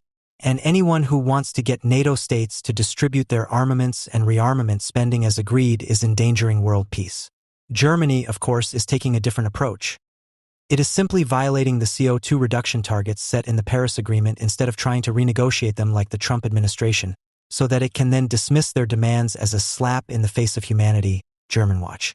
It suspends international agreements, as terrible as they may be in the case of Dublin II or Schengen, in order to implement them again once the economic interest is satisfied, regardless of the chaos caused by this policy in countries without a labor shortage, but also without regard for the situation in the failing states from which the new German low-wage sector is fleeing. And it ignores an agreement from 2002 that obliges all NATO states to spend 2% of their GDP on armaments, and that, if all countries adhere to this value, would lead to an additional burden on the Federal Republic of Germany, but to a total of 18% less NATO armaments spending, with the reference, of all things, that this compliance with an international treaty is unreasonable in view of Germany's enormous economic success. When Trump then calls for the Europeans to take clear steps to comply with the agreement, he is criticized for shoving in front of the press photo and militaristic saber-rattling. Against this background, the peace movement's engagement against arms exports can only really be understood as an engagement for Germany and not a naive refusal to participate in the negative socialization of the state and capital. Germany's role as an arms exporter must be considered together with its general role on the world market. According to the Stockholm International Peace Research Institute, SIPRI, Germany's share of global arms exports from 2012 to 2016 was the fifth largest at 5.6%, behind the USA, 33%, Russia, 23%, China, 6.9%, and France, 6%. However, compared to Germany's share of global trade, its role as an arms exporter is relatively small. In 2015, Germany was the country with the third most exports, 8.1%, and, in contrast to arms exports, was only just behind the USA, 9.1%, and China, 13.8%, and well ahead of the fourth largest exporter, Japan, 3.8%. This discrepancy becomes even clearer when comparing foreign trade surpluses and deficits. This means that Germany benefits more than its competitors when international defense spending is reduced and capital is invested in other areas. Moreover, those branches of industry that are largely responsible for Germany's high level of exports can often only be distinguished from the military arms industry at the final production stage. For the majority of suppliers, for example, it makes no difference whether their ball bearings or air conditioning systems are installed in cars or tanks. The same applies to the steel and chemical industries. All these sectors, to which Germany owes its outstanding position on the global market, are also extremely dependent on it. If their products cannot be sold on it, the state will step in as a consumer. Whether this state regulation of overproduction then takes the form of a scrappage scheme or rearmament will depend on the historical constellation. Technically, both are quite easy to achieve. Germany's armaments capability is therefore also ensured if sectors of the economy other than the arms industry in the narrower sense are promoted.